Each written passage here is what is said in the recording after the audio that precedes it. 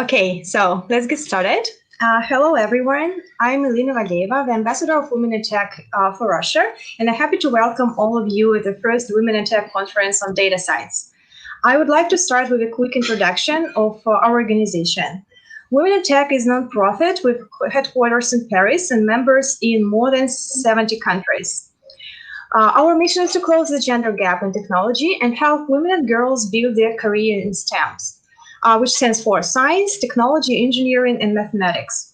And we align our goals with UN Sustainable Development Goals, especially the one in education, decent work and economical growth, industry innovation and infrastructure, and reduced inequalities. One might say that such an advanced industry as technology has already diverged, and unfortunately, we are not quite there. The Harvard Business Review reported that the gender gap in technology has grown over the last 2 decades. It raises concern about the state of open-mindedness and equality in the information and technology industry. According to a European Commission in 2020, Europe is facing a shortage of 500,000 skilled technology workers, and women today make up less than 30% of Europe's tech workforce. And only 15% of startups in the world are created by women, and they get only about 2% of venture capital. Only about 15 to 22% of today's data science professionals are women, and there's an urgent need for women to get skills in this area. We do need more diversity in development of technology. Technology, big data, advanced analytics, and AI in particular shape the future, and we need to make sure that this future is diverse and fair. AI applications can perpetuate and increase gender bias, and we must develop AI both by women and men to ensure that it represents our society in its entirety. Our next big adventure is to organize the Global Women in Tech Hackathon on machine learning and data science this November. What makes this hackathon special is that half of each team member must be women. And we know that with the data science theme is not going to be an easy task. But we're accepting this challenge and welcome all of you to join us as mentors, partners, participants, or volunteers. We started this series of events on data science, demystifying data science, in partnership with Dell Technologies. And I would love to give a word to the Innovation Program Manager of Dell Technologies, Ksenia Matveyeva. Ksenia, the floor is yours. Thank you, Lina, for the introduction. Hello, everybody, and I'm very happy to welcome you all at our conference. And I'm happy to be a part of the organizational team of this conference, and just want to give a short introduction about that, how Dell Technologies is supporting data science and machine learning in its projects. As you may know, our company is a global one, and we're operating all over the world. And during the last 2 years, we pay special attention to this field and to this topic, and we develop a lot of projects related to the data science. I hope that today you will enjoy the keynote that you will go through during the conference. And in case you would like to apply with some project or with some topic, please do that on the hackathon that will follow our conference. I'm happy that today Dell Technologies speaker will represent our company during the conference as well, and you will go through the keynote as well. Now I'm happy to give the word to Ekaterina Kondratyeva, and we will start the event.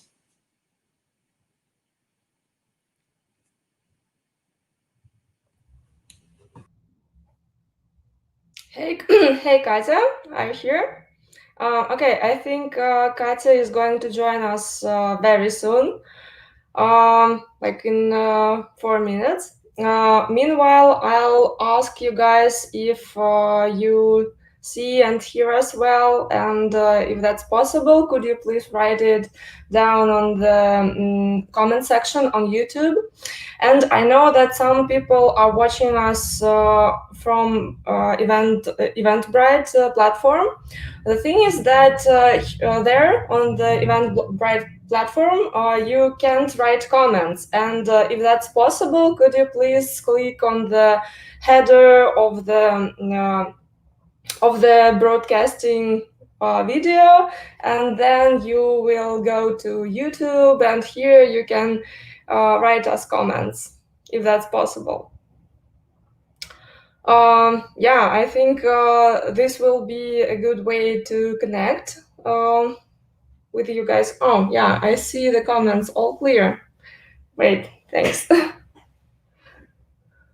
Thank you, guys. Yeah, I see the comments from the LinkedIn. So, Elena, could you please check if everything is okay on the LinkedIn platform as well? I see the comments that people are watching us there. Yeah, I think we're good. Yeah, great. Meanwhile, while we're waiting for Katya to start, oh yeah, she's here. I can add her. Yeah. Katya, thank you so much for joining us. And yeah, as Ksenia already said, Ekaterina is PhD student in Skoltech, and she can introduce herself. So yeah, me and Alina, we're going to leave for now, and we will be back after Katya is finished. Please go. Yep, just checking that you can hear me, you can see me, everything is set up great. So I hope so. And then I'm starting to share my screen. First of all, thank you all guys for joining this morning. Happy to be here, and I think I should introduce myself and why I'm here and talking about machine learning in healthcare. So my talk will be who is in charge, and it is kind of the demystifying data science in my field. So my name is Ekaterina Kondratyeva. I am currently on my third year of PhD studies in Skoltech. I've graduated from the biomedical engineering bachelor and then life sciences master's. Afterwards, I've switched to the data science, and now I'm developing AI systems in healthcare. And now I am developing an algorithms for CoBrain AI. It's one of the big startups in the field in Skolkovo Foundation. So we're developing a collaboration tool for scientists on one side and medical partners for another side who can do the machine learning applications just inside the tool, providing all the environment needed for that. So I will be talking as a person who was engaged in this field for a long time, and I will share my experience, and the talk will be mostly very broad field of view. So it will be just some technical and research details in the very end, but in general, it will be nice and interesting facts about the how do I observe the healthcare AI applications in healthcare, and well, let's get it started. The plan of our next 40-ish minutes is to I will share with you how do I see the ML influencing the ML applications in healthcare, influencing doctors, patient, and society. And the second part will be who is in charge of the ML decisions inside the network itself. And I will end with the postulates of good research. So why do we actually here, and what has changed that we are discussing AI or ML in healthcare? In a nutshell, in past centuries, it all the time was like there is a doctor, his experience, the doctor himself has a unique experience, from the patient he had diagnosed or observed before. So then new patient comes. The doctor makes the prediction or diagnosis according to his own experience. Now people can collect, store, and process data more efficiently, far more than in previous decades. So now we can afford to do predictions having this black box model. So the model can do prediction according to the experience of the one doctor or the consortium of doctors or the whole world medical knowledge. So then the new patient came and new data with the new patient, we can do new prediction without any doctor, theoretically. And let's discuss the very basic approach to the knowledge gaining, and I will go through these healthcare hashtags. So it's a cloud of the topics related to the theme we're discussing. So it's medicine, applied medicine, the education. So where am I? I'm representing this cloud, and the knowledge and research and science. So actually the medicine itself is also here, and the medicine is connected to the machine learning and AI. But through the education, we can get it to the clinics, to the application. And as I said, I want you to start with the very basic things. How do we get the knowledge in science, the scientific means of acquiring knowledge? So there are two major, rationalism and empiricism. You will get the point why I'm introducing it to you. So rationalists claim that there are significant ways in which our concepts and knowledge are gained independently of sense experience. Then empiricism claim that sense experience is the ultimate source of all concepts and knowledge. In a nutshell, rationalists say that we should know things, how do they operate, we should know the body, how do it operates, that is our knowledge.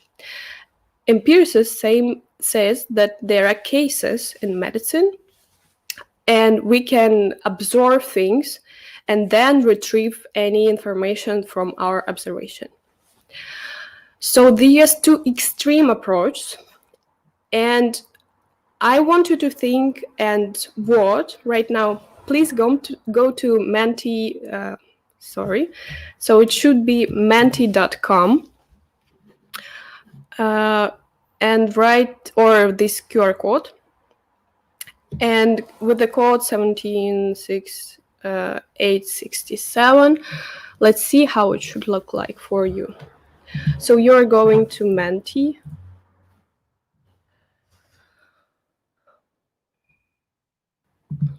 It should be Menti, and here you should do the 176867. 867, was I right? 67.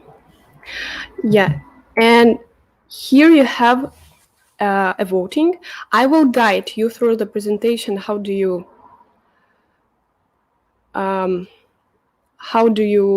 vote for it? So or you can go with the QR code for the whole votes. So let's go back to the presentation. Yeah, I'm sorry.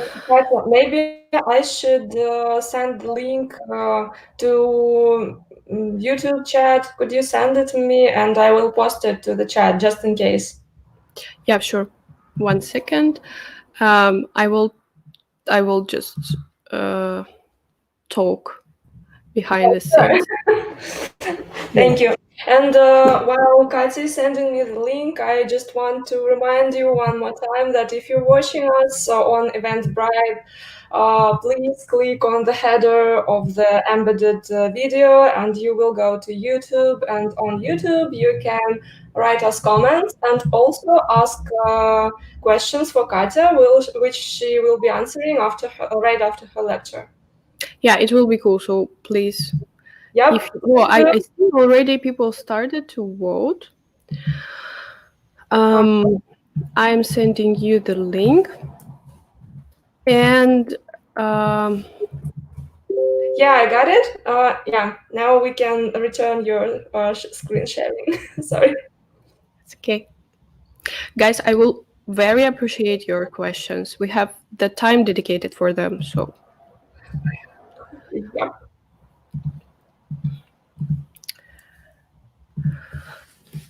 Yeah, we have a comment from LinkedIn, which says that you guys can write down questions on LinkedIn too. Yes, we will see them and we can show them on screen like that, which we will do after the lecture.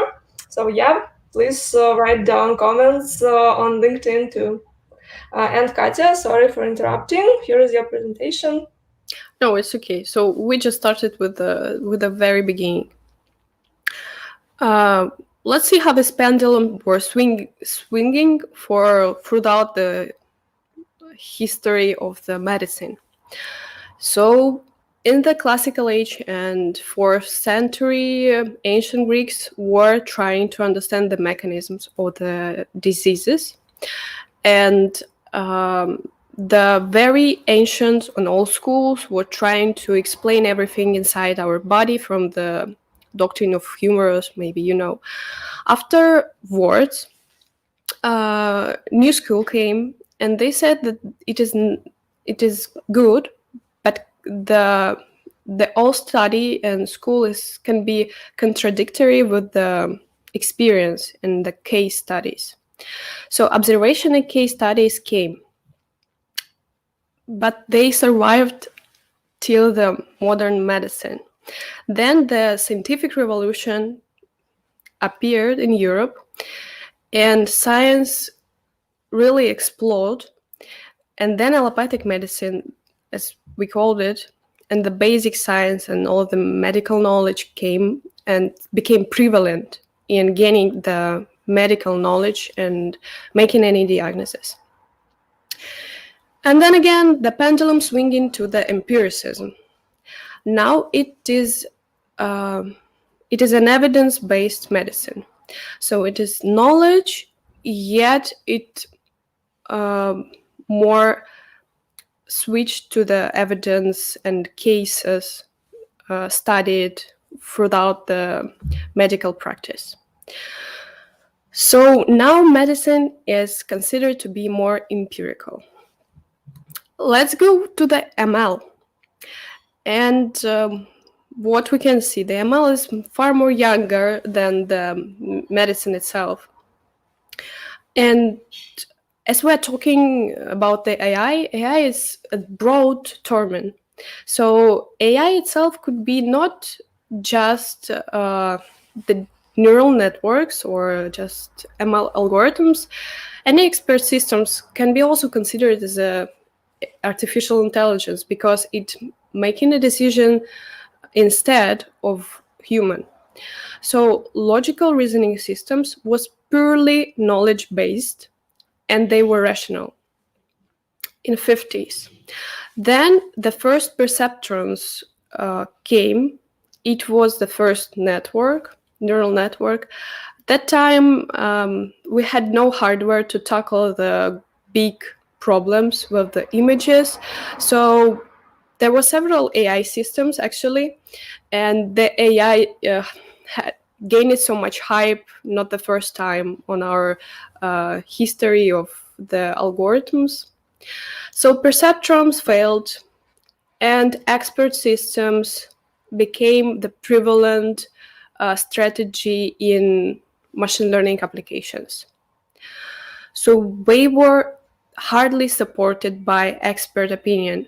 Every and each expert then say that he knows something because something and something, and we know how to code it. And what has happened in past years? The big data and deep learning is totally empirical. We have a data and we're trying to make an inference from the data. We, in most cases, have no prior knowledge while we are studying something. And so we have two knowledge strains, and they are both empirical. Also, I should say about the ML, this approach led to that on ICLR's one of the famous conferences and highly cited. They claim that the AI researchers and the most current published research could be compared to the alchemy, and findings could be false because they are not backed with the solid knowledge.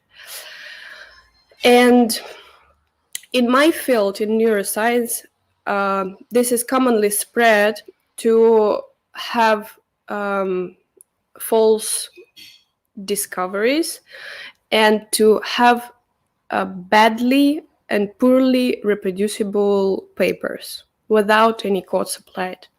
And it is bad because let's think about where we are standing now. Like, we are on the middle point, then the AI just started, ML just started to be applied in healthcare, and they're both tending to be more empirical. So you will have a question in the Semantic questionnaire, and we will think later on how it can influence the development of mostly the diagnostic systems. So we're here to demystify the AI applications, and we want the applications to be to have algorithms and methods, their data and observations are balanced with our knowledge and theory. The machine solutions are balanced with human experience, and so we should keep everything in balance. And talking about the human experience, let's go back to the healthcare hashtags.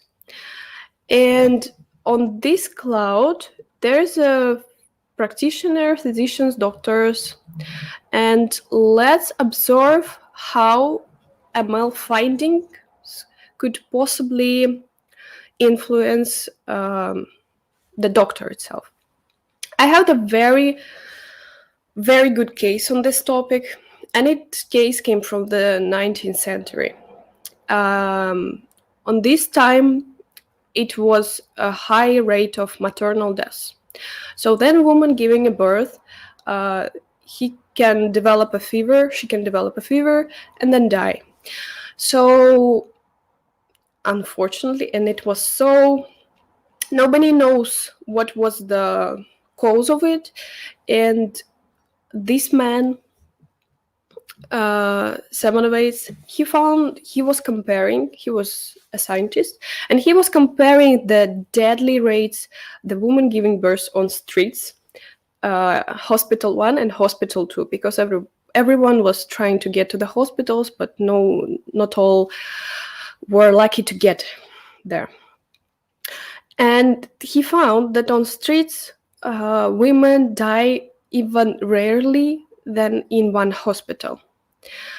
And then he started observing it on his own and found that if the doctors washing their hands, it helps to not develop a fever. And he was trying to deliver the message to the scientific community, but he failed.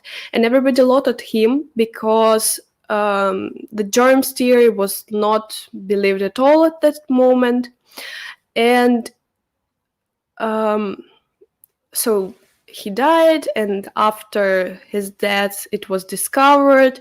And even though his opponent, Gustav Michels, realized that he was looked at him but he was right, and so he committed suicide. That's the story.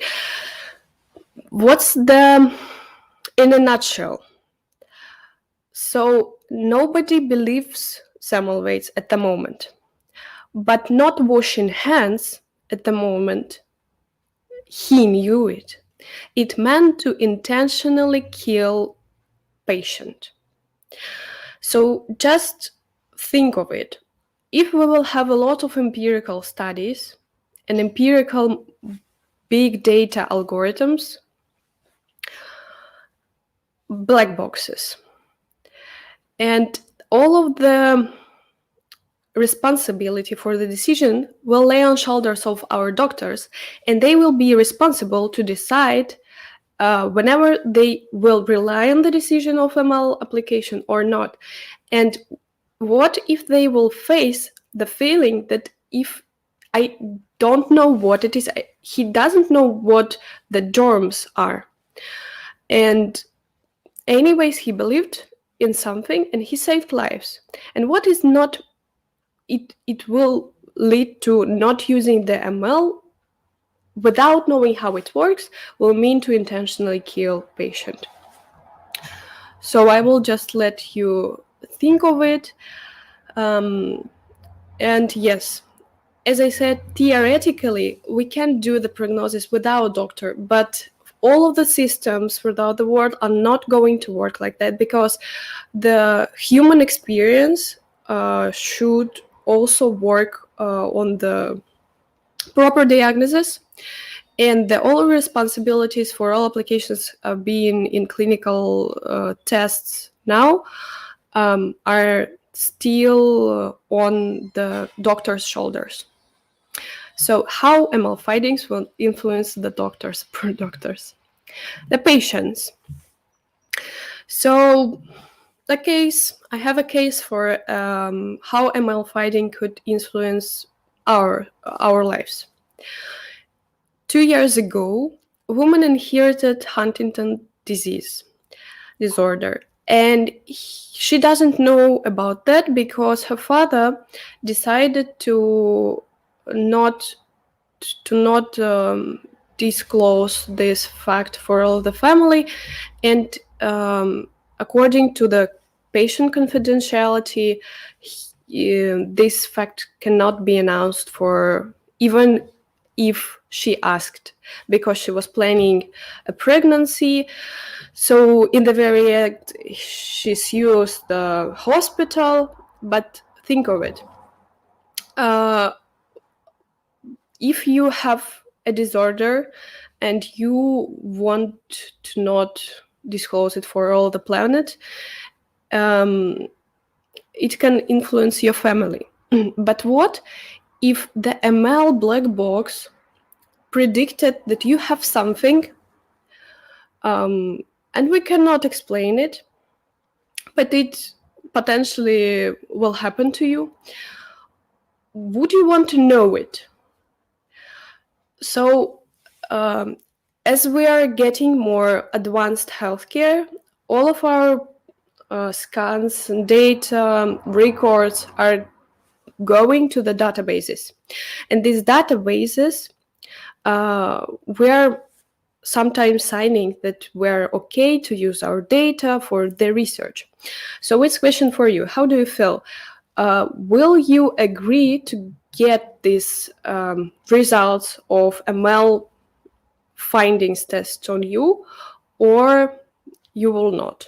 So it's very personal, just for you to think of it. Let's go back to the hashtags, and we're mostly done with the first part.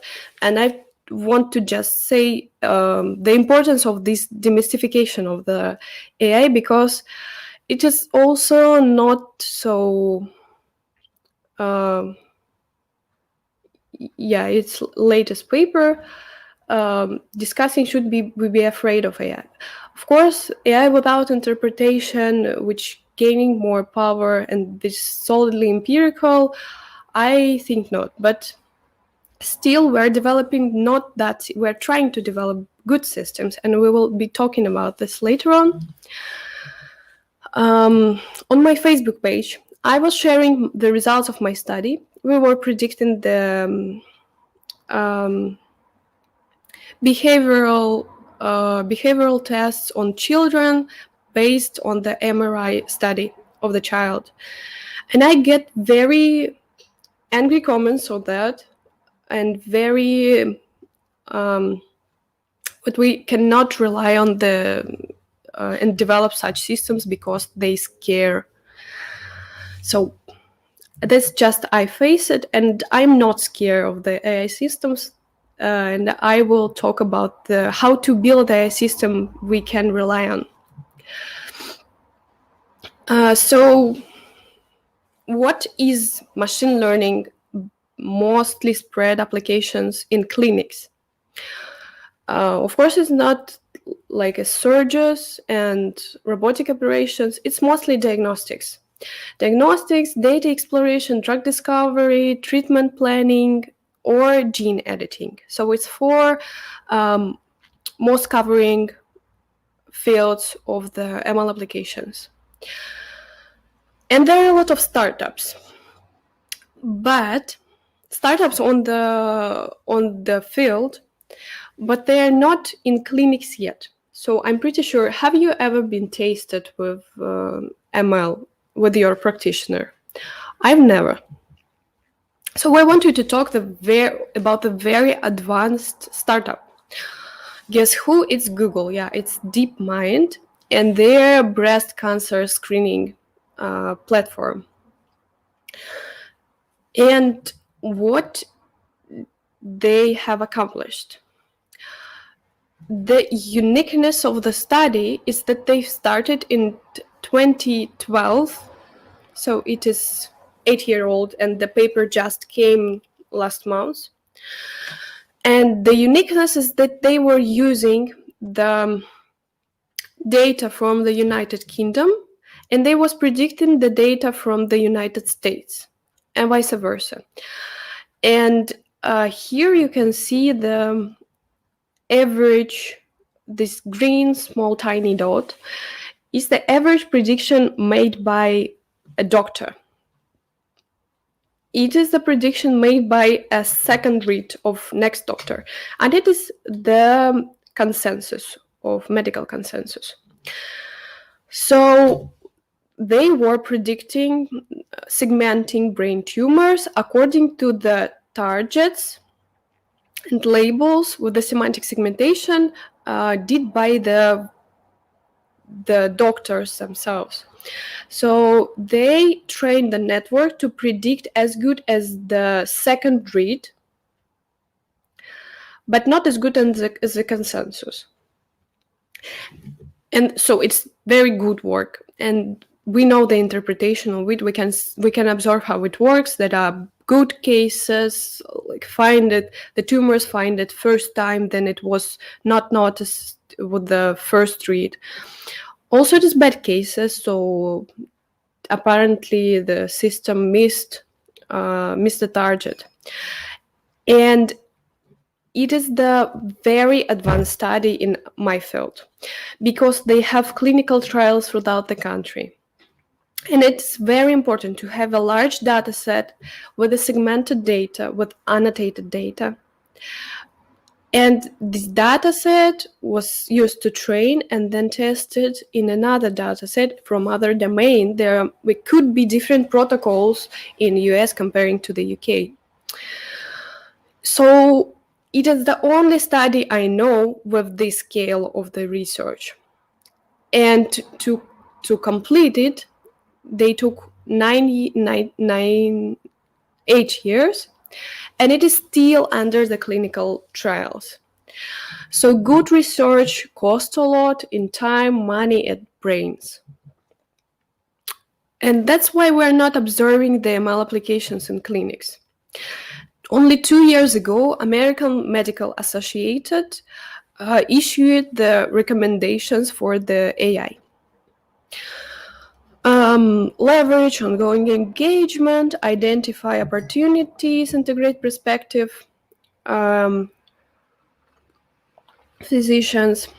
And the third one, promote development of fruitfully designed, high-quality, clinically validated healthcare AI that is designed and evaluated in keeping the best practices, and use central design, particularly for physicians.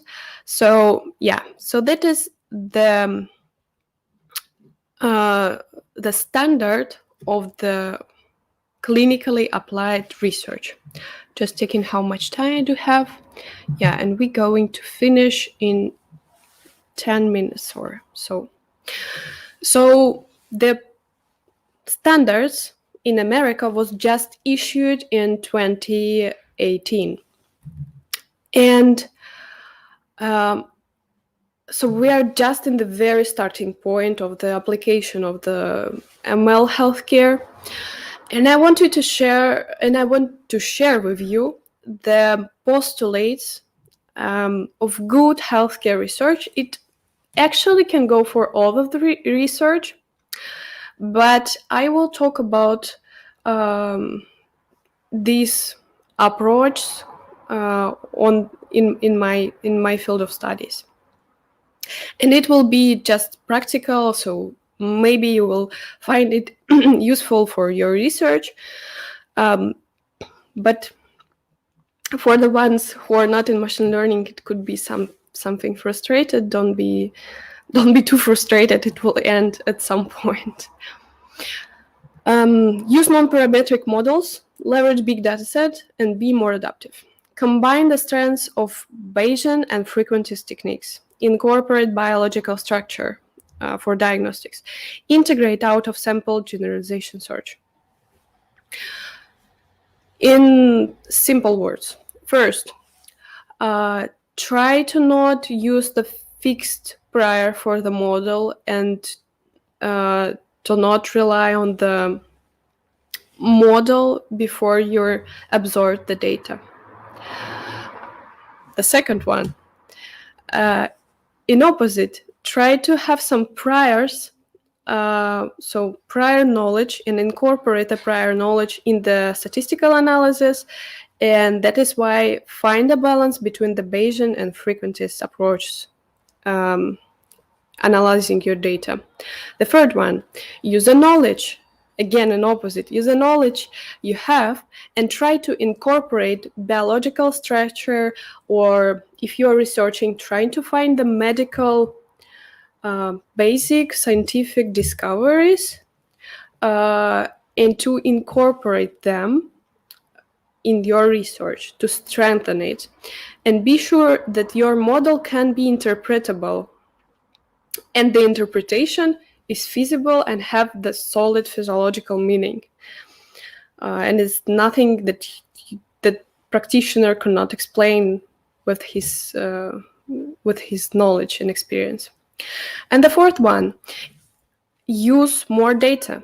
Of course, it's bluntly saying all of the startups I've shown you on the slide, they have no even comparable to DeepMind's budget.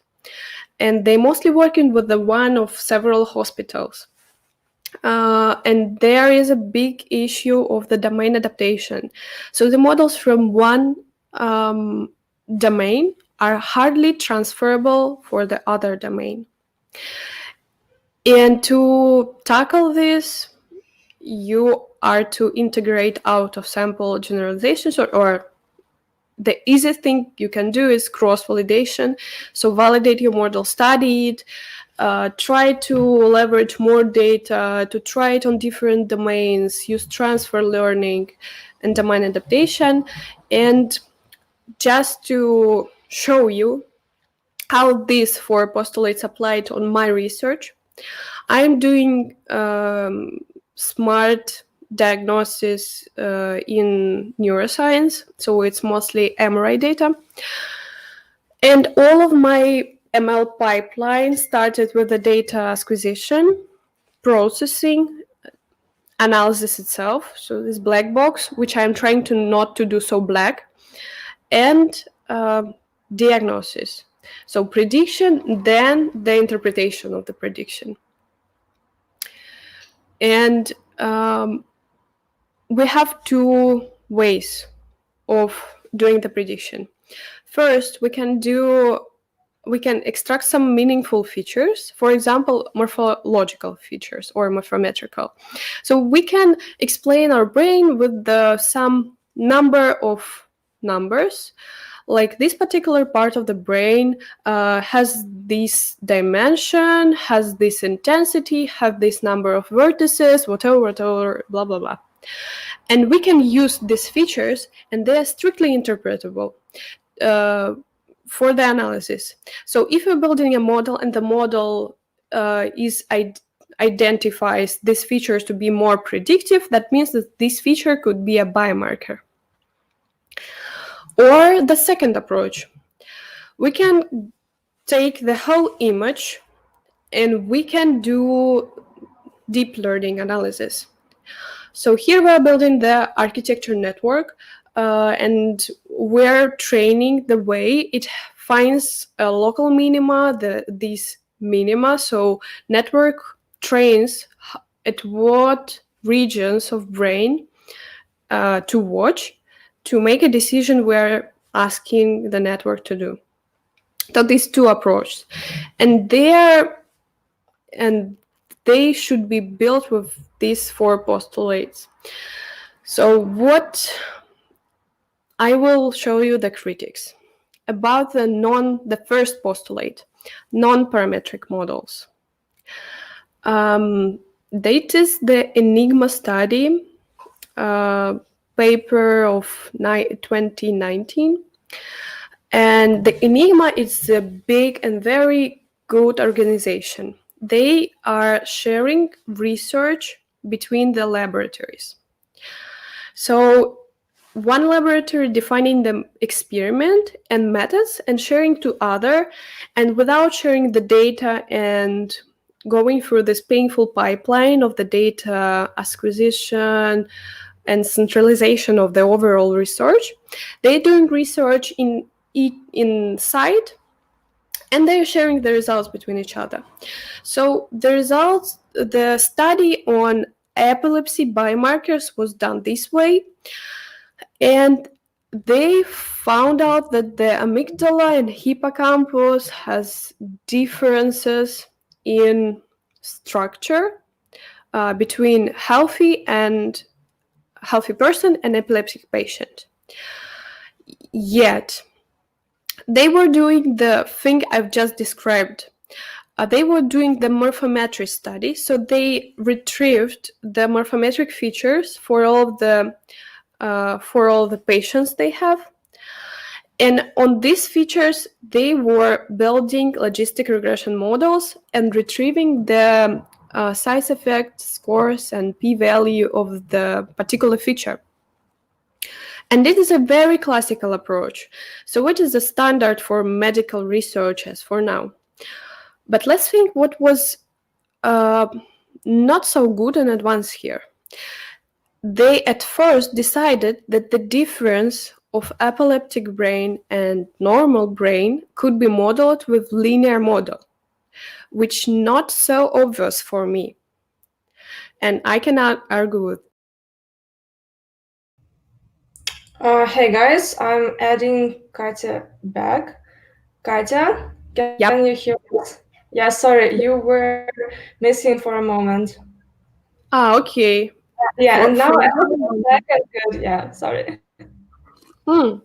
It's okay. Give me a sign, then I broke. Yeah, sure. It was like here.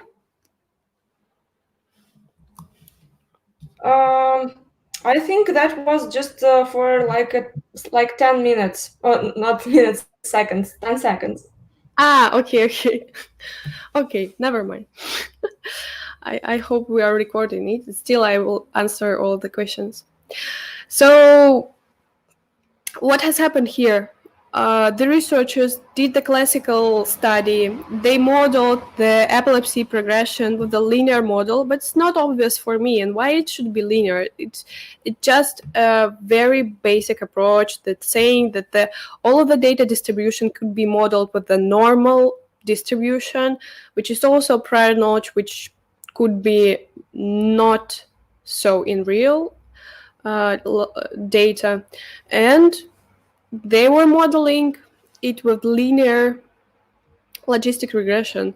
So in linear fashion, it could be a more advanced model, or it could be a combination of this approach with the deep learning one, and I am pretty sure it will be more efficient for the study, and it can gain more knowledge and give more biomarkers to search, or to just confirm the findings, or to, in opposite, to give some another information. The second thing about the second and the third postulate. So to integrate Bayesian and frequentist approach and use the biological structure. I have a papers from our lab for the goods of these two postulates. So it is paper on the Bayesian prior for the medical segmentation. And what the guys did, they gained the knowledge from previous trainings, and they incorporate this knowledge to train the model, and the model start training better because the model already know how the brain is organized. Just rough explanation. So they incorporated a Bayesian prior knowledge to build more efficient model, and also it has memory on the brain structure, so the brain structure is incorporated in the model, and the knowledge we had already from previous studies is incorporated here. It's one of the example. We can think of just building extra cost functions to track whenever the model is trained good or bad, and good or bad, that I mean the interpretation of the model predictions has a solid physiological meaning. Because, as we know, the neural networks tend to learn not so structures and patterns, but textures. And this is so very, very tiny features, which can be no truly predictive. And as, again, domain adaptation, the difference is the contrast and protocols of image capturing can also influence and lead to unreliable prognosis made just by some unpredictable features, and we should track it. So that is the how we can incorporate brain structure as a cost function. And the last thing here, out of sample generalization search. It is actually my field of study in my paper, and I was exploring how on tiny data sets the accuracy of the prediction is behaving with different sample sizes.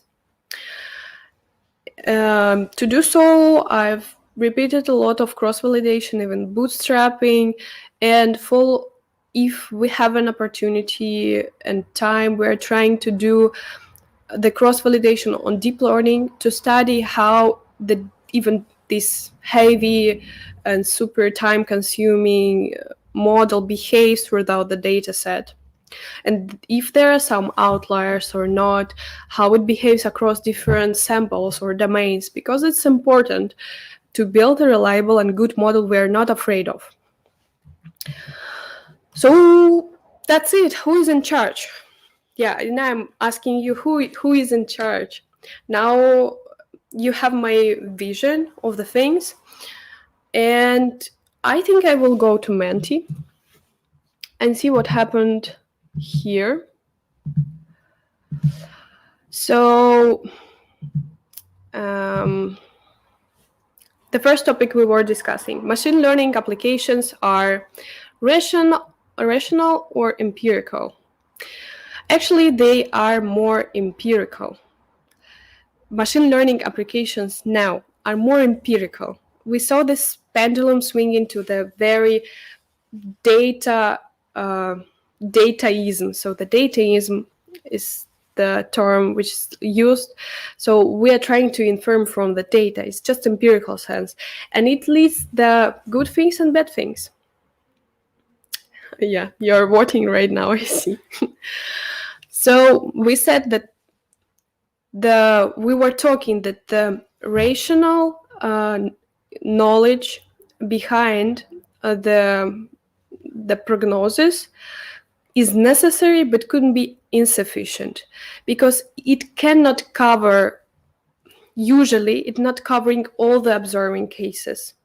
Usually we should combine both approaches to get the good prediction, and that is actually the way here.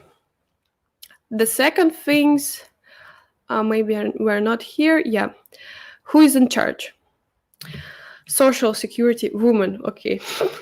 Consultants, data sciences, presentation, doctors.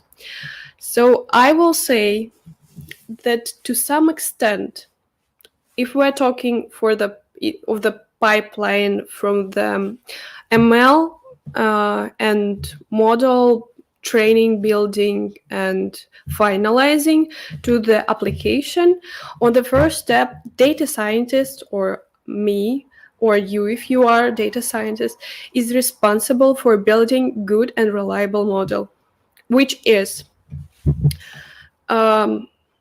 validated, truly, generalizes across datasets, and has a very strict and physiologically explainable evaluation and interpretation.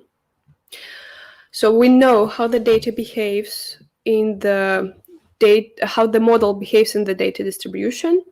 We know the performance. The performance is tested a lot of times, and then we know how exactly the decision rule is working. We know the interpretation of the model decision rule, and we can go with this interpretation and show it to the practitioner. Then the second step, the practitioner will be responsible for the decision, and he will be the superhero. The doctor will be a superhero who are trying to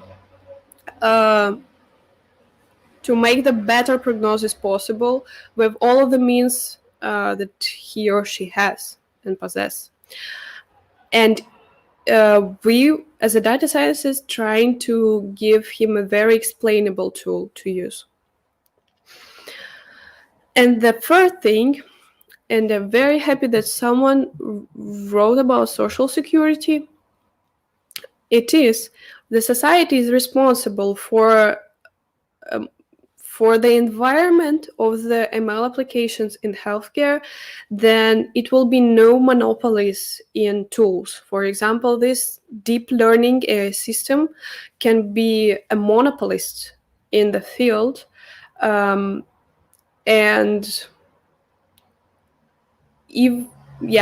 so you can think of all possible disadvantages of the monopoly in the healthcare applications. So the social society is responsible for building a competitive field of good and standarded healthcare applications.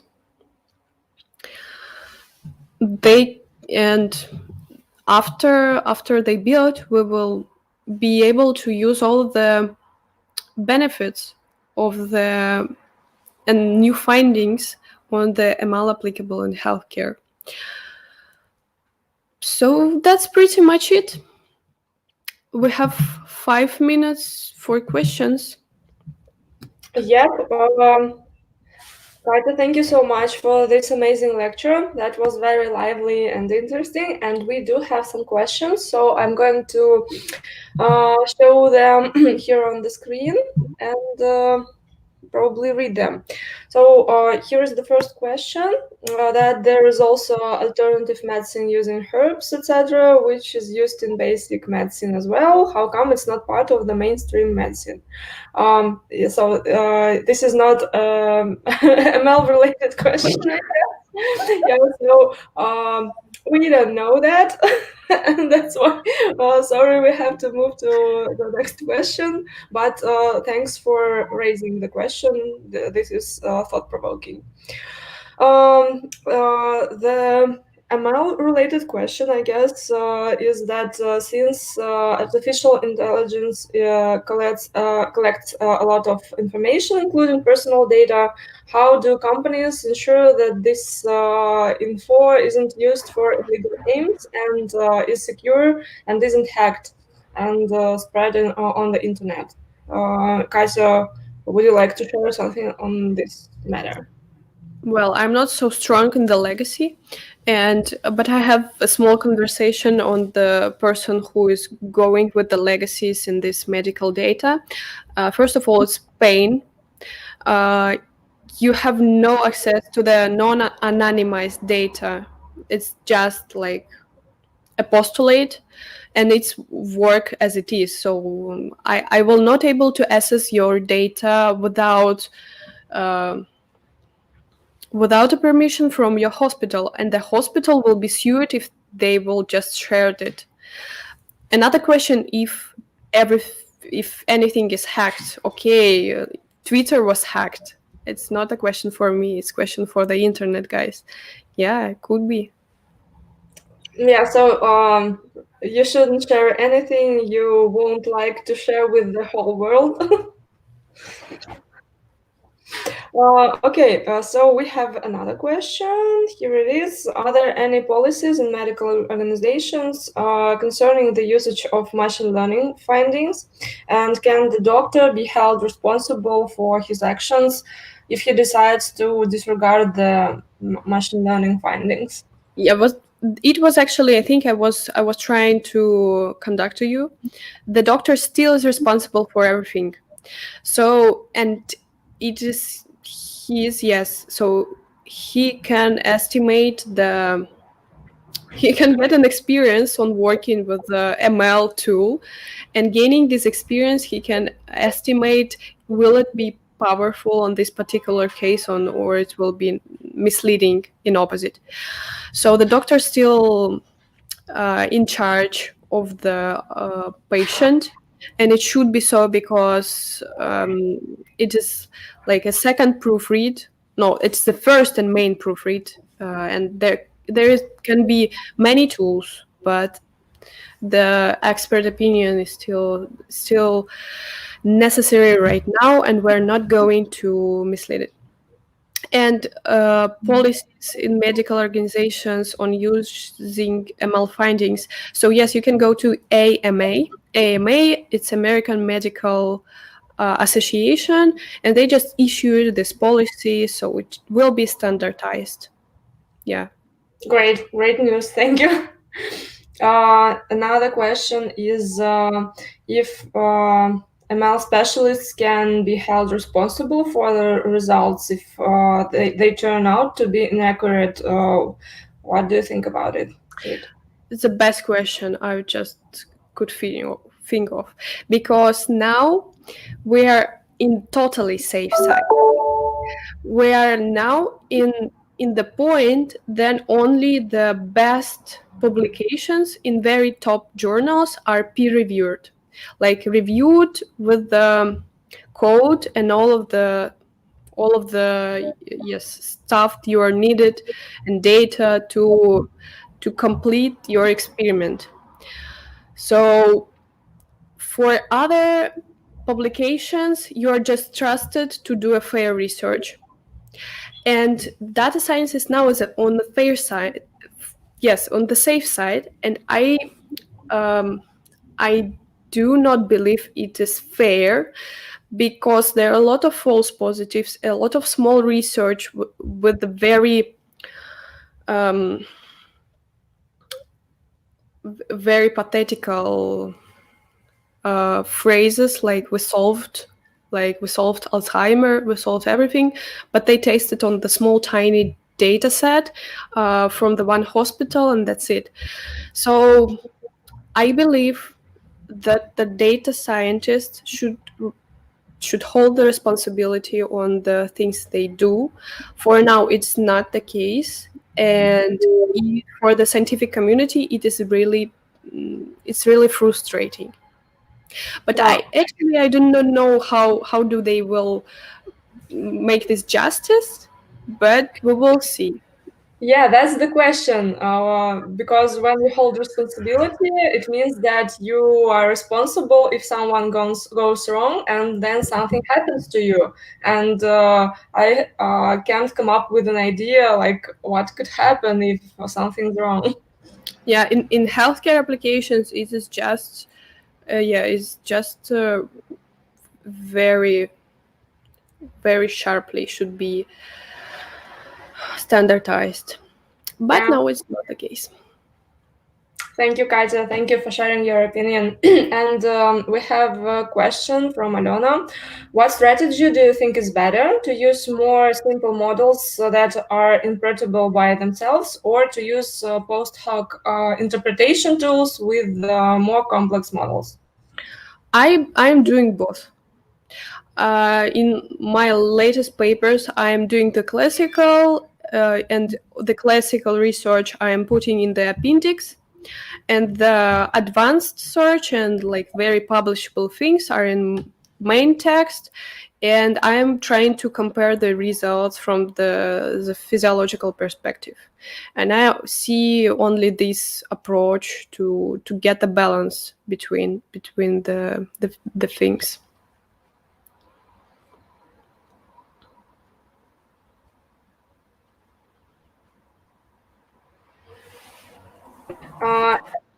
We have a question.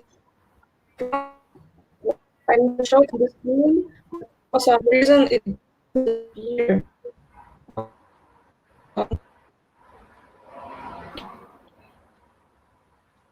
Question during unfair time. So this is a question about positive discrimination. It's a question for me. Yeah, I think Paloma is interesting in your opinion. Already lost a lot during unfair time, or I'm not pretty sure that I am the person who can explain, who can answer this question properly, but I will try.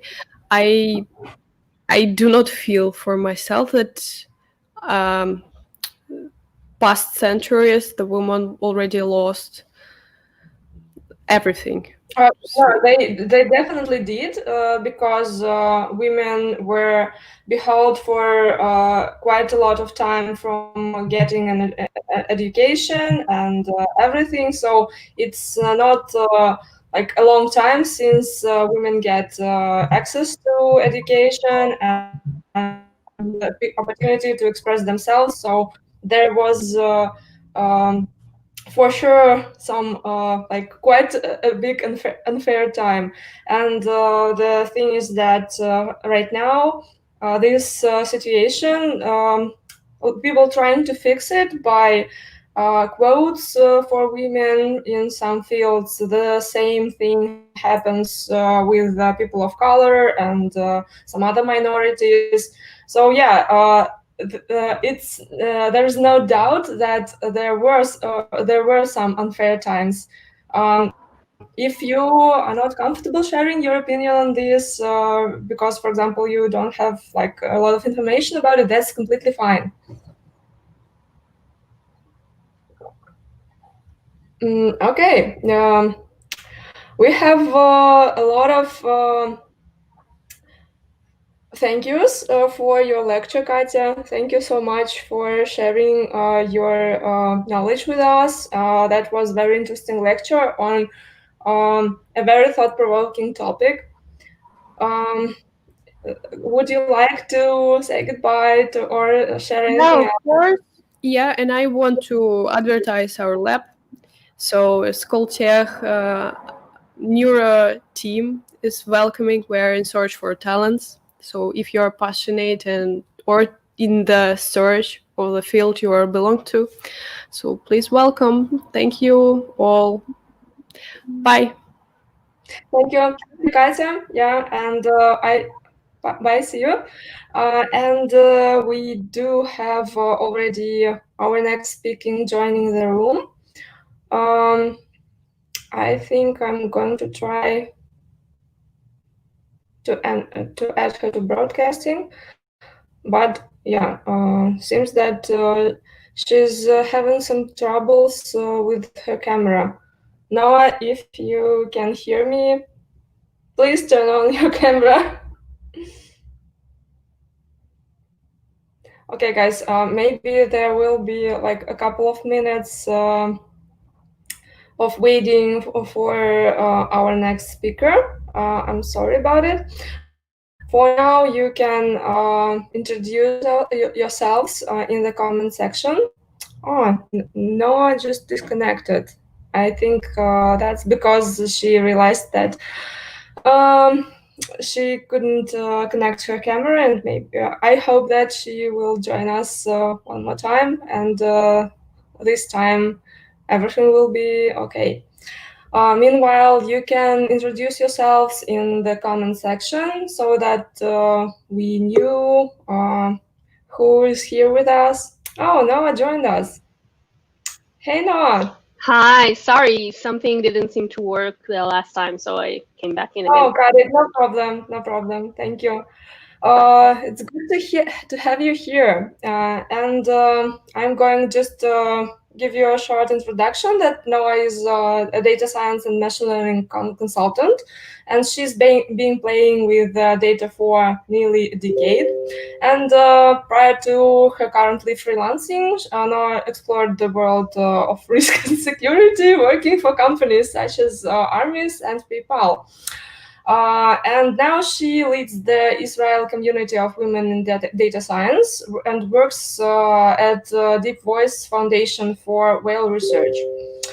And I think that Noah can introduce herself a bit more when she starts her lecture.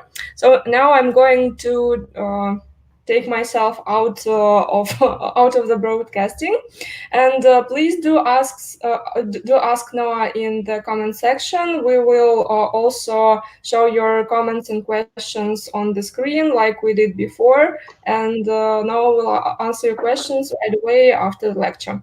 Yeah, so here you go. Thank you. All right, thank you very much for this introduction. Actually, I think you covered it pretty well. I don't think I need to add anything on top of that. Hello, everyone. Welcome to my talk about 10 machine learning concepts every startup founder must know. So this is when I usually talk a little bit about me, but again, Dilara already took care of that. So yes, I'm an AI and machine learning consultant. I work with data, cybersecurity, everything that that she mentioned. We can skip that part. I'm really not that interesting. And since we're talking today about 10 machine learning concepts every startup founder must know, let's talk about why. Why does every startup founder need to know those concepts? And the thing is that, as probably all of you know, if you're here, is that data science and machine learning are really becoming more and more prominent in today's tech industry. And even if you're not a data scientist, you've probably encountered machine learning and data science quite a lot. And that's especially true for startup founders, where even if your product does not have something, it's not based on machine learning is all around you. Though there are terms that you should probably know when you talk to investors, to potential clients, even with your own team. You can't really avoid machine learning anymore, and you shouldn't want to. So why not harness it and make sure you know all the right things that can help you make your startup even greater. So we'll cover 10 concepts that are very basic, in machine learning, which doesn't mean that they're simple. Some of them can be very complex, but I tried to build a lecture so it would be easy to understand, and I hope it works. So let's start with the basics. Machine learning model. That's the one thing that everyone is talking about, right? So the definition of a machine learning model, as you can see here, is a mathematical model that uses sample data in order to make predictions or decisions without being explicitly told how to solve that task. So that's simple enough, right? We can move forward. Yeah. No, I'm joking, of course. Wait, I lost my presentation. Yes, let's take it with an example. So let's take the example of a startup founder that started off as a piano teacher. She teaches piano, and she doesn't just teach regular piano classes. She teaches piano classes to cats, and she teaches cats how to play Beethoven on the piano. It's a very specific niche, I know. And she decided she's really, really good at figuring out which cats can or can't or won't be able to learn how to play Beethoven on the piano, and she wants to make a startup out of that. I'm sorry, Noah. Sorry for interrupting. Yeah, sure. A really cool hook about teaching piano to the cats. The thing is that our audience says that it's noisy and the sound is not clear. Can we do something about it? Yeah. We can hear you, but sometimes we hear like the breakage, and Really? it seems that it's an issue of the microphone. So the microphone should be, first of all, thank you for letting me know. Let me check. I think the microphone should be okay, but I'll try to switch into a different connection. Let's see if that works. We can hear what you're saying, but this a bit of noise, it a bit spoils the impression, and it's like. Yes, I want you all to be able to hear me perfectly. Obviously, would be. So I'm just gonna switch connections. So 1 second. Sure.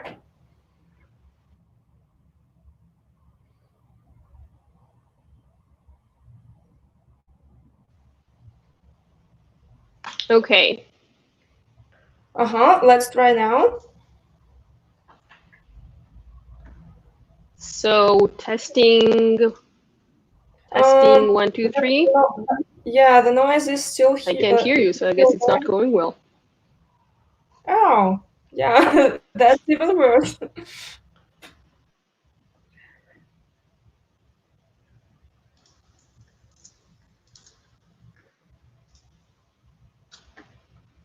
Okay, guys, we're waiting for Noah to reconnect. And then we'll get to know what happens when you're trying to teach piano to cats.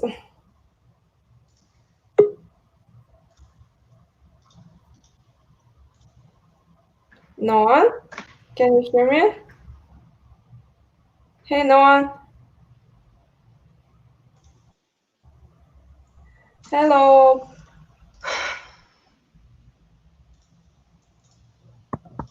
I'm going to DM Noah.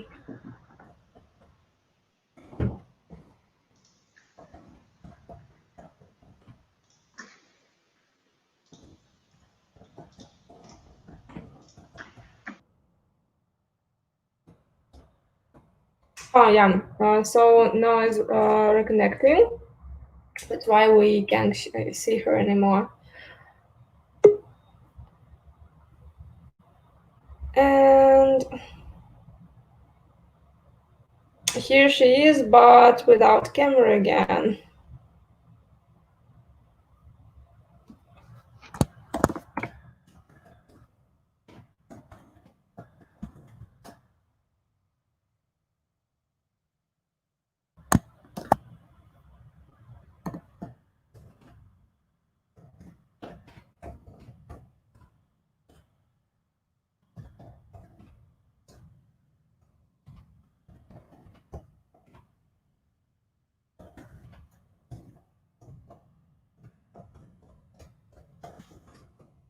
Oh yeah, Noah says she's working on it.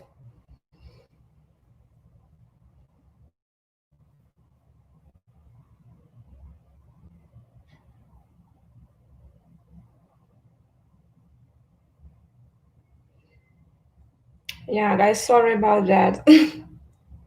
Meanwhile, you can introduce yourselves in the comment section, and I will read those questions and show them on the screen.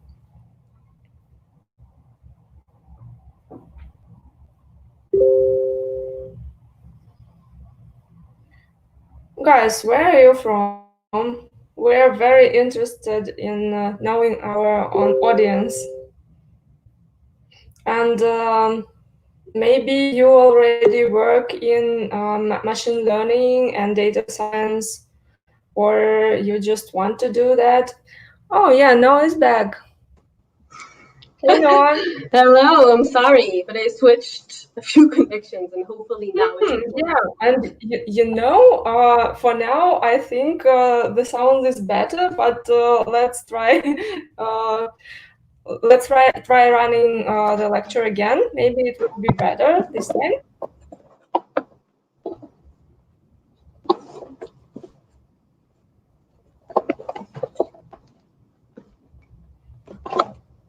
Oh, we have people watching us from Russia, Moscow. Yeah, Jane Kelly is from Russia. I just asked the people watching us, our audience, where are they from, to get to know.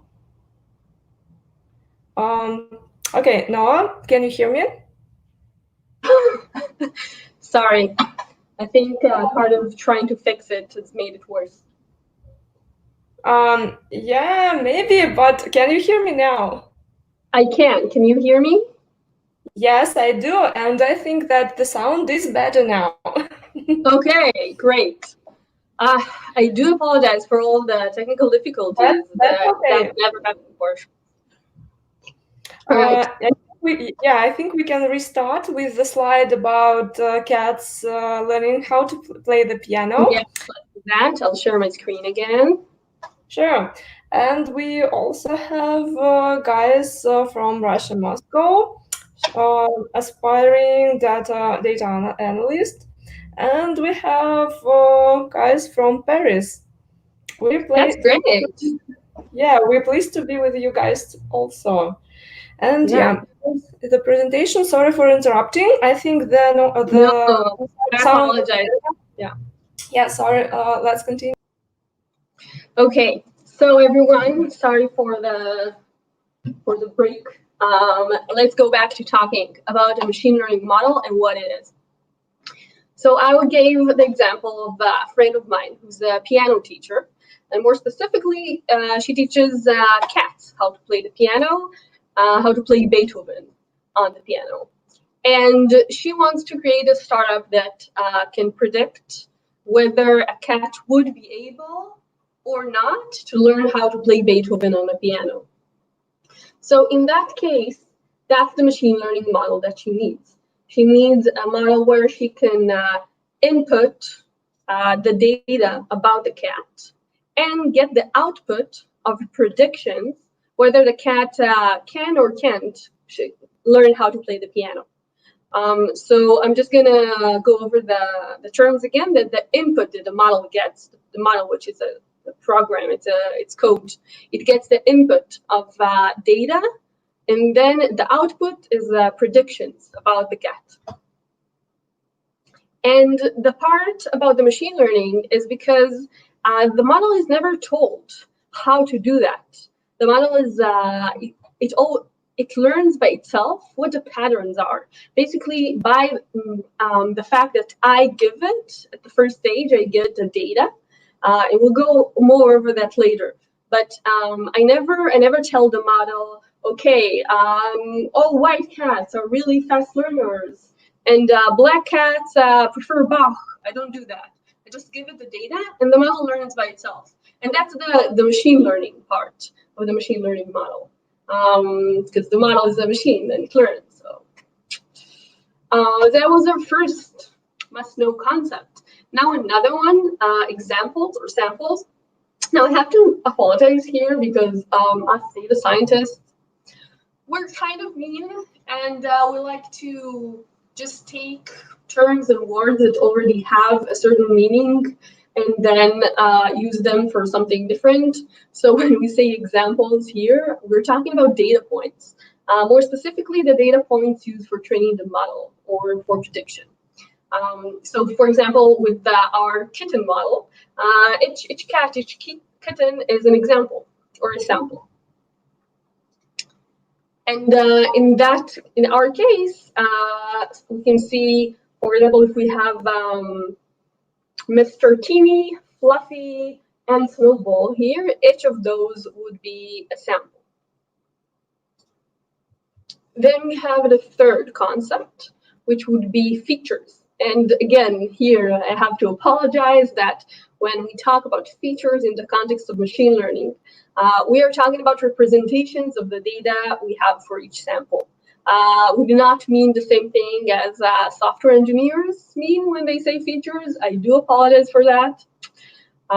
So with our kitten model, some feature that I'll have, or maybe before that, I'll also mention that notice, well, if you are a startup founder or a future startup founder, that's a mix-up that could happen when you're talking to your software engineers or to your data scientists, and they're saying features. Make sure you realize that those could be very different things. So don't mix those two up.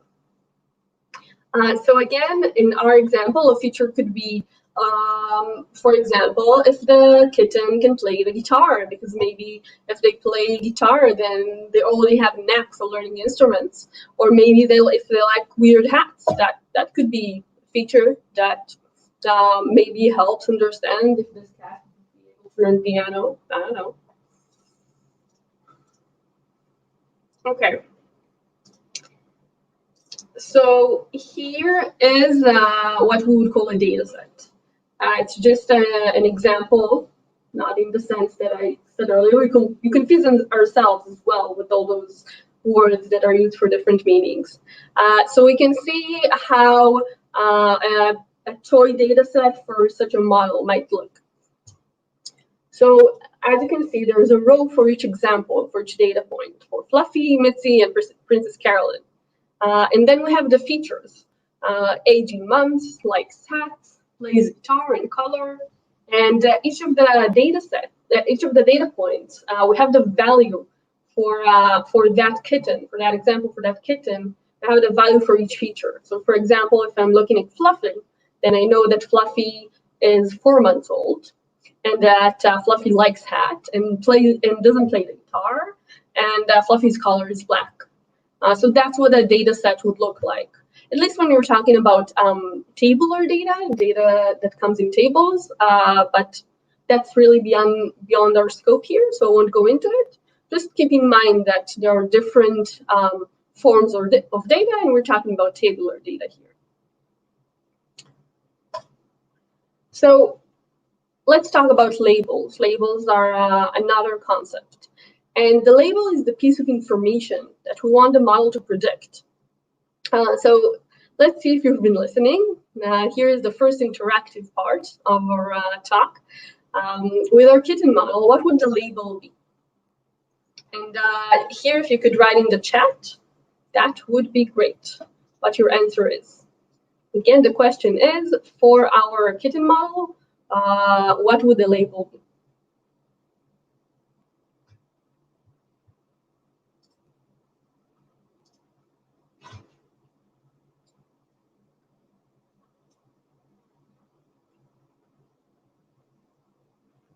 Okay, I'm not sure I can see your comments, so I'll just go ahead and say that the label would be whether the kitten would or wouldn't be able to learn the piano.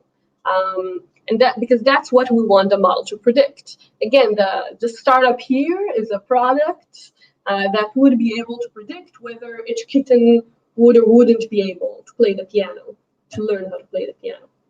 And if we're looking at the data set, then the data set would also have the label. The data set we have when we're training the model, which again, we'll go into soon, would have the label for each example. So Fluffy was able to learn, and Mitzi was able to learn, and Princess Caroline wasn't. Okay, so I talked about a lot about learning and training, and let's see what that actually means. So as I mentioned earlier, the model it needs to first go over some data to learn, and only then it can make predictions regarding new data. So if you're building your startup and you want to have your model, you can just start with nothing. You need to have data and also tag data. By tag, I mean data that has labels, like I showed earlier, in order to build it. And that's the stage where it gets data for the first time, the model, and it uses it to learn. That's called the model training. The data that's used for this purpose, is called a training set. So for the training stage, I'll take my blank model and I'll feed it a lot of kittens. So for instance, if I'm the data scientist working with the startup founder / piano teacher on this specific venture, I'll tell her, okay, you've trained cats before, you have the data. Please give me the data of cats that you taught before and whether they were or weren't able to learn how to play the piano. And then she's like, okay, here's all my data. And I'll say, no, I don't need all of it. Please keep a part of it, like maybe 20% of it. Only give me 80%. And she'd be confused, but she'd do that because, you know, I'm the expert. That's how it goes. And then I'll use that to train the model. I'll give all of that data to the model as input, together with the labels. And then the model learns by itself the patterns, and it learns how to predict exactly which kittens would or wouldn't be able to play. Then I have a trained model, and then I can move on to the testing phase. Because the testing is where I have a model that it claims that it knows stuff, but I need to test, to be able to test and see whether it knows what it's doing, whether it's good, whether its predictions are accurate. So during the testing phase, what I'll do is I go back to my friend / piano teacher for kittens / startup founder, and I'll say, okay, you remember those 20% that I asked you to hold out? Can I please have them now? And she's like, okay, that's really weird. You could have gotten them earlier, but here. And I'll take that data and I'll give it to the model. And I'll ask it to predict whether or not those kittens would, because we already know the answer, but I wouldn't give it the answer, would be able to learn to play the piano. And the model, seeing only the data without the labels, without the answer, would make its predictions. And then I could take that and compare it with the real answers. Those are, we call that sometimes ground truth. My ground truth about whether the cats actually were able to play the piano. And that way I can know how good my model is. I can test and see if it's accurate, or if it's really bad, or maybe it's better in certain sections and it does worse in others. There are different metrics, performance metrics, to see, to test how well the model is doing. We won't go into that here, it's out of scope, but just keep it in mind. So a quick recap, and then I'll also take some questions. We went over 5 concepts so far. We talked about a machine learning model and what it is. It's a model where we give it data and it learns the patterns by itself, and then it's able to make predictions. We talked about examples or samples being each data point. We talked about the features being representations of the data we have about each example. For example, in our case, the examples would be kittens, cats, and the features would be maybe how old they are, or whether they can play another musical instrument. Then we have the label. The label is what we want the model to be able to predict. So in our case, it would be whether the cat can or can't learn how to play the piano. And then we have the training phase where we take a blank model, we give it the data together with the labels, and we have it learn. And the testing phase where we give the data, give the model data without the labels, and we see how well it's able to guess the labels, to predict them. So if you guys and gals have any questions for now that are specifically about what we talked about, there will also be time at the end of the talk for more abstract questions about life, the universe, and everything. But for now, if there is anything that wasn't clear or anything that is specific to those concepts, I would love to hear it, and I could answer them too.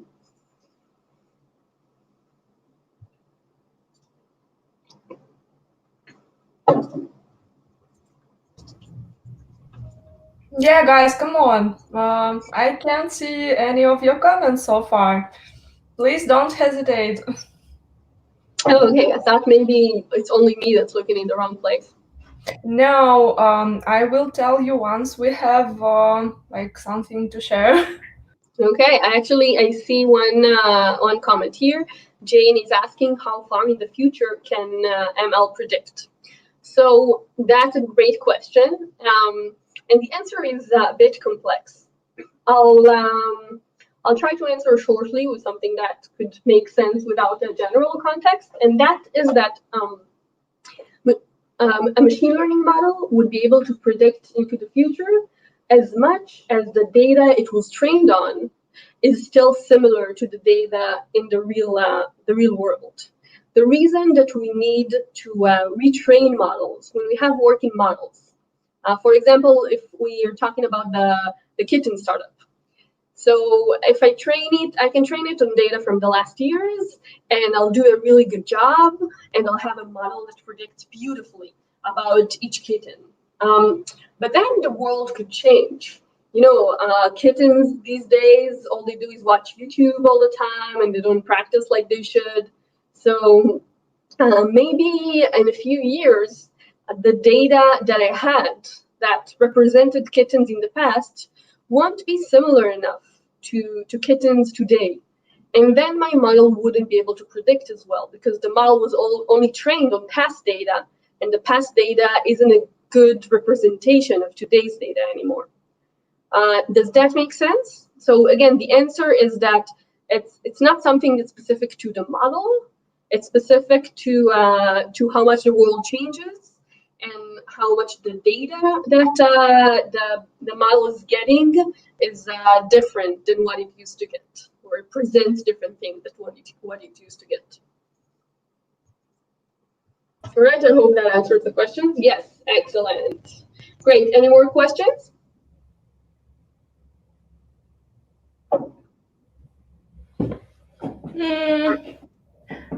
Can't see anything for now.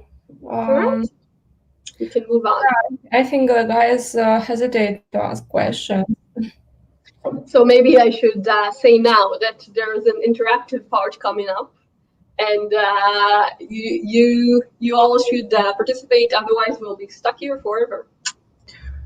Oh. Beware. Think of worse things. Beware. Yes. Okay.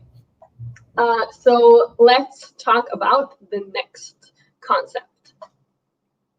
Supervised machine learning versus unsupervised machine learning. Basically, I'm sorry, I lied. Everything we talked about, I presented it as if it's true for machine learning in general, but that was actually supervised machine learning. Supervised machine learning is the most common form of machine learning, I would say, and that's what we call when we have a label. So in our case, where we wanted the model to predict something that was very specific, and we knew about it in advance. We said, okay, I want to know whether each kitten can play the piano, and then I gave the model the supervised training set because I had the answer, and later I asked it to predict it. But then there's also another type of machine learning problems, which is unsupervised machine learning. And that's where we don't have specific labels. And some examples for unsupervised machine learning are anomaly detection or clustering. We'll go into that later. It's not as intuitive, so just keep it in mind, and we'll talk more about it in the rest of the talk. So if we're talking about supervised, we can talk about two main aspects. Basically, supervised machine learning would be either classification or regression. And the difference is whether the label is categorical or if it's numeric. Classification is when I take, my problem is having the model take each sample, each example, and classify it into one of a few specific groups, a few classes. And the regression is when the label is numeric, and I want the model to tell me the value, to predict the value for that sample. So here's the interactive part that I warned you about. So buckle up. You can answer in the comment section. I promise it's easy and it will be over soon. So classification or regression, everyone's favorite game show. Let's take a few examples, a few cases, scenarios, and you can tell me whether that would be classification or regression. So first, let's take our piano playing kittens scenario. Would that be classification or regression?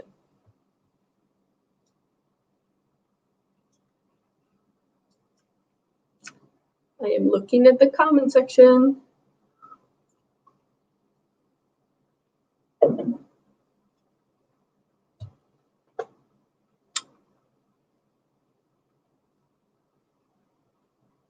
Okay, you guys are not participating, so I'll just answer, even though I think it's fun, so it's your loss. In that case, in our case, yes, excellent. Thank you, Marina and Jane. Exactly, that would be classification, because I'm taking each example, each kitten, and I classify it into either the group of can play the piano or can't play the piano. Yes, thank you everyone for just participating. And so that goes in the classification file. And let's talk about a different scenario. Maybe we have, maybe the startup is not about predicting whether a cat can or can't play the piano, because the startup founder, the piano teacher, she's a real believer in kittens, and she thinks each kitten would be able to learn to play the piano if only given enough time.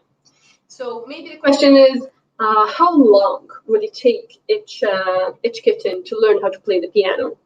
So what would that be? Is that classification or regression?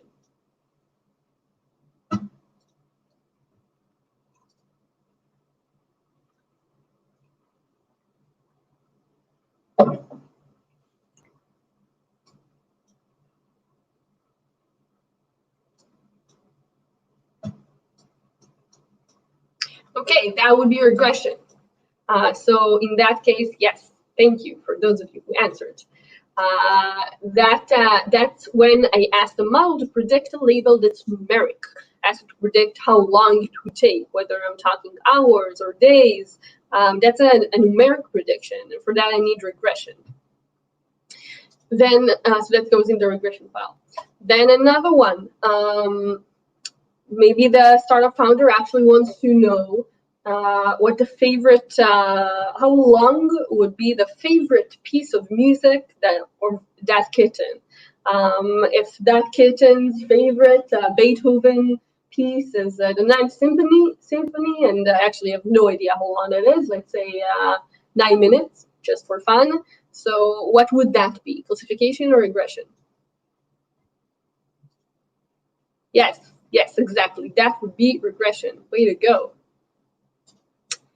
And last scenario, we want to predict what's the favorite composer of each kitten. Is it Beethoven, or maybe it's Mozart, or maybe it's Bach? I hear kittens are very fond of Bach. So what would that be?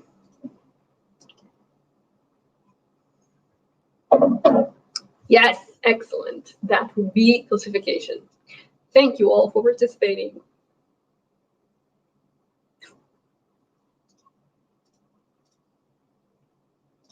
Okay, so that was supervised machine learning. Now let's talk about unsupervised a bit more.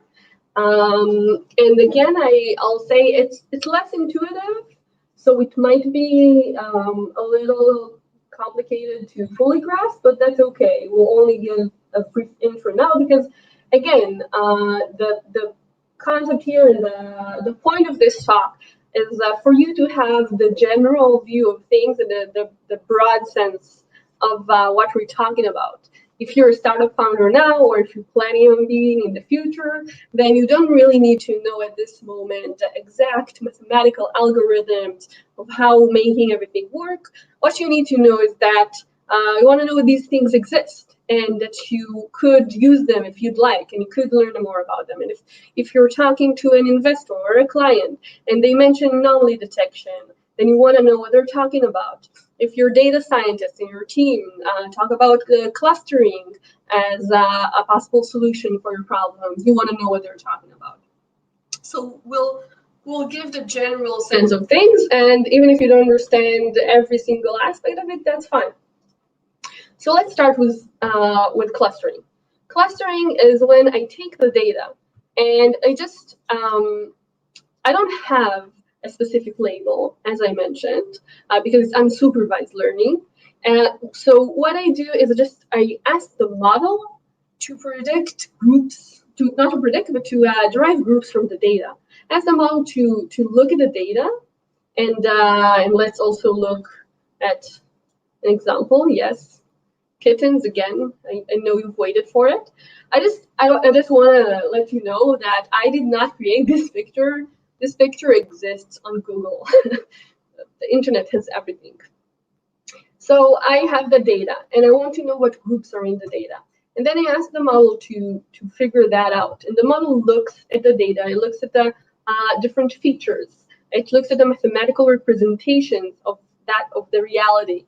And it uses different algorithms, it doesn't really matter which ones at the moment, to cluster the different data points, different samples, into groups, where the groups are all made of examples that are more similar to each other. In our case, that would be kittens that are more similar to each other. Oh, thank you for the comment section compliments about the graphic. So if we'll talk about a real world use case for that. For example, if you're working, I mentioned that I worked at armies, and armies monitors computer networks and watch out for threats. So for example, if you're monitoring a computer network, and you have the different computers, and you want to figure out what the different profiles are within the computer. Maybe I expect, for example, different profession within the company that I'm monitoring to behave differently in their computer use. Maybe I expect, for example, managers to always be in Zoom meetings and prepare presentations and slides, and I expect data scientists to only sit and code all day and read things on Stack Overflow and etc. But I don't know exactly how they'll behave. I just know that they'll behave differently, but I don't have the answers of exactly how I would spot a data scientist, the data scientist's computer. So in that case, I can use clustering. I can use the data that they have unlabeled, and I can put it into the clustering algorithm, and I can get back the clusters of data points that are more similar to one another. Is that clear so far? If not, actually we'll stop for questions soon. But if you have a question, if there's something that you really don't understand, I don't want you to stop, because then we'll just carry on for more of the talk. So feel free to ask in the comment section, and I'll stop and answer when I have the time. So anomaly detection, again, that's another example for unsupervised machine learning, and that's when I do something different. I look at that data that I have, the untagged data that doesn't have labels. And I want to find the odd ones out. I'm asking my model to tell me which are the weird kittens, which are the kittens that really don't fit the rest of the data, don't look like the rest of the data set. An example for that is, again, an example for a use case is, so say that you're monitoring a computer network or a device network, and then you want to threat manage. You want to find those computers that might have been hacked. And you don't know exactly what to look for. You don't know what their behavior would be like. You know, it can be different every time, but you do know that it will probably be different than the rest of the computers. So that's what you'll do. You'll use anomaly detection in order to detect the anomalies, the outliers in your data. Those examples look very different than the rest of the data.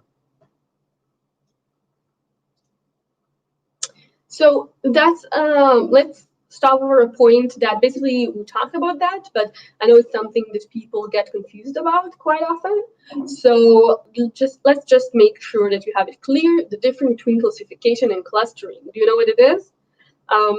Because it could be confusing, because we have both of those. What they do is they take the data and they split it into groups, right?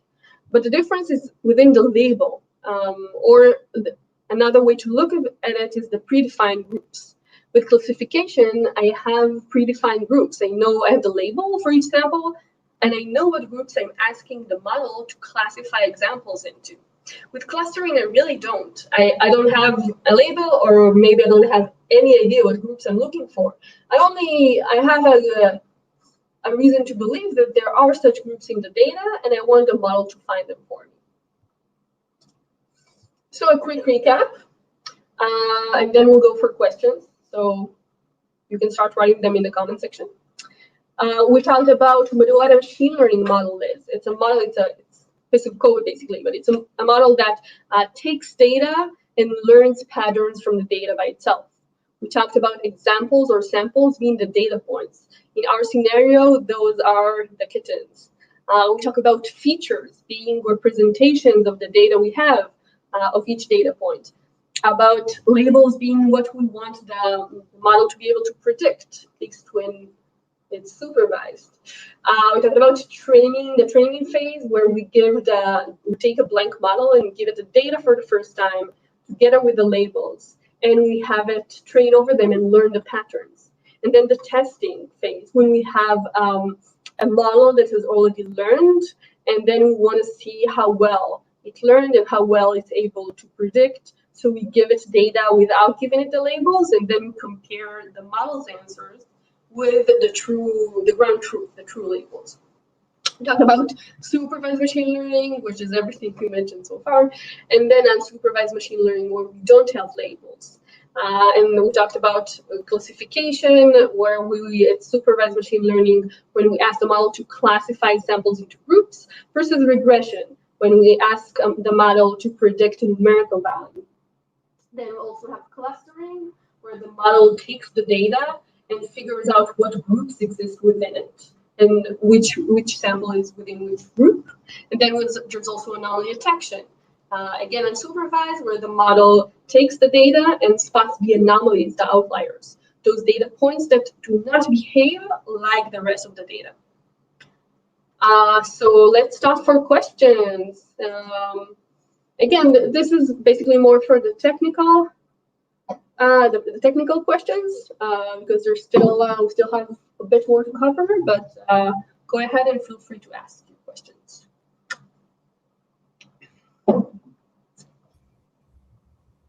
Hey, there is a question from Jane. Is there a limit to the volume of information that machine learning is capable to process?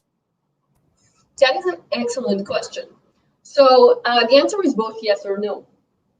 No is the more theoretical answer, in the sense that hypothetically I could just feed my model with as much data as I would, and that would actually be great, because as a general rule of thumb, the more data that I can give my model to train on, the better it will be able to predict. to figure out those patterns. It's the same as with humans, really. I mean, the more that I see of the world, the more that I understand it. The more that I see of a specific something, the more that I'm an expert of it. So that's the theoretical answer. But then the practical answer is that the limit is really the computational resources that I have, because training could be very computationally heavy. It depends on the algorithm. We won't go into that too much today, but that could really be why I'll have to limit and only give a part of the data I have to the model, because otherwise I could just like sit and wait for it to train for weeks and not get it back. Got it. Thank you so much for your answer, Noah. We have a comment, not a question, but a comment that Evgenia is feeling bad for the cats who don't belong to the group. I get you, Evgenia, but it's okay. There's their own caste, you know. They don't need to live by society's rules. So, yeah. I have a question. Oh, sorry. We have a question, and then I have a question of my own. Here is a question from Darken Rao. Hey, Noah. Thank you for your speech. I have a general question. Is it possible to become an employed machine learning specialist if you have no degree and you're self-taught specialist? So that's an excellent question, and I'll actually, Diana, would it be possible to ask you to save that for when we end the talk, because I think that would be a better time for the more general questions. Okay, so general questions should be saved for the end. I think it's better, yeah, just because we're still in the technical things here. Okay, then I'll. I mean, just like a specific one, if I could ask you to remind me so it won't be forgotten. Yeah, sure. I will remind it about it and show it once again on the screen, and then I'll save my question for the end too. Okay, all right, looking forward to it. So let's get back to our concepts. These are the promised 10 must-know concepts that every startup founder must know. But I actually have a bonus for you, another concept. Are you interested? No, that's, of course, I mean, obviously you can't answer no. I apologize. It's a gimmick. Let's get to it. So when I prepared this talk and I asked people that I know from the tech community that are not data scientists, not machine learning experts, asked them what their questions are. The one I heard way too many times is just a general confusion about what is the difference between AI, ML, and DL. I mean, there is artificial intelligence, machine learning, deep learning. What's the difference? Are they the same? Are they when is what? And just not really understanding where those things go. So I'd really like to help make that more clear. Basically, artificial intelligence, or AI, is a very, very broad term that can describe almost any algorithm that does something smart. It's not necessarily machine learning. The strict definition is intelligence demonstrated by machines, which is, again, very, very abstract and doesn't really mean a lot. In practice today, when people say AI, they mean the general field of that includes also machine learning and also other ways to make smart algorithms, make algorithms that can maybe make decisions, for example, about different things. For example, the first computer program to beat the world's best chess player, which was in the 90s, if I'm not mistaken, that's considered artificial intelligence, and it was not based on machine learning. One misconception about AI is just something you should be aware of. It does not mean robots that have feelings, even though that would be adorable. Then we have machine learning. This is what we talked about for the last, 30, 40 minutes or so. So I really hope that you know it by now, because if not, then I did a very bad job. Then there's deep learning. Deep learning is a specific subclass of machine learning models that use neural networks algorithms with many inner layers. Neural networks algorithms is it's a specific group of machine learning algorithms that are based off the way the human brain works. And again, I won't go into this too much. It's a huge topic. We could talk about it all day, but that's not really the scope here. The idea is just for you to know that it exists. And it's especially important if you're, again, a startup founder, or if you're planning on founding a startup someday in the future, because it's a really hot topic right now. Everybody's talking about deep learning. And deep learning models, they have some fantastic results. I mean, they get really, really incredible results, but the problem is that they are extremely computationally heavy, and they require huge amounts of data, and they have significant limitations. For example, they don't have any explainability, if that means anything to you, and if not, just don't worry about it. So it's usually, even though everyone is talking about it, if you're planning on founding a startup, please do not start with deep learning unless you have a really good reason to. That's something that I see a lot of startup founders doing. They, like we talk, when they want to create their first POC, their first product, and they're very excited about deep learning, but usually that would not be the best thing to use for an early stage startup. So please keep that in mind. But if you're a huge company, or if you have a really good reason why you need specifically deep learning because you cannot achieve your goals in any other way, then deep learning is a fantastic technology. Most of the state-of-the-art models, the best achievements we have in machine learning today are by deep learning algorithms. And deep learning is a part of machine learning, as said, and as you can see in the graphics here. And a small joke that's way too true about it is this very familiar tweet that when you are fundraising, you're talking about artificial intelligence. When you're hiring, you call it machine learning. And then when you're implementing, it's linear regression, just because linear regression is a specific machine learning algorithm that's considered very basic, even though it could still get the job done. This is just about, I put this here because I think also it's a startup founder. So you need to keep in mind that a lot of the terms that people use, they use for marketing purposes. And you would also see AI mentioned everywhere, and probably also deep learning. And just keep in mind that it doesn't actually mean it's the best thing to put into your product in the technical aspect of it. Okay, you are now all data scientists. Okay, I'm joking, of course, you are not yet, but I hope that by now you have a good understanding of those must-know concepts, those basic concepts that are not at all basic. They can be quite complex, and that you have that general sense that you need in order to push forward within your startup, whether today or in the future. Those concepts might help you and be able to better converse with both your own team or other stakeholders about those concepts. And thank you for listening. We'll get to the questions soon. Thank you for listening, and you're feel free to follow me if you're interested in more talks that I give. I also sometimes write technical blogs posts about different aspects in data science. Yes, questions? No, thank you so much for this amazing lecture. We do have some questions and thank yous in our comment section bar.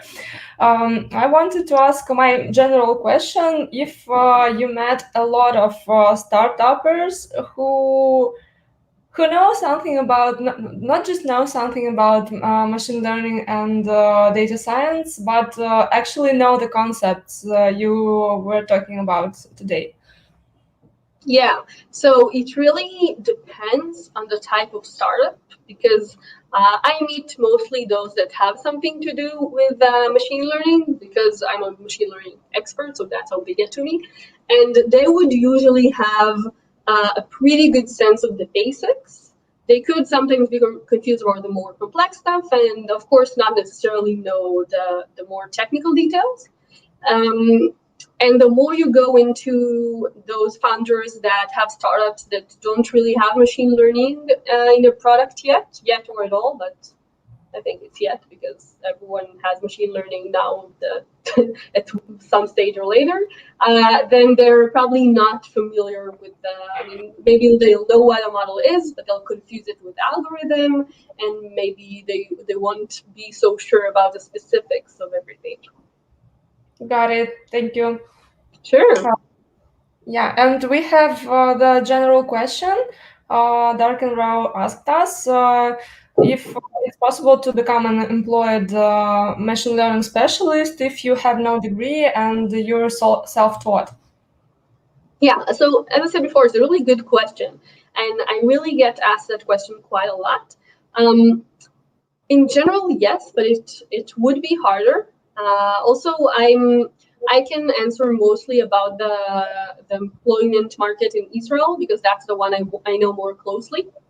So a lot, just because today data science and machine learning have become fields that are so attractive, a lot of people want to go into them, then a lot of employers, a lot of companies find themselves needing to screen more applicants, and then they use different measures different criteria that might not be the best ones, in my own opinion, to measure how good of a machine learning researcher that person is.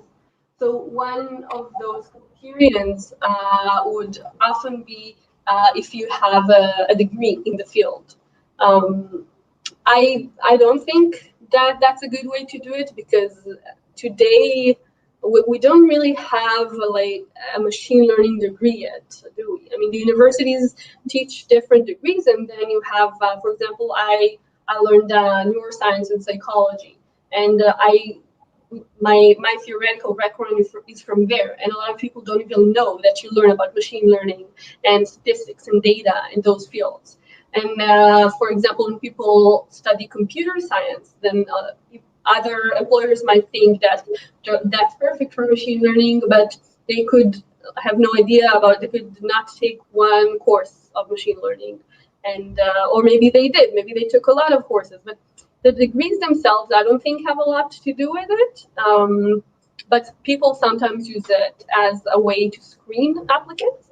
That was the more pessimistic part of my answer, and the optimistic would be that despite all that, I have seen a lot of people that don't have a degree or don't have a so-called relevant degree do manage to get in the field. It takes more work, and it might be harder, especially when the employment target is harder, more difficult in general. We actually have a panel about that later. Dilara might want to talk about that. So it's possible, but it could be harder. I would recommend, if you're interested in that, I would recommend that you try to talk to people that work where you live, and try to understand what it would be like in your own local market. Thank you, Noah. And also thank you for kindly mentioning our career panel, which will take place later today. And we'll be featuring our lecturers from the conference. And I have a question about kind of a follow-up question. In Russia, we right now have a lot of advertisement of machine learning and data science courses, and usually they say like, "Hey, it's not that hard. You can just learn how to code on Python and become a data science specialist and get a lot of money and so on." So we have a lot of ads like that. In all kinds of sources, like on YouTube and so on. Do you have something like that in Israel also as well? Yes, we do. We have tons of them. I think, again, just because a lot, I mean, it's a relatively new, it's not a new profession, but it has a new buzz around it. So it's very hot right now, and people are trying to make money off it each way they can. So yeah. And I can say that in Israel, there are a lot more people that are interested in getting into the field, that maybe did a course or a boot camp and are now looking for their first position. Then you have first and like entry-level positions for data scientists and machine learning researchers, and just something to consider before you take the plunge. Got it. Thank you. Good to know it's not like that only in Russia. Thank you. No. We have a question from Jane. What are limitations when using machine learning, and which problems can it solve? That is it's a big question. What are the limitations? There are quite a few. Maybe the bigger one is that you need to make sure that you have enough data and that the data is good, that the data is a good representation of what you're trying to find. And it's a bigger problem than it might seem.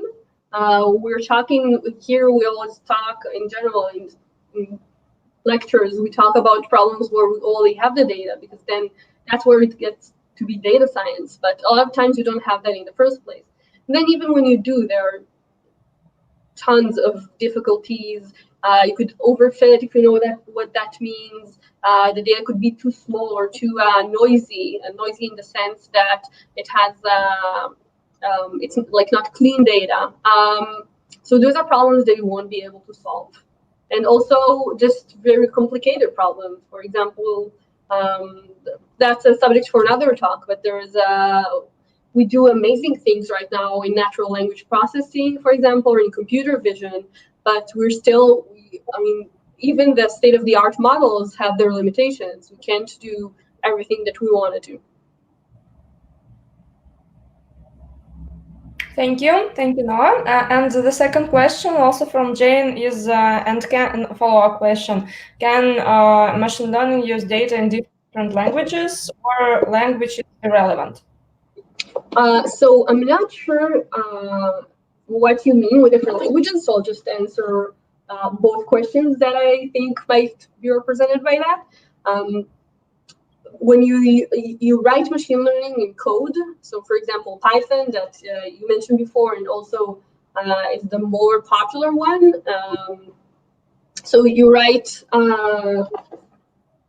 you use Python, and Python is basically based on English. So I'm not familiar with any programming language that is based on a different language. But then if you're talking about natural language processing, or in general, the input data that you put into your model, for that you can use different languages. If you're not talking about natural language processing, if you're talking about, for example, the kitten scenario, it's just language doesn't really have. You need to represent everything in math basically anyway. Like you'll have numbers taking the credit there, not language. And if you're talking about models that take as input language, then you have them for a lot of different languages. Got it. Thank you so much. We have also thank yous in the comment section. And guys, last call.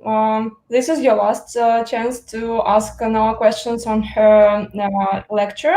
Of course, you will get the chance to communicate with her later today on the career panel.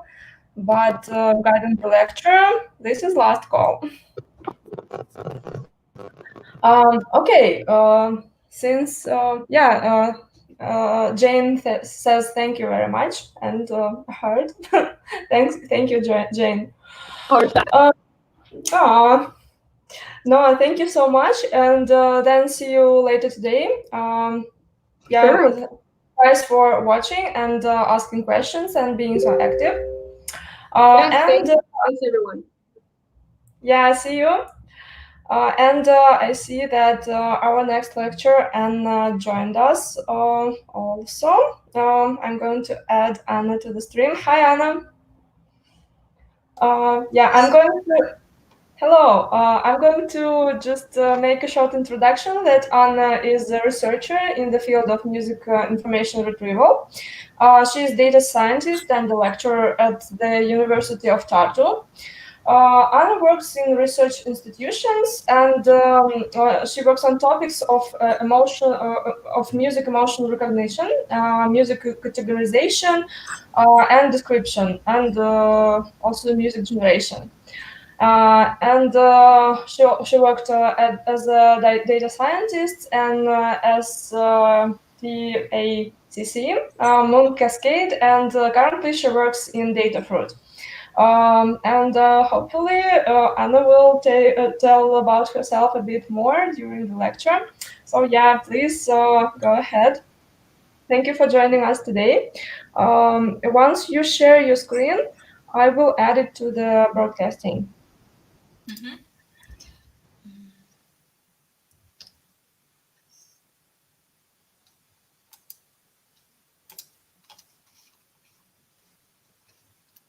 Okay, am I on? Yes, we can hear you. You cannot hear me? We can hear you, and we see your presentation. Okay, great. So then I will start.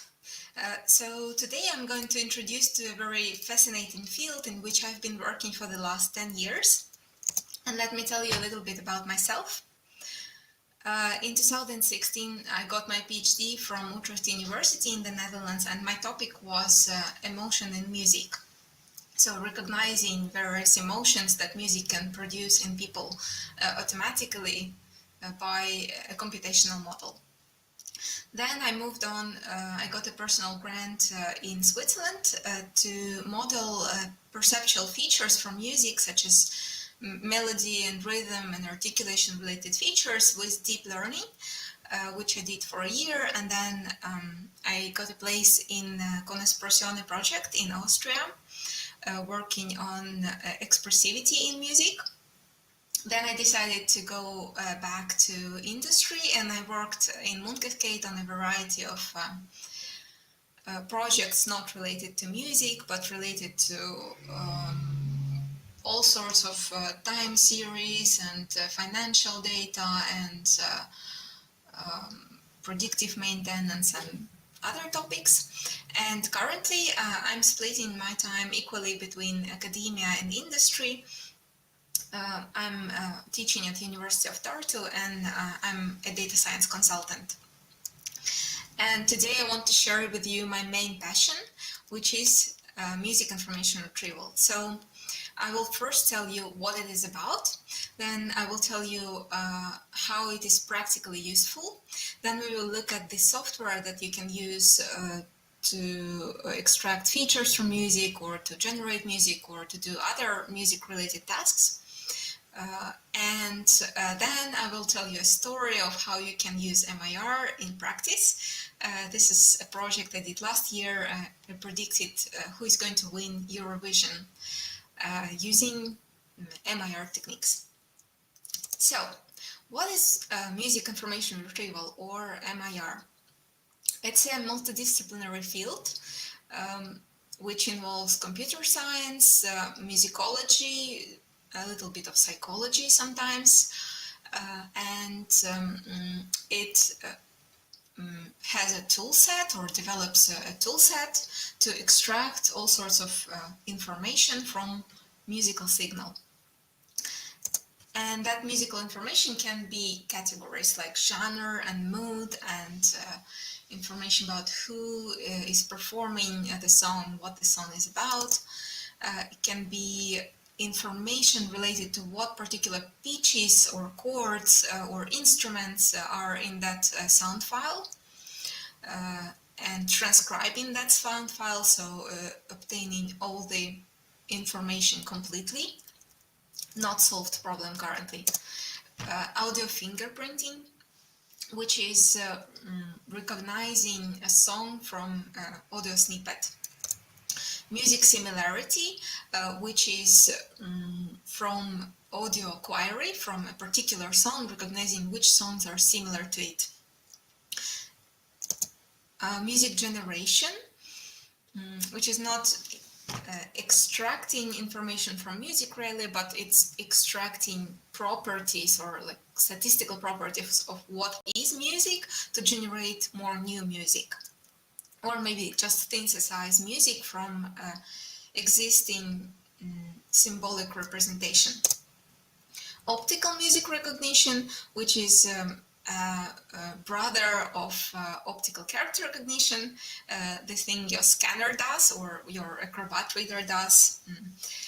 There is a brother of that for music, and it's a much more complicated task than optical character recognition.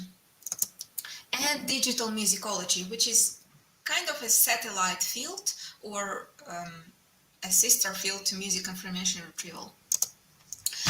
I like to explain music information retrieval as conversion between various formats. So, how you can talk about music? On the bottom square, we see description with natural language. Music can have metadata like genres and expressions and description of the instruments that are there, the moods. This is all metadata. Then music can be represented as a score. This is on the top square. It's printed on paper or it's digital. This is on the left, symbolic format like MIDI or music XML or Kern, and there is a variety of other symbolic formats, but essentially they are the counterpart of the rendered paper type of score, and of course the quintessential format audio, because of course the music only exists when it's performed. And in order to understand music, to search in music, and to perform music, we need all of these formats. So music information retrieval helps you to navigate your musical space by for instance, categorizing, so moving from sound to metadata, or generating music by moving from symbolic format to sound. A lot of currently performed music are actually synthesized. It's EDM, electronic music, in all sorts of formats, or moving the other way from sound to symbolic format.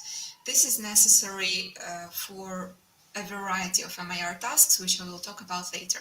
So not all of these conversions are equally difficult. For instance, music typesetting is quite easy. But moving the other way around, optical music recognition, that's quite difficult. Here I highlight in red the problems which are currently not solved in MIR. This is not to say that the gray problems are easy and completely solved, but at least we have some working solutions for those. In order to look at the pulse of the MIR community, I like to look at the MIREX competition, which is a benchmark for algorithms in MIR. And you can see how interests shifted in the community and commercial interests as well. For instance, in the early years, there was a lot of work with symbolic formats, like the ones on the left, scores and symbolic, but now it's mostly audio-based, because this is what's commercially driving the interest in the community. Spotify and YouTube, they are all mostly audio-based, and that's where the money is. Also, you can see how problems got more specific.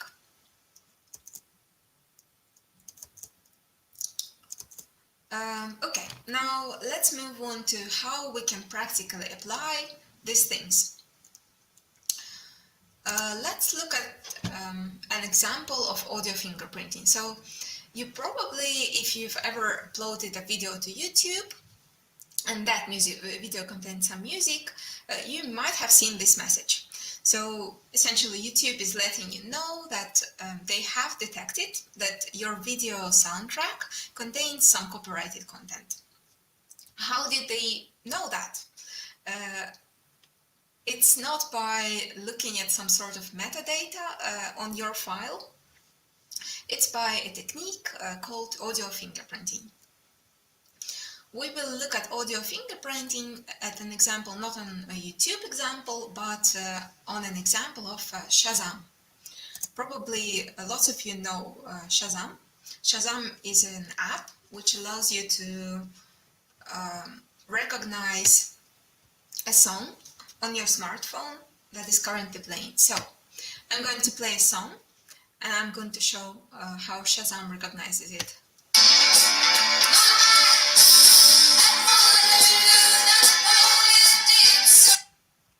Boom, done. Okay, it's Waterloo by ABBA. So what happened here?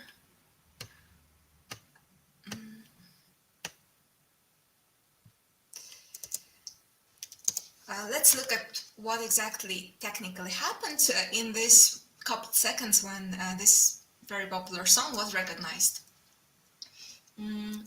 So Shazam recorded a little bit of the audio, which I played from my computer, and it created a spectrogram.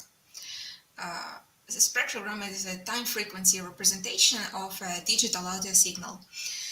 And on that spectrogram, we see frequencies on an Y scale and time on an X scale. And Shazam created a spectrogram from that snippet. And on that spectrogram, the darker points that you see are the amplitudes of the frequencies which are the loudest, the highest amplitudes. And these points are the ones that it is interested in. So it creates a so-called constellation map by removing all the rest of the signal and just leaving these peak amplitudes. Then, from these peak amplitudes, we create hashes by taking a moment in time, taking an anchor point, and then moving a little bit further in time and creating like a hash from a combination of points where we hash which amplitudes those, which frequencies those are, and how far apart in time they are. Once we've done that, we go to the database where Shazam has done the same exact process to the recordings of lots of different songs. And they saved it in their database. And in order to match our recording recorded to their database, we match these hashes. And because as the signal moves in time, we create multiple hashes, and we match these multiple hashes to multiple hashes in the database. We get multiple matches, but we are looking for a recording where we see this line pattern, where the hashes consistently coincide as the time moves on. So that's how audio fingerprinting happened, and how we knew that the song that was playing is Waterloo by ABBA. I'm sorry, Anna. We have a question that probably is better to be answered right now. What is TC stands? What does TC stand for? TC namespace.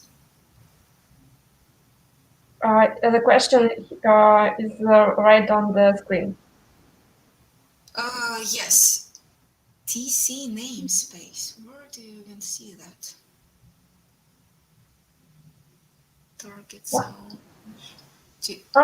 Okay, maybe the person who asked that question could just explain us, and maybe Anna could answer it later. Sorry for interrupting. Because I don't even see that on my slides. the TC namespace? What's... Yeah, I haven't also, and maybe we just get we'll get some explanation, and we'll know what it is about. Yeah, sure. So, but now let's say that I want to recognize not a particular recording, but I remember like one line from a song, or maybe just a melody from a song, and I want to recognize it. So let's try what happens. I'm going to Shazam again, and now I'm going to sing it, sing the song. Oh my, at Waterloo, Napoleon did surrender, and I have lost my... Okay, it doesn't find anything. So why does that happen? Well, because for us as humans, it's obvious that melody is what you need to concentrate on in a song, and the peak sort of amplitudes that we are focusing on are always in the melody. But that's not the case with computer. And the peak amplitudes might have been somewhere in the bass, and you maybe, like with your human ear, you barely hear them. Yeah. For Shazam, it's not like that. So what do you do if you want to just sing a melody and have it recognize your song? Well, that is actually surprisingly a much more complicated problem. It is called query by humming or query by singing, and despite it having less elements, right? You only need to match the melody, not a complete recording. It's actually much more complicated and not completely solved, though there are some solutions. So the solutions that I'm going to explain to you now is by creating a database of queries of melodies of a song, because extracting melody from a song is not so easy. So there are several startups or apps that do that. One of them is SoundHound and the other is Midomi, and they both function in the same way. I sing, they take from my singing query pitch, rhythm, and phonemes. If I sing with words, I could also just sing da da da da da da da, right? And then it tries to match these queries together in a similar way like Shazam matched the recording, but it gets even more complicated, because when I sing, I can sing lower or higher, and I can sing slower or faster, and it needs to count for that as well. So let's demo. Let's see if that will work.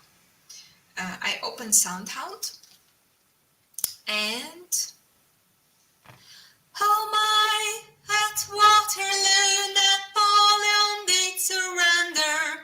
Oh yeah, and I have lost my da da da da da da da da da da da da da da. I forgot the words. Da da da da da da da da. Okay, yeah, it did find it, but it's not the first result.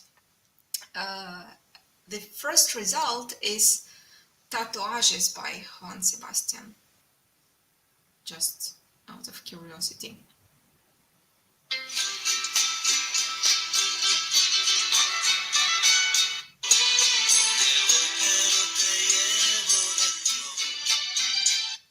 Well, so, and the other website you can use, they don't have an app, is Midomi, so you can try it yourselves. And as you see, the speed with which Shazam worked and with which SoundHound worked, well, it also shows that Shazam is a much more popular app, but also it shows the complexity of the problem is completely different. Okay, but what if we have a sound and then we want to query the all musical space, the space of all existing music, to find songs which are similar to a particular song? Well, this is what Spotify and YouTube and Deezer and other music services are doing when they recommend music to you. There are two major groups of algorithms that do that, and they can be content-based or context-based. Content-based algorithms extract some representation from audio. Earlier, it used to be audio features. Currently, mostly they extract representations using deep learning models. So they are less interpretable, but as they are trained on so much data, these are quite good and comprehensive representations. And then we search for neighbors using this multidimensional space of these representations, and we find music that is similar to your query. So you listen to a song, you like it, you save it in your library, and a new song, a neighbor of that song is recommended to you. Or the other family of solutions are context-based, and surprisingly, or maybe not so surprisingly, the context-based solutions are currently ruling and winning over content-based solutions in all these music streaming services. Context-based solutions are based on your similarity to other users, and these context-based solutions are behind lots of other platforms like Amazon when they recommend similar products to you, or maybe websites where you buy your books, or well, lots of other services that you use. They use collaborative filtering to engage you with their platform and to recommend more content to you.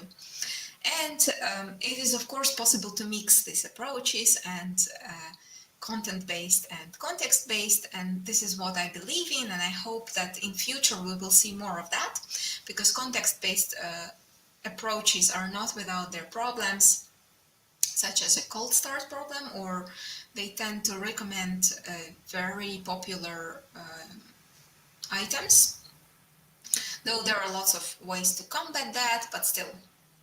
So, okay, let's move on to another application, score following. There is an app called Musician, and I'm going to explain score following with that example. So Musician is an app you can use to learn to play an instrument. For instance, you always dreamed of playing guitar, and Musician gives you essentially exercises where you need to play, and it tells you whether you make mistakes. So here you query from sound to the score. Your tablet captures the sound of your guitar, and then it has also the MIDI of what is supposed to be played, and then it matches the audio and the score. So this is an example of a conversion from sound to a symbolic format, though it does not require really complete transcription, because we already know what is supposed to be played, so we can like tweak our algorithm to make it easier for them to recognize specifically the mistakes, or maybe apply time warping to match what you're playing in speed to the score, and so on. So, or another example of conversion from sound to symbolic format is chord recognition. This is useful if you, for instance, have a chord played by a less known musician, and you would like to include that in your repertoire. And you can go to a website called Chordify, which uses chord recognition technology, developed by my former colleague from Utrecht, Bas de Haas. And you give the website the audio, and it will extract a representation called chromogram, and from that chromogram it will extract the chords and put them on a timeline for you so you can follow and play the song that you would like. Then this is an example of conversion from sound to metadata. And this is mostly useful in production music databases like, for instance, MusiMap, where you can buy less known music by searching by different parameters like styles, funk and grassroots and hip hop and whatever, and moods and tempo, instruments, and so on. Here is an example of synthesis in a children's music app, where you can place different tokens on a board and it will generate music for you. Or a more serious music generation projects like Magenta from the Google, Super Collider algorithmic composition software, and Satellite, not really MIR topics anymore, but still I mentioned them, music notation software, and they usually do incorporate some MIR. For instance, some of these allow you to scan a sheet of music and convert it into one of their symbolic formats. Doesn't work so well yet.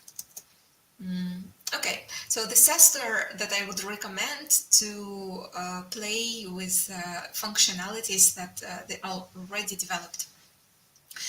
If you're a Python developer, as most of the data scientists currently are, you could try Essentia and Librosa libraries. And if you're a Java developer, there are slightly outdated JMIR and JSymbolic toolboxes. Well, just take a look at your other options. If you just want to quickly play with different algorithms, extract chords, melodies, I very much recommend to use Sonic Visualizer and Sonic Annotator, which are have graphical user interfaces, and you can just put your song in there and just explore with what these algorithms can currently do. Or if you are more familiar with programming and you would like to include that in your program, then Essentia would be the way to go. And here is an example of extracting a feature called spectral centroid, a very basic feature, like a low level, works on a spectrogram level. Okay, and now let's move on to application, my personal application of MIR. So Eurovision, for who doesn't know, it's a competition for songs which is held every year since 1956. And there are actually you can participate in a contest and try to predict who wins Eurovision and even bet money on the song that wins Eurovision. So last year I made an algorithm using MIR features to predict who is going to win Eurovision. So I will tell you how it went. In my dataset, I had every song lyrics, and there were 1,337 songs that participated between the start of Eurovision in 1956 and 2018. I had the points that the song got in the finals. I extracted from the features, from the lyrics, different features like Lempel-Ziv compressibility, whether the song was in English or it was performed in a national language. What was the theme, like the topic of the song? Was it about war or about love or about the country itself? How many unique words there were per song? And per length of the song. And also applied sentiment analysis to see whether the song was sad or happy from the lyrics. And here are some results. For instance, here I show you the Lempel-Ziv compression from the lyrics text, where you see a scatter plot on the x-axis you see years from the start of Eurovision, and on y-axis the compression. So the better the compression, the easier or the more repeatable are the lyrics. And here you can see a very depressing trend that Eurovision lyrics get more and more repetitive over the years. Here are the most popular words that you can see in Eurovision lyrics. So, well, you see that they are mostly about love. Actually, somewhere, yeah, I also computed how many of the Eurovision songs do not mention love. And it was 39% do not mention. As for national language, most of the songs currently are in English, but it wasn't like that before, because it actually used to be forbidden to perform a song not in a national language.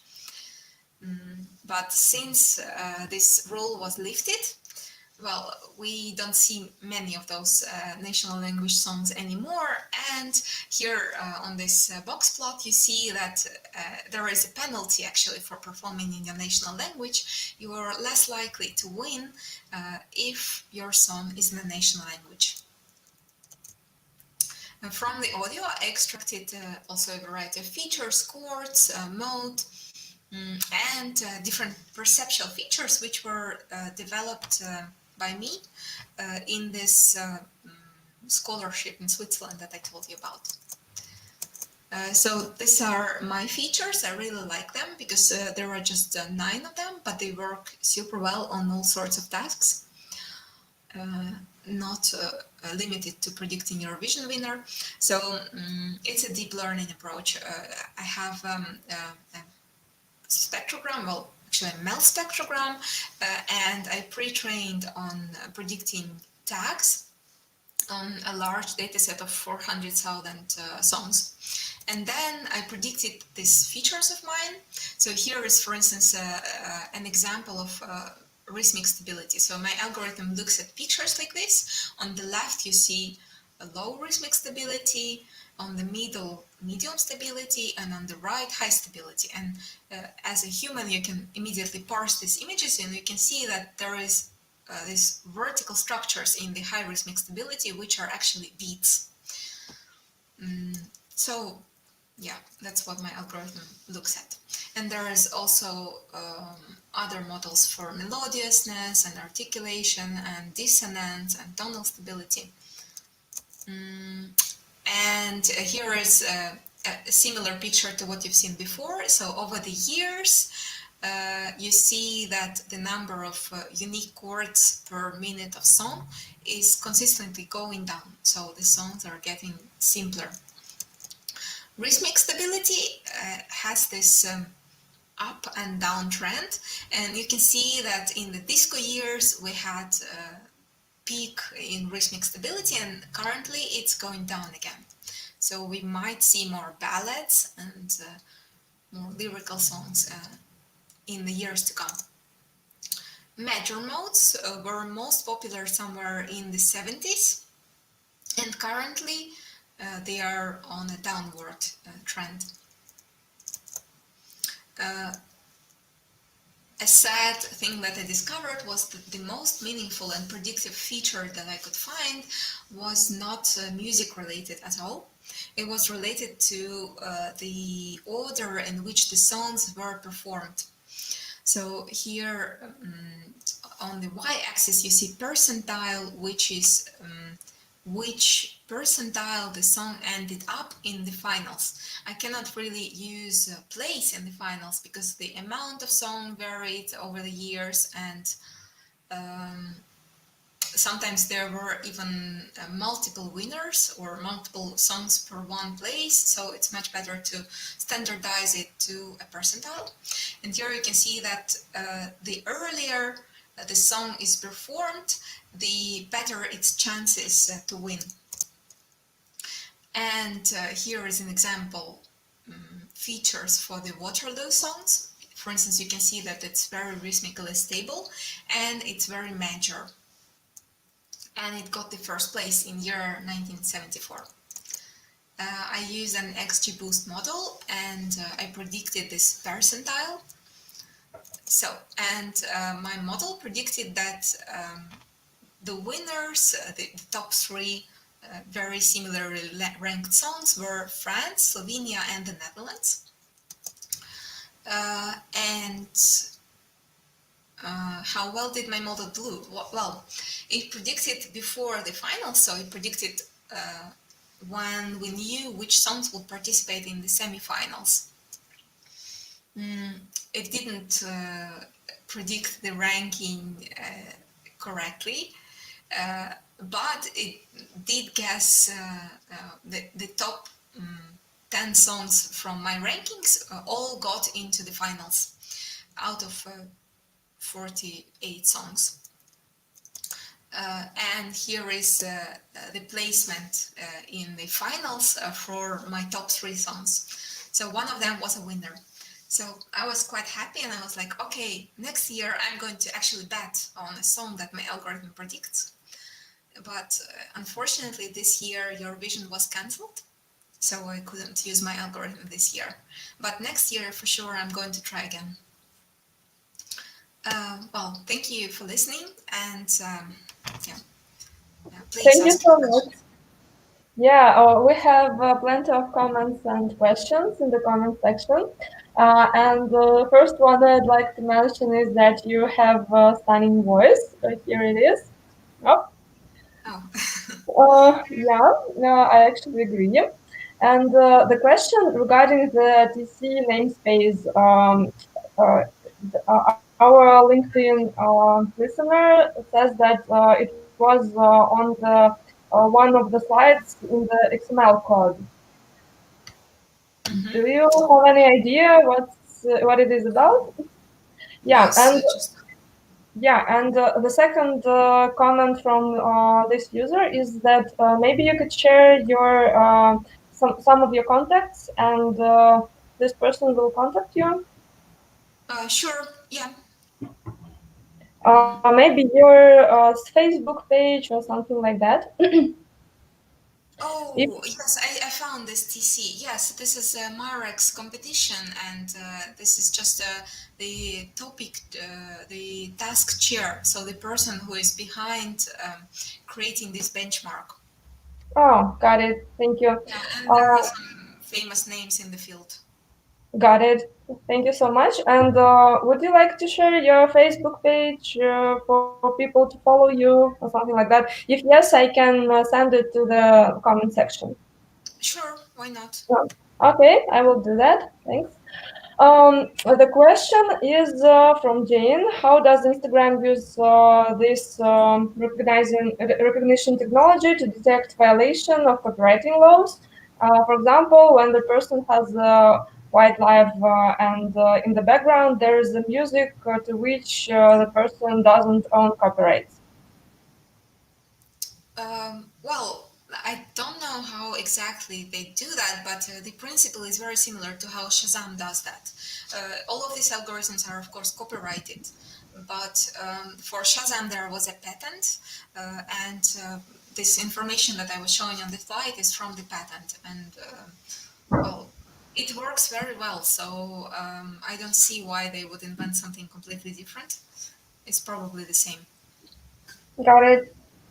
Thank you. Thank you for your answer. And the next question. Oh, we have a funny comment that Jane couldn't come to the Midomi service. I think you should try. Maybe it will recognize the song.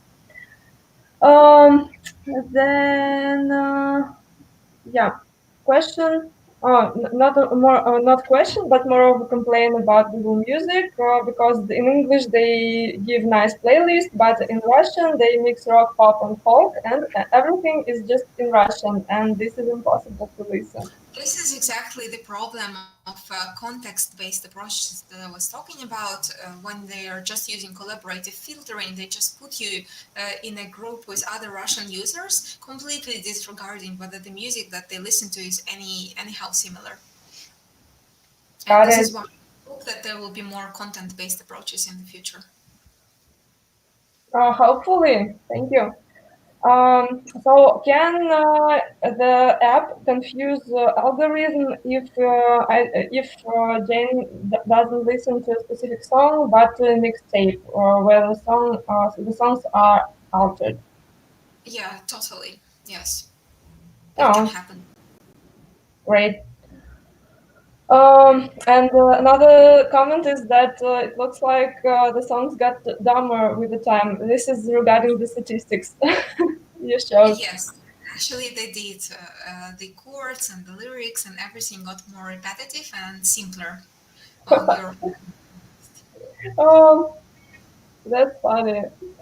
So Anna, did you see whether there was a tendency to choose male over the female singers or vice versa in Eurovision contest? No, there was no tendency like that. Oh, got it. Thank you.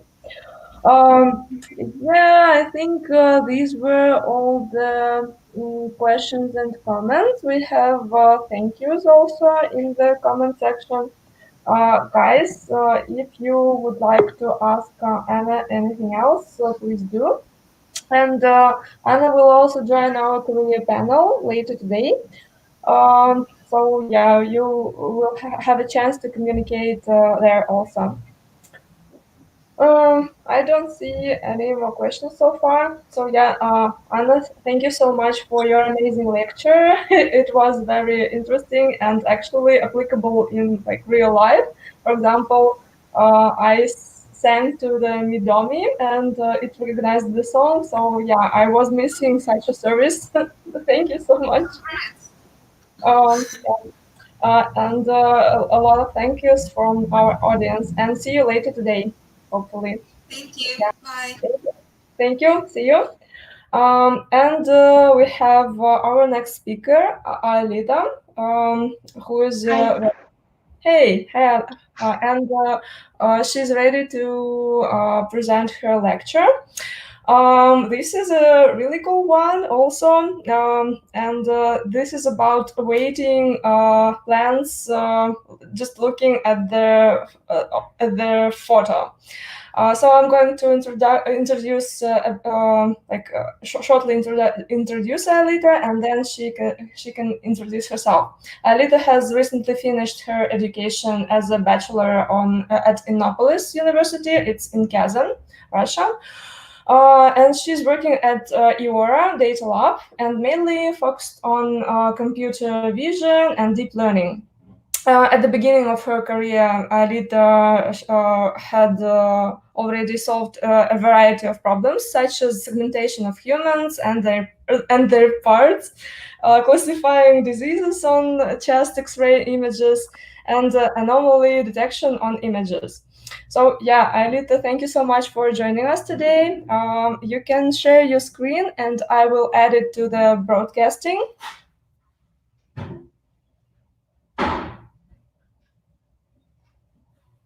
I can't see anything so far.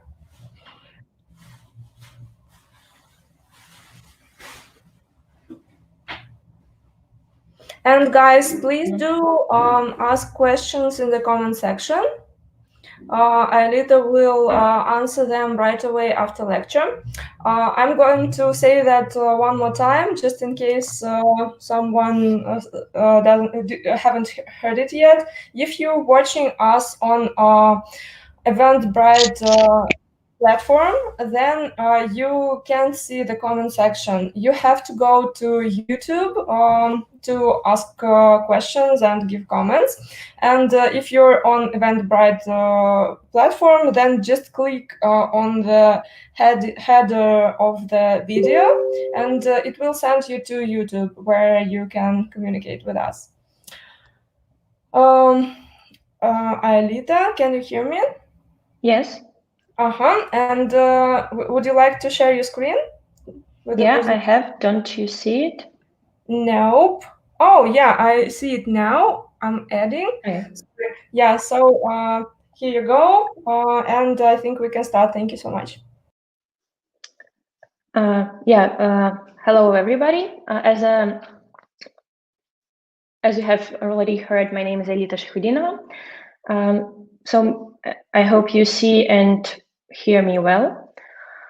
I will tell you about pretty simple but still interesting usage of data science, computer vision in particular in industry. We will talk about implementation of plans weighting based on camera footage. But firstly, I will shortly tell you about the company where this project was developed. So I'm working at your company, and this is actually a group of two companies, Data Lab and Dialog Systems, and I'm part of the Data Lab. This company is a studio for developing solutions based on computer vision and big data analysis. And the Dialog System focuses on developing chatbots, voice skills, and automation of contact centers. Also, in Euro, we have two main products, Vision Hub and One Dash. Vision Hub was developed in Data Lab, and this is a machine learning model marketplace with the ability to quickly integrate them into business processes and projects. And One Dash is a tool for chatbot analytics. Let's return to this discussion of the project. The task was pretty straightforward. We needed to predict mass of the plants from images. You may wonder where and why it may be useful. It will be used in a farm company.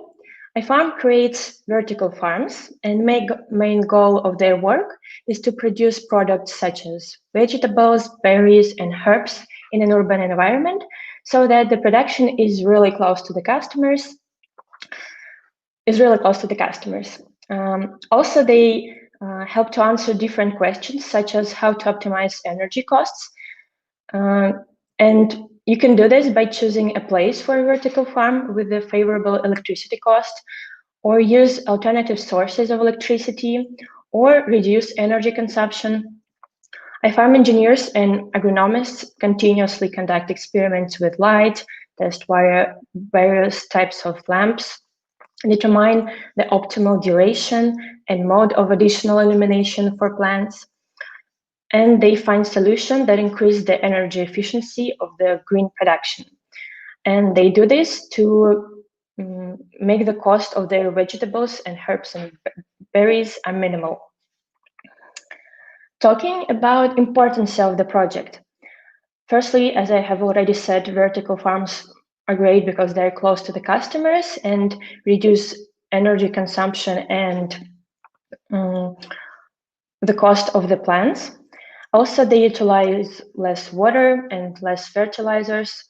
They also don't use pesticide and save energy. Also, logistic costs are minimal because there is no need to transport plants. Also, they reduce the risk of human factor and labor costs. Secondly, talking about the solution that I am presenting you, the solution of automated plants weighting, it will reduce the cost of the products grown on vertical farms. Their cost depends on many parameters such as seeds, fertilizers, electricity cost, and of course, employee salary. And the last one can be optimized only by reducing labor cost of employees, by automating production processes and excluding expensive specialists from the staff. And automation systems significantly reduce participation of people in the production cycle. And the cloud platform that a farm company is developing helps to avoid involving expensive specialists in the staff, such as engineers, agronomists, plant protection specialists, and many others. Because their system already contains ready-made so-called recipes for growing the plants. In addition, their system provides tools for monitoring the microclimate, such as CO2 level, or temperature, humidity, power supply, and production processes. But visual control of plants until recently remained the responsibility of farm employees, and they had to physically walk around the huge farms and inspect thousands of meters of planting space. And the solution that I am presenting is about to change this. So let's start talk about data collection. Data collection is one of the most important steps in our data science project, and this one is not an exception. And in this work, the data collection started with the question of camera choice and camera positioning. Camera position should be constant at all shelves and fixed, since it is important in order to estimate the size of the plants and therefore their weights. Also, cameras should be water resistant and be able to capture as more plants as possible on the shelf. And together with a farm company, we agreed on using Xiaomi YI action camera, as you can see on the picture. Then it was needed to collect weight data somehow. The problem here is that in order to weight a plant, it should be removed from the shelf and from the ground. So we do not have weight data of plants that are particularly on the picture, because it cannot be returned back without consequences, meaning its weight may change dramatically after we take it from the shelf and from the ground and return, or sometimes we even cannot return it back. Therefore, in parallel with collecting photos from identical shelves without cameras, so-called control plants were weighted every 3 days. And thus we obtained data of plants' weight, not from the plants that are in the picture, but from the identical plants with the same microclimate parameters, nutrition and lighting, and on the same day of growth day. And here are the examples of the resulted data. We decided to use 2 cameras to capture 2 views of each shelf. One is so-called front view, and another is top view. This is Romana salad, and we decided to work for MVP project only with one culture, Romana salad. And the photos were collected every minute for 30 days. And this is because this is an approximate growth cycle for this culture. Also, we have data not only from one shelf, but from 4 different shelves with different light parameters. As you can see on the slide, we used segmentation by green color because we wanted to estimate area of the plants, because this is the one of the most valuable information that we can get from pictures. You may thought that then we just can estimate weight of the whole shelf just by calculating the dependence of area and weight. But the problem that not all plants are visible on the picture, as you can see. And as plants are getting bigger, less plants are visible in the picture. For example, in this picture, you cannot see the first row really clearly. And taking this information into account, we restricted our vision to the first 3 plants from front view. So I will show these 3 plants from this kind of pictures, and to the 9 plants from top view, this one. Because as they're getting bigger, you cannot fully absorb this one and this one. But we still need to get some contour or region of interest of each plant to correctly estimate their area. And here comes the question about labeling. At first, we thought to just create instant segmentation masks, meaning to segment each plant like this. But the problem that this process is really time-consuming and expensive. Also, we was not sure if the model will capable to learn if the given leaf correspond to a particular plant or not another, because even for human, it's sometimes really hard to understand if this particular leaf correspond to this plant and not this. Therefore, we decided to train a detection model rather than segmentation. And for this, we use a faster RCNN and achieved 0.98 of mean average precision. And then here, this is the visualization of model prediction of the detection model. Let's view the whole process of the preparing data. Firstly, we need to calculate average plant weight at each day. This information we get from the data that a farm company collected for us. As I have already said, each 3 days they weight a plant from a data shelf. Also, we collect another statistics like maximum and minimal weight at each day, because it may be useful later. Then we detect plants, get bounding box of each plant, find green area inside each bounding box, then calculate average area of a plant at each day, because from each day we have several amount of plants, 9, and we calculate average area of their at each day. Then we calculate ground truth weight of each plant using this equation. Simply speaking, the greater the area of a plant, the greater its weight. And also important that the ground truth weight would not be super heavy, because all plants that we have in our pictures are under normal conditions, and therefore we then also check that they are not greater than the maximum history values of weight at this day, or not super small. On this slide, you can see the dependence of plants' weight and area from growth day. The data from some days were missing, and therefore you can see spaces on the right plot because camera accidentally stopped recording or some data was missing.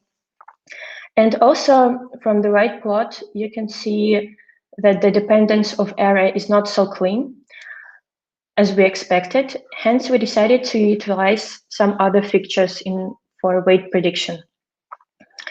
And to choose the features, we trained several linear regression models with different feature set, and the one that utilizes all of the features, which are top area, front area, light percentage, and growth day, showed the smallest error rate, and therefore we decided to use the model that utilizes all feature. Then we created a Telegram bot in order to test, to show the FM company our solution, and so they can see, given a particular picture, what our model outputs.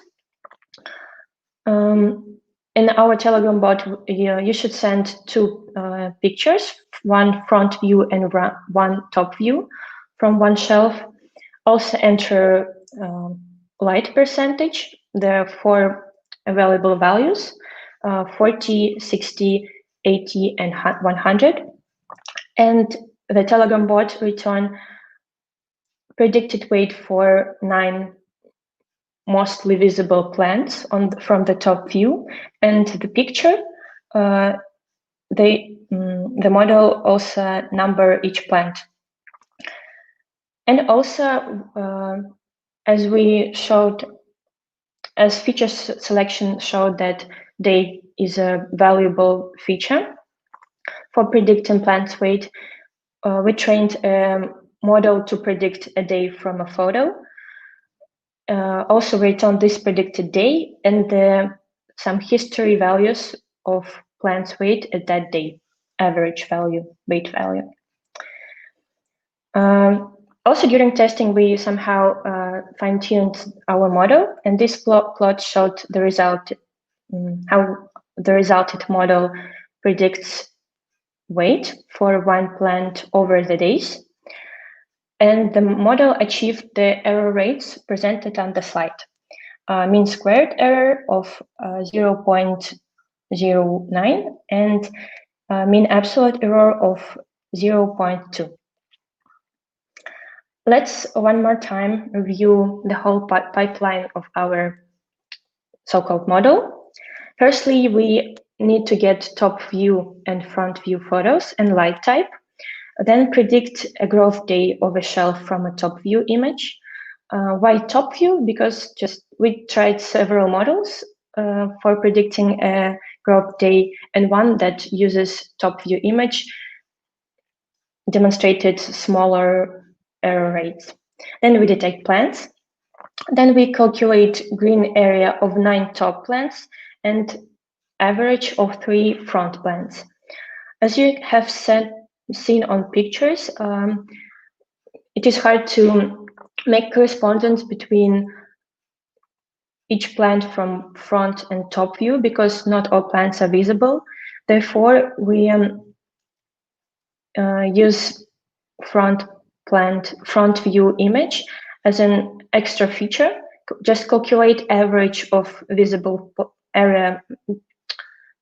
Calculate average of area of visible plants and use this as an extra feature for each 9 plant from the top view.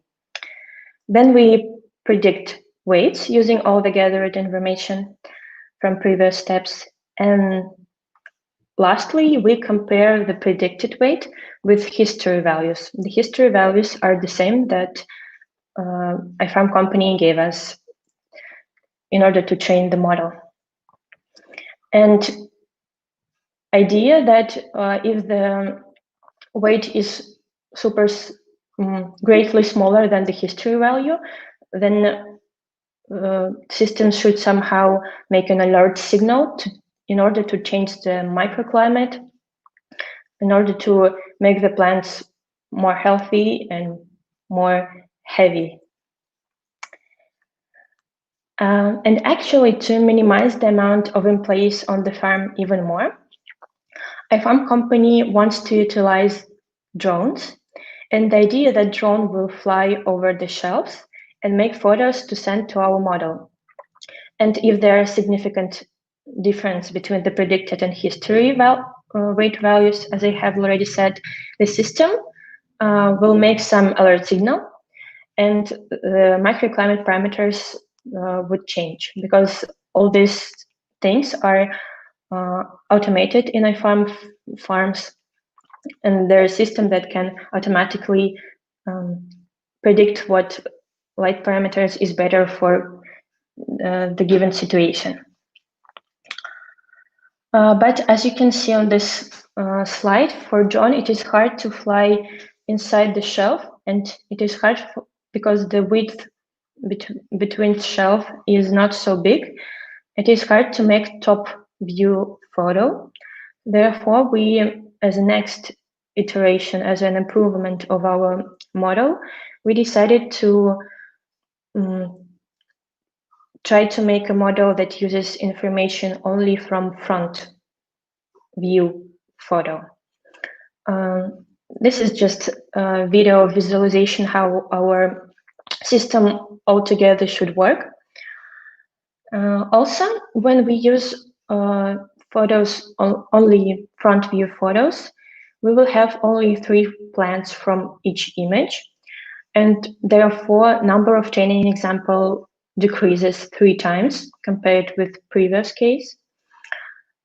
And as I have already said, the data about plants weight was collected every 3 days, or even sometimes even every 4 days. And therefore, we could increase number of training samples by interpolating weight values, so that we will now have training values not from every 3 days, but every 2 or every day, and also interpolate the plant area values. This is the result of the model that uses only front view pictures.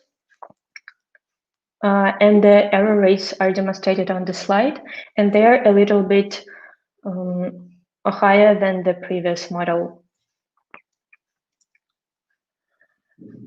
So as a future work, we would like to use data collected also from drone, because now we only use data collected from fixed cameras, and we expecting that there may be some more noisy data, because maybe they would not be so fixed like we used to. Also, on the farms, they will not only be drones, but still some humans, and also some employees will may want to make a photo on their maybe phone or tablet and send it to our model to get some prediction. Therefore, we would like to use different kind of data in order to our model to be more stable. Also, we would like to try different cultures, as I have already said. We used only Romana salad, and we would like to also try to different maybe berries or herbs. Also, it will be great if we automate data collection and training pipeline. And of course, we can improve current solution, because now we use small amount of information from one picture. We use only predict weight for only 3 plants from the front view. Maybe we can improve the process, the way how we find the contours of each plant, or something else. So thank you for your attention. I would be happy to answer your question or discuss the demonstrated work. Hey, Aelita, thank you so much for the lecture. That was very interesting, how you can get to know something just from the photo. And I have a question regarding your regarding connection of this investigation of yours and the previous one mentioned in your bio, the one about the body parts of human.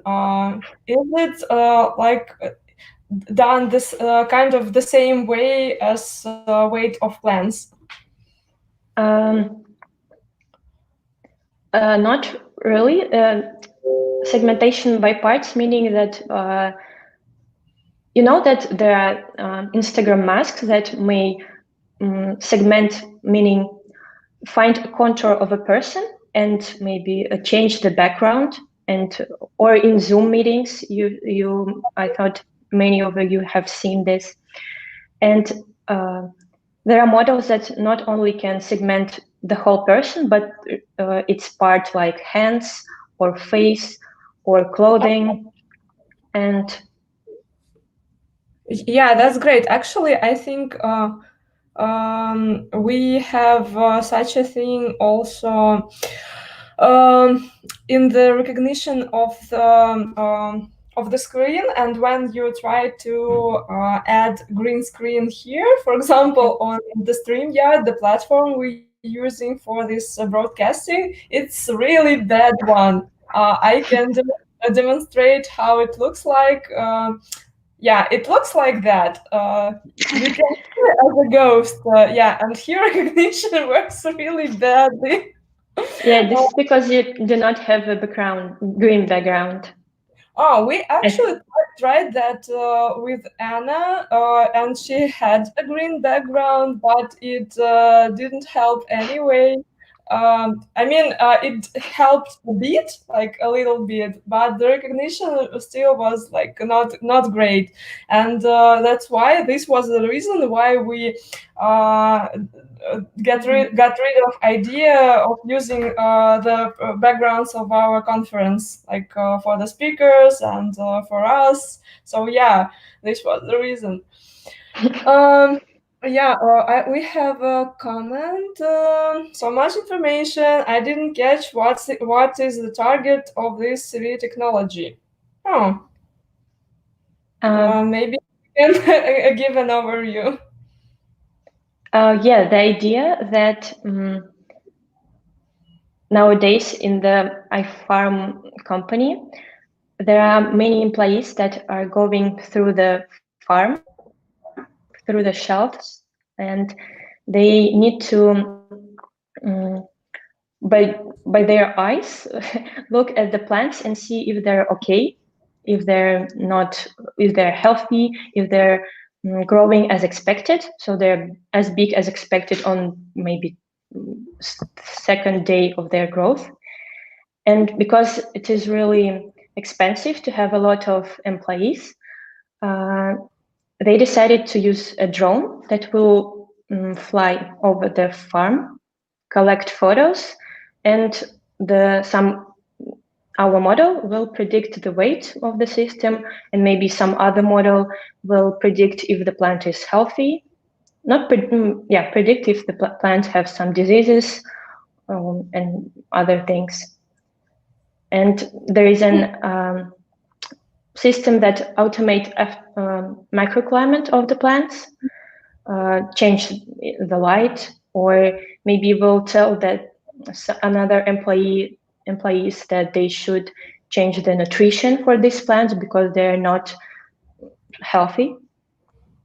Yeah, I think it. You get some point. Yeah, got it. Thank you so much, and thank you for the question. I have a question. If you ever counted how much money did you save using this technology on the labor and so on? I mean, the physical labor, on hiring less employees and so on. Personally, I did not do this because I do not know how the labor of employee on the farm costs. And actually this system is not really is not already working. Like this was MVP project, so we need to improve it before putting it into industry. Oh, got it. Okay. Are you planning to do that soon? Yeah, while we were doing this project, they were not drawn yet. And now with another company, they have conducted experiments how the drone fly. You saw the video, and now we can combine the work that were done using the drone and our work, and see what's will come out of that. Got it. Thank you so much for the answer. And Aelita, would you like to share some of your contacts, maybe your Facebook page or LinkedIn page, so that we can send it to the comment section of the broadcasting? Yeah, sure. Great, you can send it to me in the messenger, and I will post it just in case our viewers would like to contact you on some matter. Okay, I will post Aelita's contacts in the comment section. Aelita, thank you so much for this cool lecture. We got to know a lot. Yeah, thank you for joining us today. Thank you. And see you on the career panel later today. Thank you. Bye. See you. And we have our next speaker, Valery, from hi, Valery. Hi. Great to see you here. Happy to have you here. Thank you so much for joining us today. And Valery is Senior Director of Data Science at X5 Retail Group. For our audience who is not from Russia, this is the biggest food retail chain in Russia. So this is like a huge company. Valery leads a team of 100 plus people, and he is a Kaggle competition grandmaster. I think that Valery could introduce himself better once he starts the lecture. I think we can start right now. Yeah, so I'm going to share your screen. Here I'm adding, and I'm removing myself from the broadcasting. Please go ahead. Thank you. It seems you already have presented half of my presentation, so perhaps I will do it just in 15 minutes. It's a great honor to be here on this stage, a virtual one though, but still.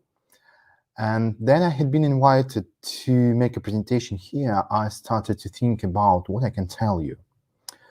And I thought, well, if the topic is demystifying the data science, why not to take the most common, the most simple thing, such as grocery store, and show you and tell you how the data science and machine learning can be applied for even such a basic thing, how we do that, for not in technical details, because I'll just give you a brief overview of some of the projects and why we do that. So the couple words about an X5 retail group. As Dilara has already told, it's the largest retail chain in Russia. What does it mean largest? So there are more than 17,000 stores around the country, and more than 300,000 people work at X5.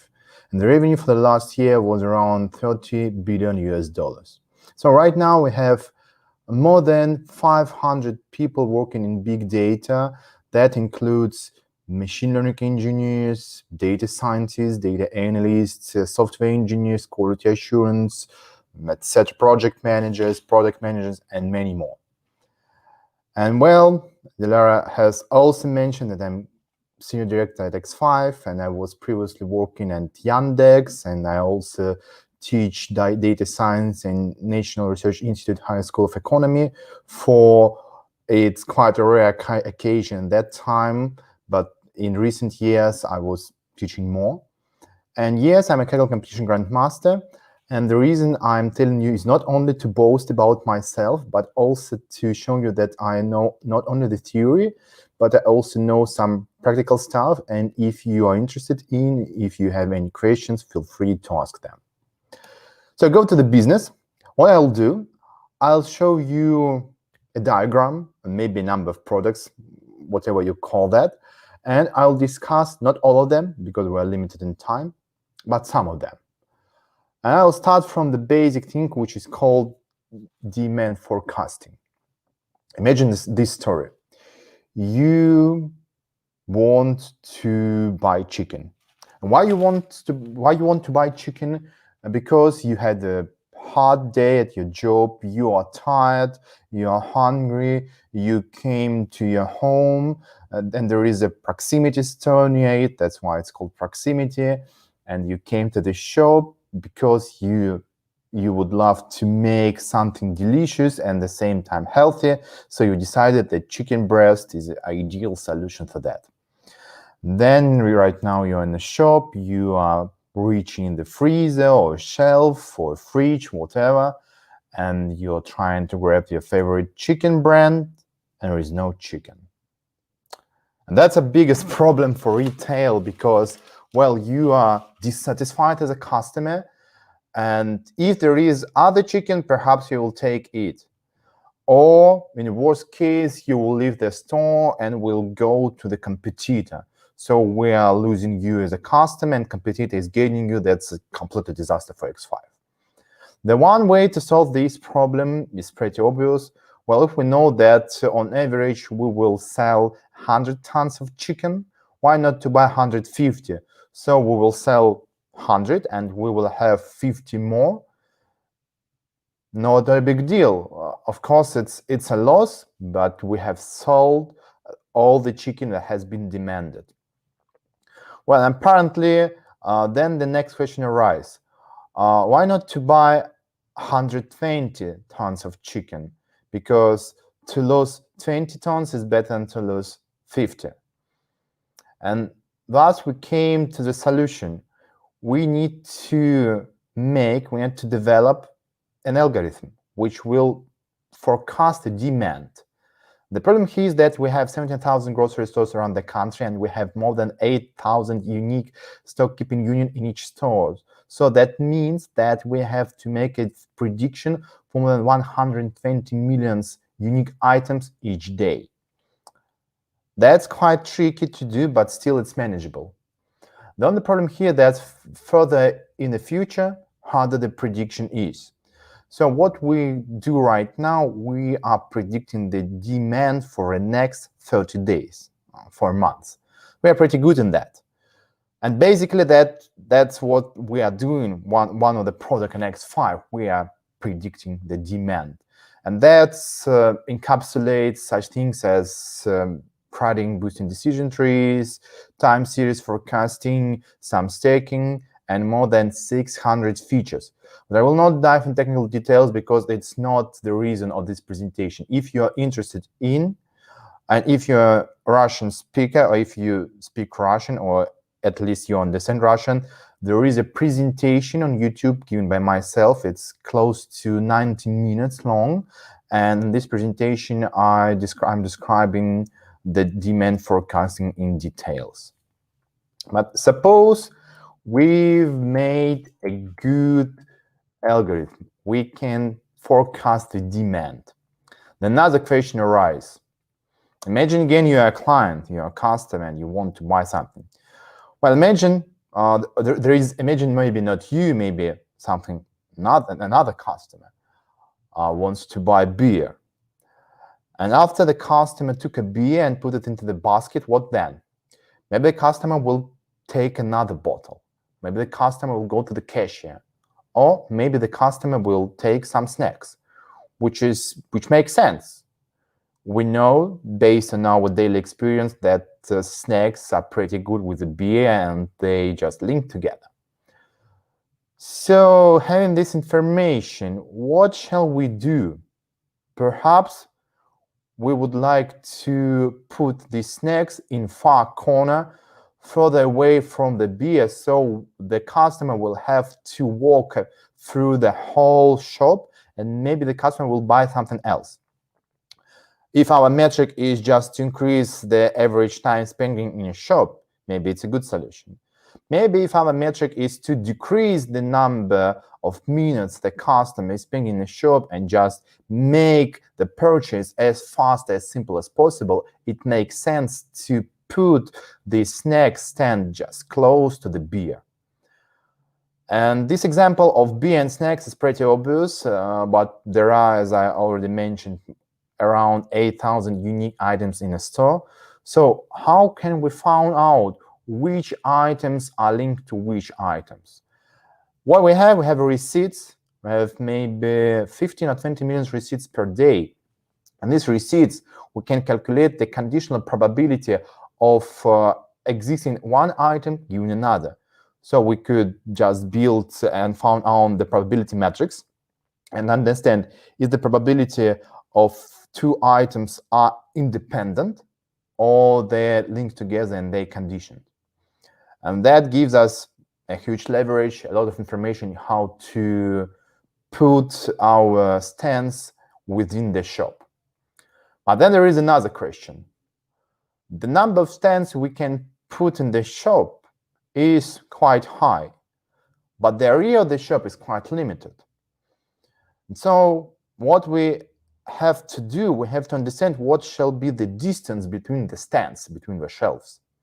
Because if there is no distance, obviously there is no way the customer can go through the stands and buy the items which is on the stand. But if the distance is too big, that means we are not using the limited area of the shop in an efficient way. And that means that we have to calculate the most efficient and most optimal distance between the shelves. Sounds like a pretty easy thing, but that's quite tricky because that depends on what is on the shelf and the type of the shop. Basically, we're using here type of Bayesian bendings, trying to understand which distance is the better one. We'll switch to recommender system, and we'll talk about the computer vision because it is quite linked to the previous ones. Imagine again you're in the first story and you want to buy chicken, or someone wants to buy chicken. And again, the same problem. There is no chicken in the fridge, or on the shelf, or on the freezer. But the reason of this is completely different from the first one. It's not because there is no chicken in a warehouse or storage room, but because the chicken hasn't been yet replenished. by staff. Maybe it's a rush hour and there were many people before you and they took all the chicken and the staff just didn't have enough time to replenish it. The same problem, but even worse consequences, because the first part of consequences is that you as a customer can switch to another grocery store, or you can move to another shop, or at least you'll be dissatisfied. But then we also have a problem with our demand forecast algorithm, because then we will tell this team that, guys, you've predicted that there will be demand for 100 tons of chicken, but the demand was only for 90,000. That means you have to retrain your algorithm. You have to make it better because it gave us wrong outputs. But actually, the algorithm made right outputs. The problem was not in the demand. The problem was in the replenishment. You see, if you have a problem with replenishment, then you'll have a link of problems with demand forecast and further away.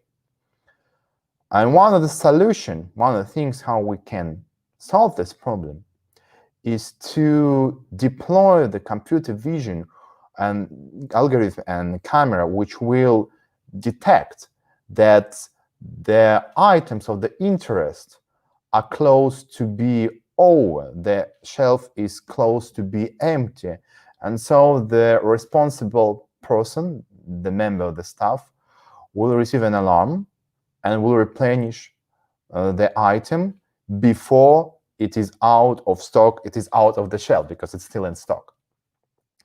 And it's already deployed. If you're interested in the details, take a look on the YouTube. The person of interest is Arthur Cousin, who has made 3 or 4 detailed technical talks about how this system has been developed, how this system has been deployed. And we saw a great improvement, especially in categories such as fruits and vegetables, because those are categories which have to be replenished pretty often. Some categories, they have no need to be replenished as often as others. But there is other thing we can do with computer vision. I guess you have many loyalty cards from many different organizations. Perhaps you have a loyalty card from retail chain. Perhaps you have a loyalty card from pharmacy, or perhaps you have a loyalty card from any other business. And what business needs a loyalty card? Because a loyalty card in offline business is one of the few means which can help to track that this purchase belongs to the same customer as another purchase. So actually, it's a means of tracking your experience with a business. Another reason is if you have a loyalty card, that means you have some discount, and probably you will have a higher probability to come back than you will go to another business of the same type. But there is a problem with the loyalty cards. The first problem is that the loyalty card can be lost, can be destroyed, can be given to another person, can be forgotten. It's not a stable idea, especially if we're talking about the retail chain. For example, we have a number of clients who are visiting our stores, our shops for more than 10 or even 15 years. And believe me or not, the plastic card will not survive such a long time. So that means you have to make a new one, and some information is lost, and you have to try to merge 2 loyalty cards into the one profile. And the second problem that the loyalty card is usually made of plastic. Plastic is not the best material, especially for our environment. And of course, it costs some money to print these cards, and it's not eco-friendly. So if we can avoid using the loyalty cards, we will decrease the cost for the loyalty card, and we will decrease the load for our environment. And what is a good idea? What is a stable idea which every customer, every client, every person has? That's a face. Face is quite a stable idea. It's I still think it's possible to lose your face, and there is even the saying, but it's quite hard to do. And so the recent technologies, they give us an opportunity to distinguish one person from another, given only the picture of the face with a pretty high precision recall. So no problem to do that except for one, except that the face recognition is kind of gray zone, because even if you are not storing the faces of your customers, even if you are storing the hash of the face and some vectors in some space, is it personal information or not? In Russia, it's not yet, but if it will be, well, we can have some problem with that. Well, it can be solved with receiving a consent. So if you're receiving a loyalty card and you're giving a consent to store your personal information and the face hash as well, and then the problem is solved, but it takes time. So what we did, we decided to deploy this face recognition algorithm for our employees because they can give us consent.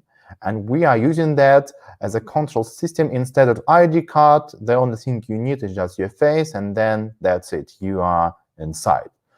And that's a great solution, which reduce cost for these ID cards, and which also gives us opportunity to decrease a fraud. If you're interested in what kind of fraud, you could ask me after the presentation. I will tell you into details. Voice assistant will skip, and dashboards. Dashboards is pretty easy things if we are talking about technology, but is one of the most crucial if you are top manager or decision maker.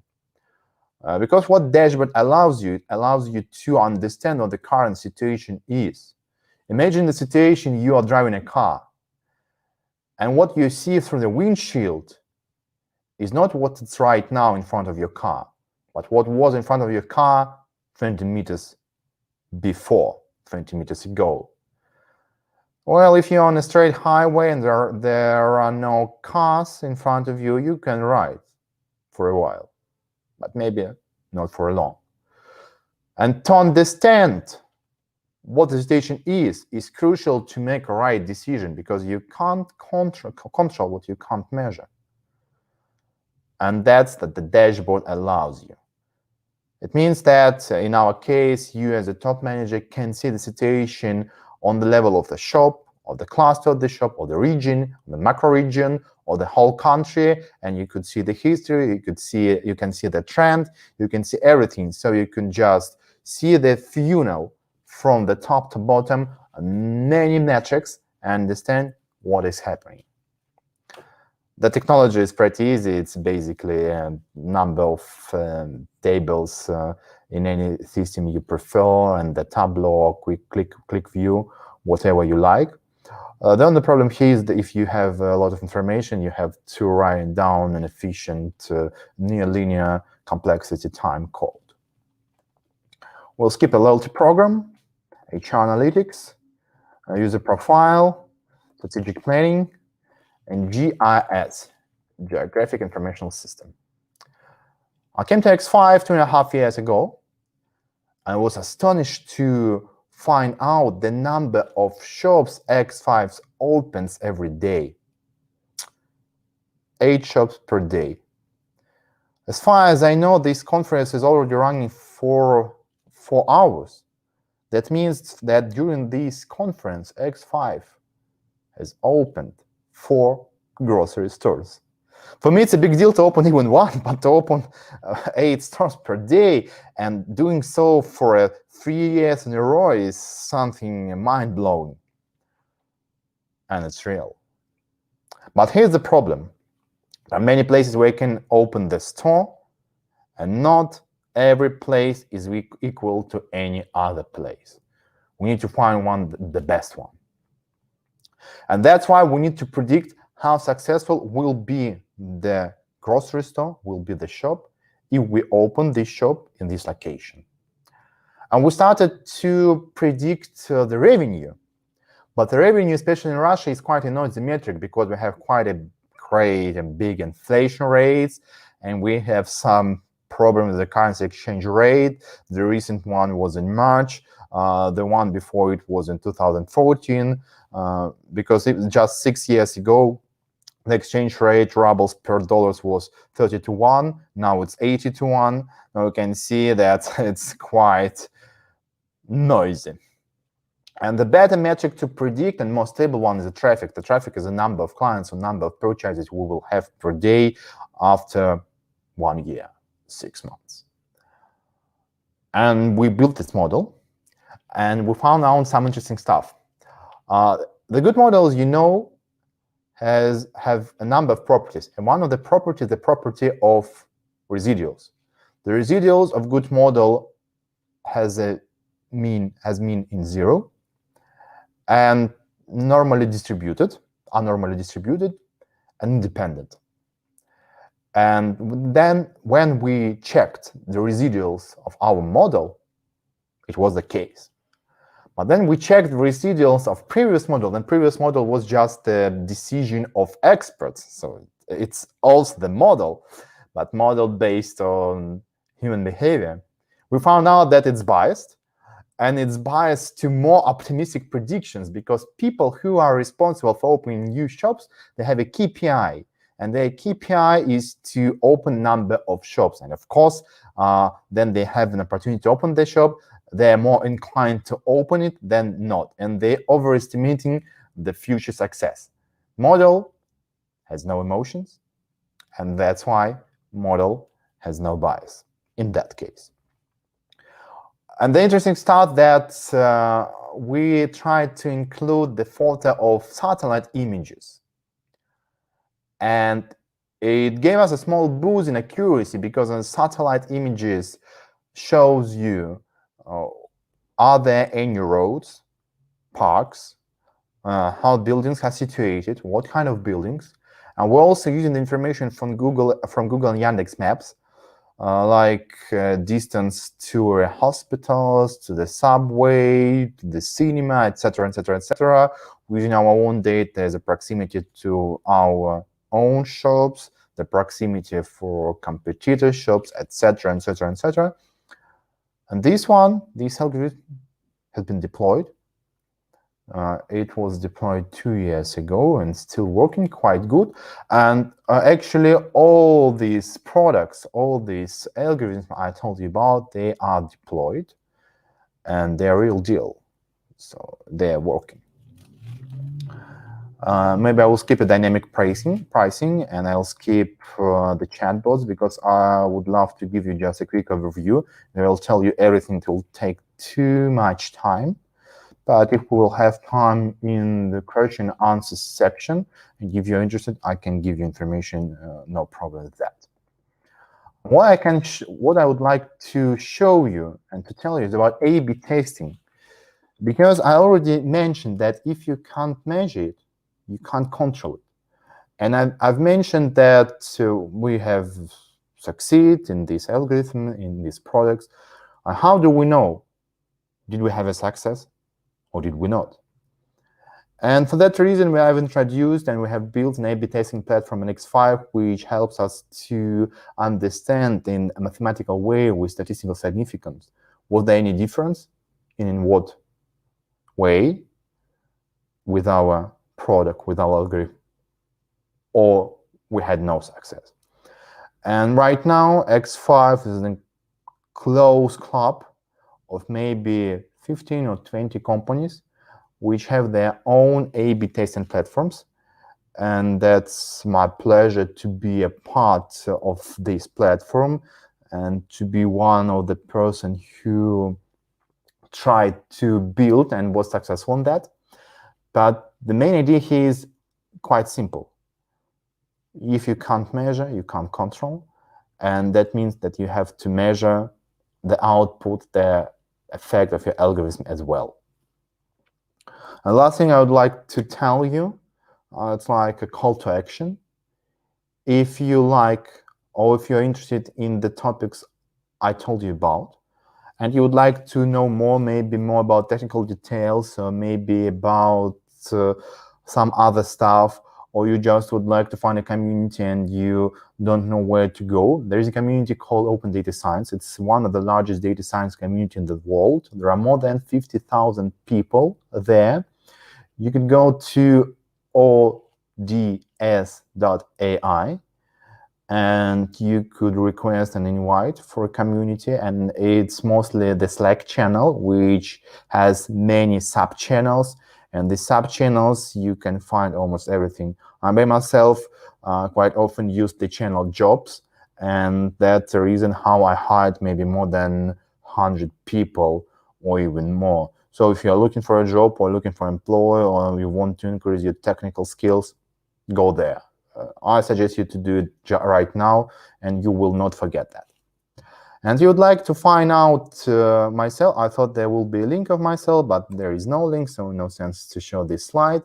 You can find me pretty easy on LinkedIn, Valery Babushkin. It's like written, well, it's quite a long way for the previous slide, but I'll try. You can find me like Valery Babushkin. On the Kaggle, there is a link to my LinkedIn, or you can find me in LinkedIn or in Facebook. It's quite easy to do. And I'll be glad to answer any question right now or just after the presentation. I know that sometimes the questions arise after the presentation, maybe not the same day. Thank you very much, and it was again a great pleasure to be here. Thank you so much, Valery, for this amazing lecture. And we also have a comment about you, that you're a star of our ODS community. I can see that now. That's definitely true. So yeah. Yeah, I have a question in the comment section. So firstly, you said that you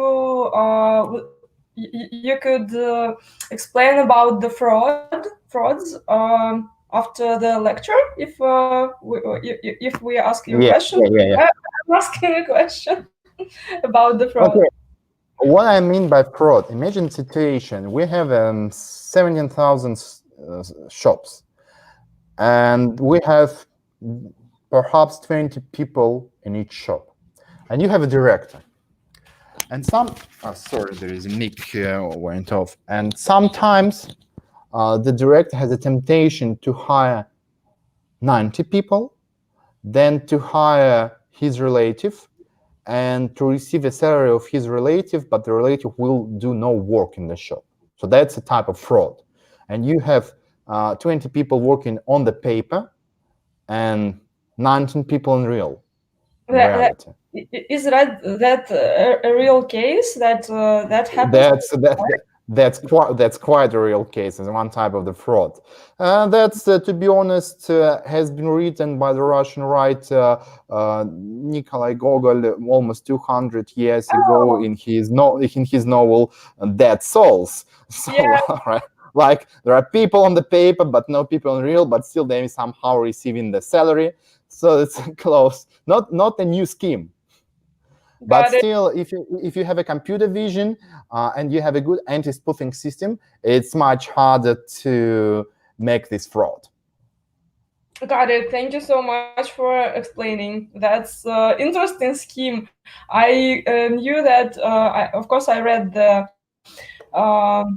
work by Nikolai Gogol about Dead Souls, but I didn't know that it's still happening. Thank you. That's why he's a classic author. That means that his work is still actual. Yep. Another question from the comment section. Not actually a question, but more of a comment from Jane, that it's so much intrusion into people's privacy with the face recognition technology, and the benefits for business and ecology are understandable, but Jane thinks that we have a right to privacy. And what do you think? Is it an issue in modern life? Well, no doubt we have a right for a private life. That's why it hasn't been deployed. One of the reasons. But what I think that our concept of privacy and private life has been developed, has emerged in 17th century, 18th century, maybe 19th century. And that's a good question, how we can maintain privacy from the one side. And if we are not talking even about retail network, because in that case, it's pretty easy. If you have written no consent, store no data, you're free. But we're talking about concerns of safety and security from one hand and the privacy from another. That's a philosophical question, or it's a question for discussion for many hours. Yeah, I agree. Thank you so much, Valery. So far, these were all the questions we had in the comment section. But guys, you of course will be able to communicate with Valery later on our career panel, hosted by Polina Polunina. And for now, Valery, would you like me to send a link to your Facebook page or LinkedIn page to the Sure. Feel free to do that. No problem with that. Yeah, thank you so much, and Thanks. see you in a bit.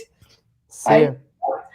And we have our next speaker, Rajesh, all set and ready to give the lecture. So yeah, Rajesh, thank you so much for joining us today. I'm going to give a short introduction that you work in Dell Technologies, and Dell Technology is a partner for for our today's conference.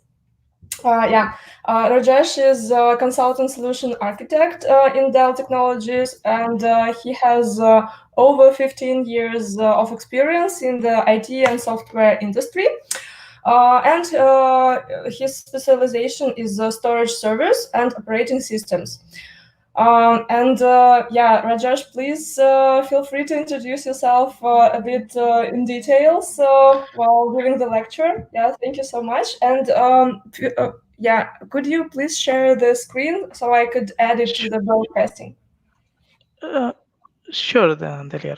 I'm just doing that. I see the presentation. And I see a screen adding it to the broadcasting right now. Yep. Okay. Thanks so much, Delia. Thank you so much. Yeah, I'm removing myself now. Okay. Hello, everyone. Good evening and good afternoon to all of you. I'm very excited to deliver this talk, part of Women in Tech, in this forum. My name is Raj Shekhar Nanapneni. You can call me Raj. That's simpler. And I'm a consultant solutions architect, part of professional services at Dell Technologies. And I would like to start with the intro about this particular talk. So the title of this talk is, Can we make machines understand human emotions?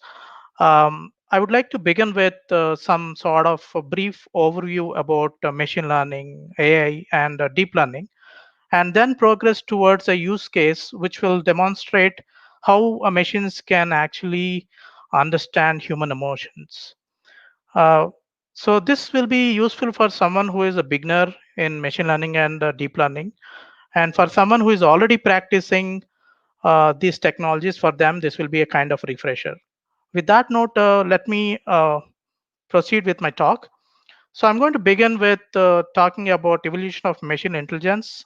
This is just to set a context of how did we progress from embedding intelligence into machines from milestone perspective. For example, here we are looking at a timeline like starting from 1950s.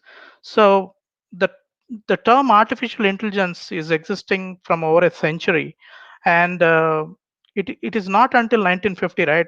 Prior to 1950, most of the time this term exists in either novels or in movies, like it is introduced like a science fiction.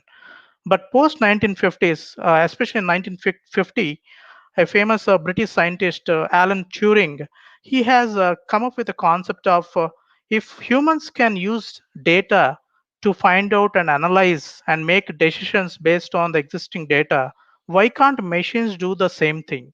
So that is a fundamental idea that he came up with, and he authored a publication. He published his thought process in a journal, and that gave kind of ignition to all this thought process of how do we embed intelligence into machines.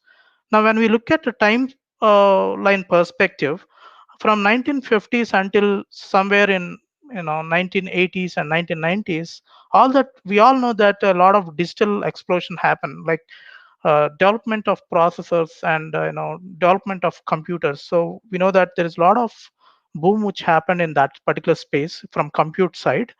And it was in the early 1990s is when the first AI program has been written on a personal computer. We can tie back that into, if you are categorizing the intelligence into various generation over years, we can say that the initial programming, AI-based programming falls under first generation, which is a rule-based kind of programming. It is a set of rules that predefined to define a specific set of logic. But it was in 1997 the breakthrough came when IBM came with a program called Deep Blue, which has defeated chess champion Gary Kasparov. So that's like a machine was able to kind of beat human in a premier game of chess, which is considered to be a kind of intelligent game. Now that we can tie it as a simple machine learning based program. So IBM has succeeded in there with the Deep Blue program. That's one of the important milestones and turning point. And later in 2011, IBM came up with IBM Watson, where basically it again won a game of Jeopardy, which is a question answering kind of a game. It has won around $1 million in the game of Jeopardy. So again, IBM Watson, you can consider as some sort of intermediary step between machine learning and deep learning. So predominantly in the machine learning area. So that was in the early period when deep learning is actually evolving. And in 2016, a combination of deep reinforcement learning, which is like reinforcement learning combined with deep learning, both together, there's a one in a program called AlphaGo, which was developed by Google, which has defeated Lee Sedol, who is a champion in a game of Go.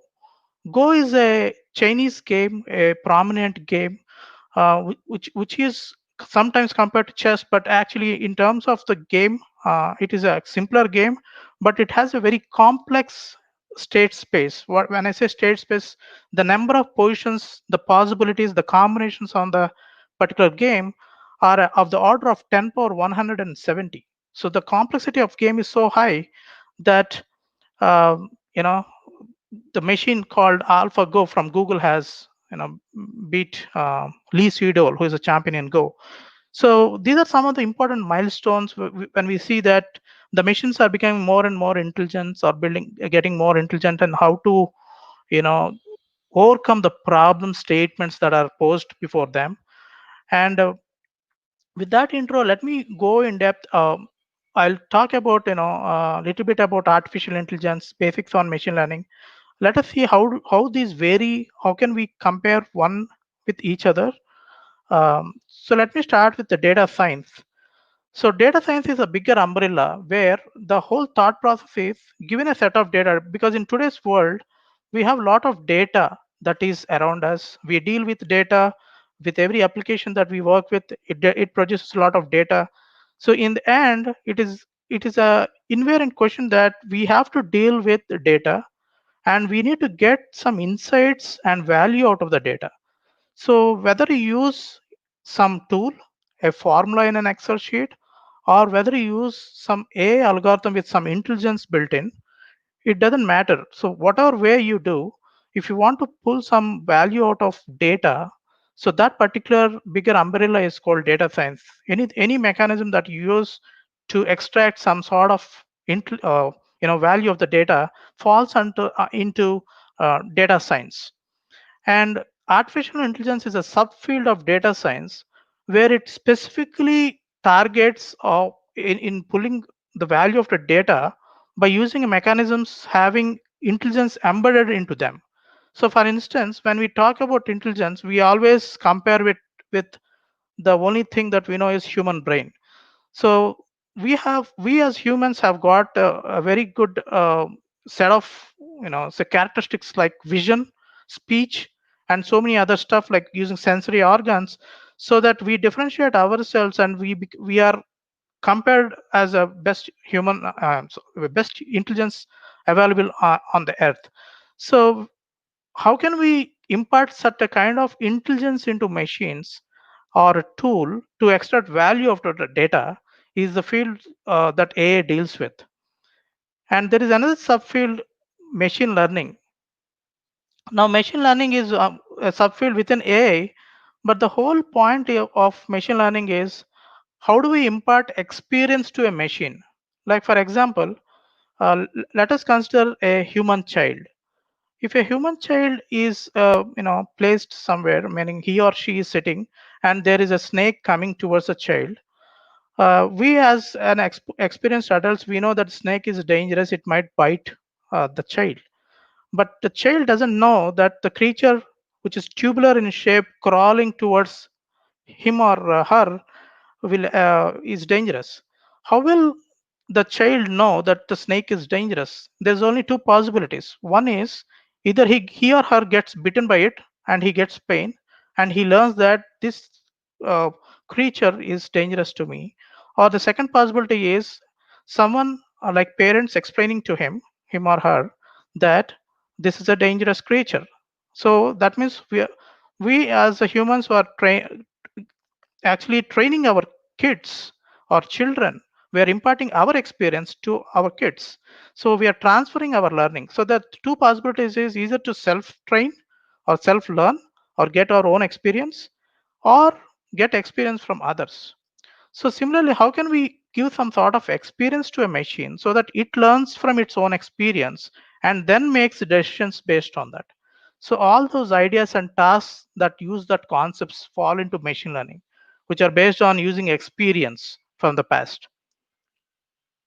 And now comes the deep learning. Now, deep learning also serves very similar purpose of machine learning. The only difference, which the majorly categorizes them into two different sets here, is that deep learning actually, when the data is huge, and we know that the data is exploding, and we see a lot of data coming in. Now, if there is a data set with huge amount of data, how do we tackle that data? How do we pull insights from that data? Is by using a specific set of tools, and those tools come from deep learning. Whenever the dimensionality of data is huge, we use deep learning techniques. So ultimately, if you look at all the four, we now understand that ultimately our goal would be to pull insights from data. And how do we pull? We'll place them in each of these categories. Now that we have seen the difference between data science, AI, ML, and DL, we'll talk about AI and see what all different um, domains fall into category of AI. You can see that AI will have machine learning, speech, vision. So basically anything that is correlated with human intelligence kind of tasks or requirements will fall into the requirements of AI from machine wise. For instance, let me talk about images. So suppose there is a photograph and it has say an apple in the right hand upper corner. Using a traditional programming, if we have to make the machine learn that there is an apple in a given image, how do we do that? In a traditional programming sense, you may have to explicitly say that, okay, you have to go to uh, these many rows or these many columns in a given picture in the image, and at this particular location of the image is where you will see an apple. But that is a tedious task to explicitly tell a machine or give an instruction set to a machine that there is an apple at a specific location in an image. While artificial intelligence based algorithms, we don't have to explicitly actually tell where the location of apple is, but rather we just give the data along with whether the picture has apple or not. We give a label to it and then feed the data to an AI algorithm. It will itself try to identify or recognize the pattern within the data. So those things are possible by underlying machine learning algorithms, which we'll see in a moment. But before that, let me talk about what machine learning is. So again, comparing with traditional programming, what we do is we give data to a machine and we are looking for a desired output. To get a desired output by giving this data, we also in turn provide a logic to the machine saying that this is the sequence of steps or instructions that you have to perform from this data in order to get this particular output. So that means we are not only providing the data, but also supplying it with a logic as an input. And we are then getting our desired output. While in machine learning, we give the data and we tell the machine what output are we expecting out.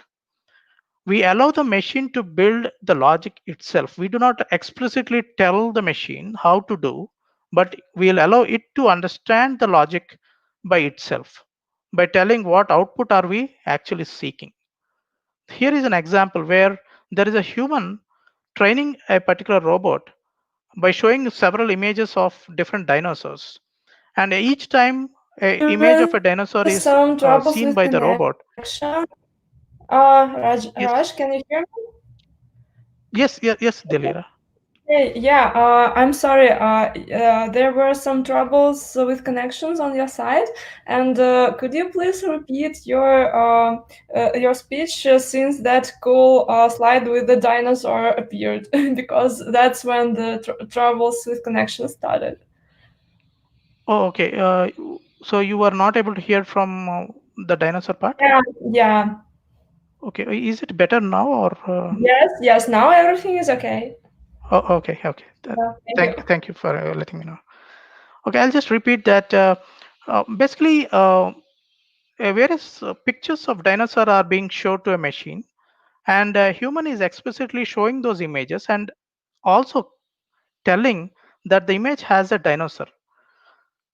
So machine learns over a period of time. It is gaining experience over a period of time by seeing a lot of different images.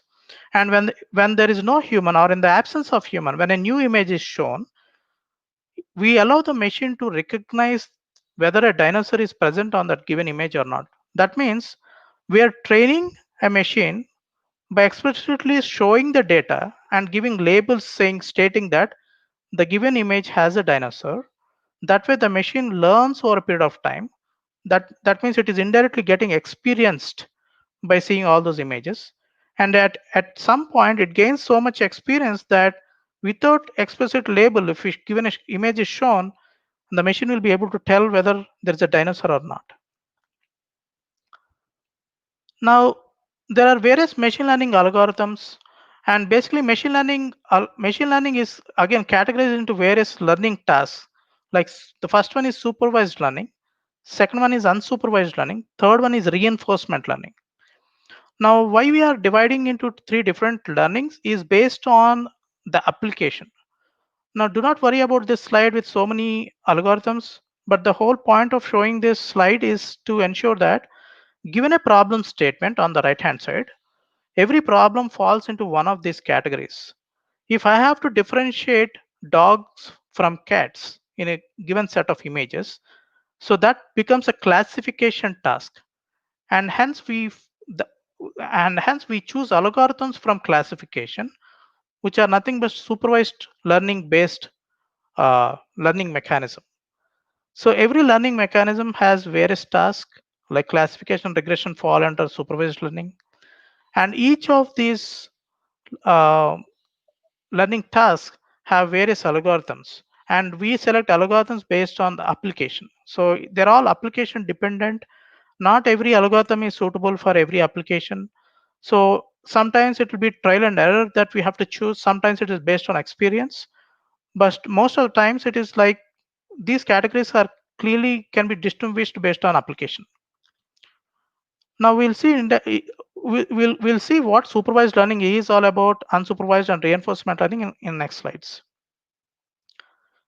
Supervised learning is we supply data and labels, like in the previous example where I showed dinosaur images to a machine, and I also told the machine that every image that I'm showing has a dinosaur. So I'm explicitly stating that image has a dinosaur by giving a label. So in such a scenario, the machine will try to learn. And then in the end, we supply only data without labels in production. And since the machine is already learned, it will be able to identify what the label is. That those tasks fall under supervised learning. And in unsupervised learning, we do not supply any labels. We supply just the data, and we allow the machine to learn pattern within the data. The machine will learn the patterns and it will group the data into clusters. Those type of tasks where we do not supply labels, but we want clusters or groups formation, or we want machine to identify the pattern within the data, those tasks fall under unsupervised learning. And the third type is reinforcement learning, where we have a state space and the machine will be observing the environment and it will take one particular action, and there will be a critic who will be telling whether the action taken by the machine is a correct action or an incorrect action. So the decision making of whether it is a correct action or incorrect action is like a feedback signal. So a critic gives such comments after the machine takes an action. These are some of the examples. Here in the first case, supervised learning, we have given a cube to a machine and we are telling that this is a cube, it has 6 sides and each side is like a square. So the machine will learn that given a block, whether it is a cube or not.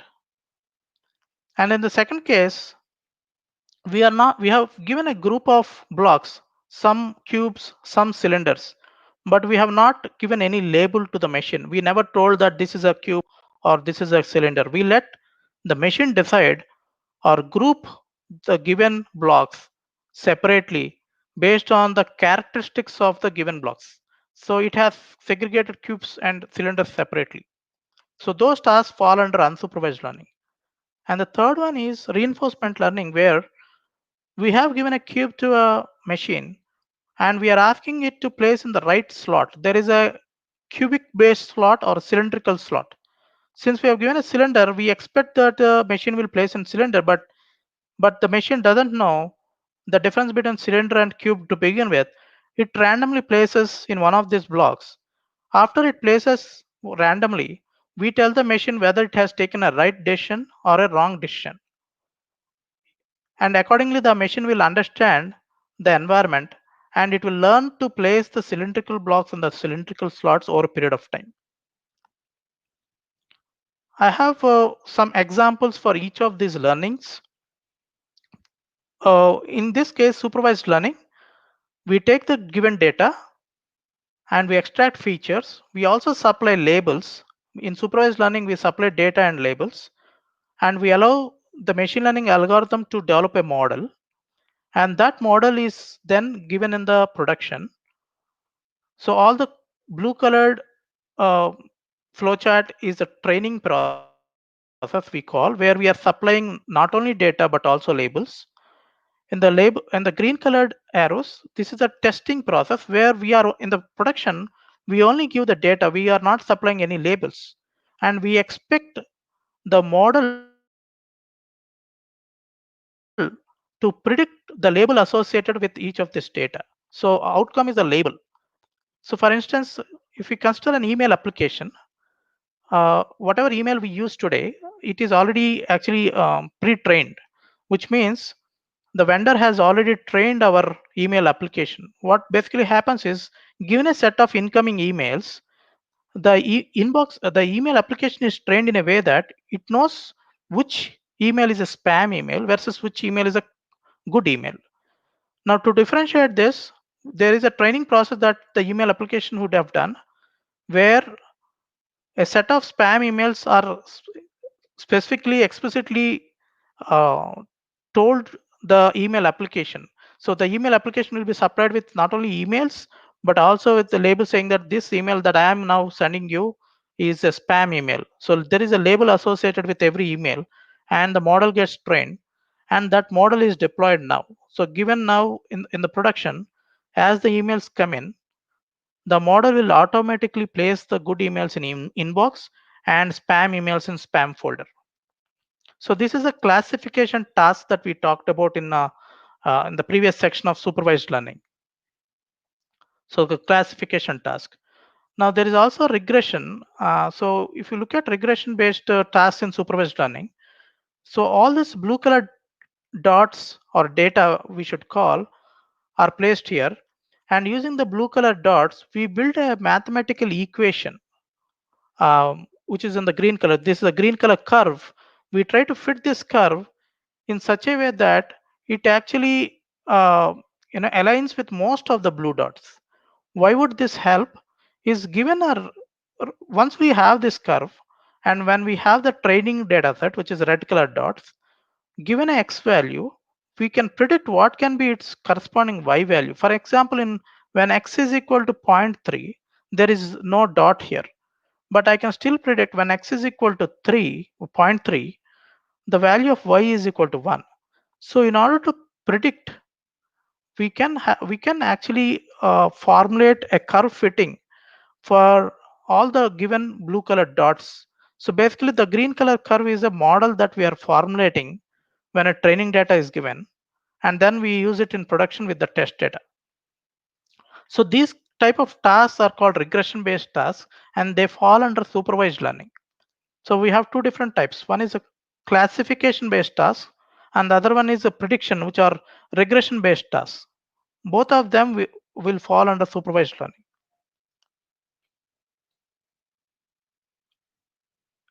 And this is unsupervised learning. In unsupervised learning, it is very similar to supervised. It's just that we are not supplying labels as input. We just give data, and we expect the machine to realize the patterns within the data, and the model gets trained or learned based on the patterns that it has learned from the data. And when it is placed in production, it predicts the clusters of the data. For instance, let me take this example where all the black dots here uh, is the given data, and we are telling the machine to categorize them or group them into 4 different clusters. Initially, to begin with, the system doesn't know how to categorize them into 4 different clusters. So it will start randomly.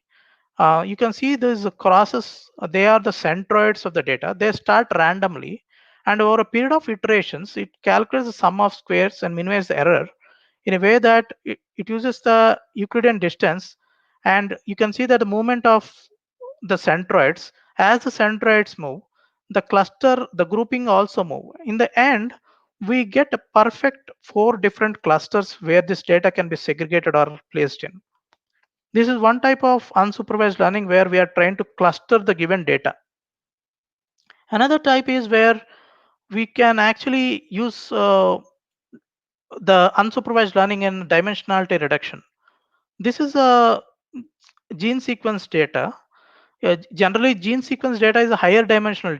The human gene is a higher dimensional data, but here for illustration purpose, we are considering a 3-dimensional data.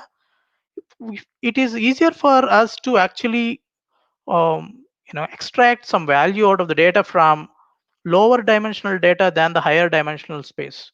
So it is best that if we are able to convert a 3-dimensional into 2-dimensional, or a multi-dimensional into a 2-dimensional data. So in such context, we can use unsupervised learning, where it actually, here we are using principal component analysis. It basically underlying, it uses eigenvectors in order to translate the higher dimensional data into lower dimensional space in a way that we can easily categorize or cluster them into various different segments. So these type of tasks fall under unsupervised learning. And the next and last learning type is the reinforcement learning. Like I said before, we have an agent. You can consider agent as nothing but a robot or something which tries to use its intelligence to apply on environment. Given an environment, it takes an action, and there is a critic who tells whether the action taken is the correct action or not. Let me show you an example here. So you can see that there is a robotic arm, and the objective of this robotic arm is to flip the pancake in the pan. Initially, the robotic arm doesn't know how to do that. So it is equipped with a camera here. So what it does is it tries to make certain moves with its arm. That is the action we call that as an action. That means the agent or robot is initiating some movement or action, and the camera is observing the result. If it is unable to flip, the camera will let the robotic arm know that whatever action you have taken before did not help, you have to improve. Then there will be a new action initiated by the robot, and it keeps trying again and again, like a human child. How like we know in our childhood we have tried learning or ride a bicycle.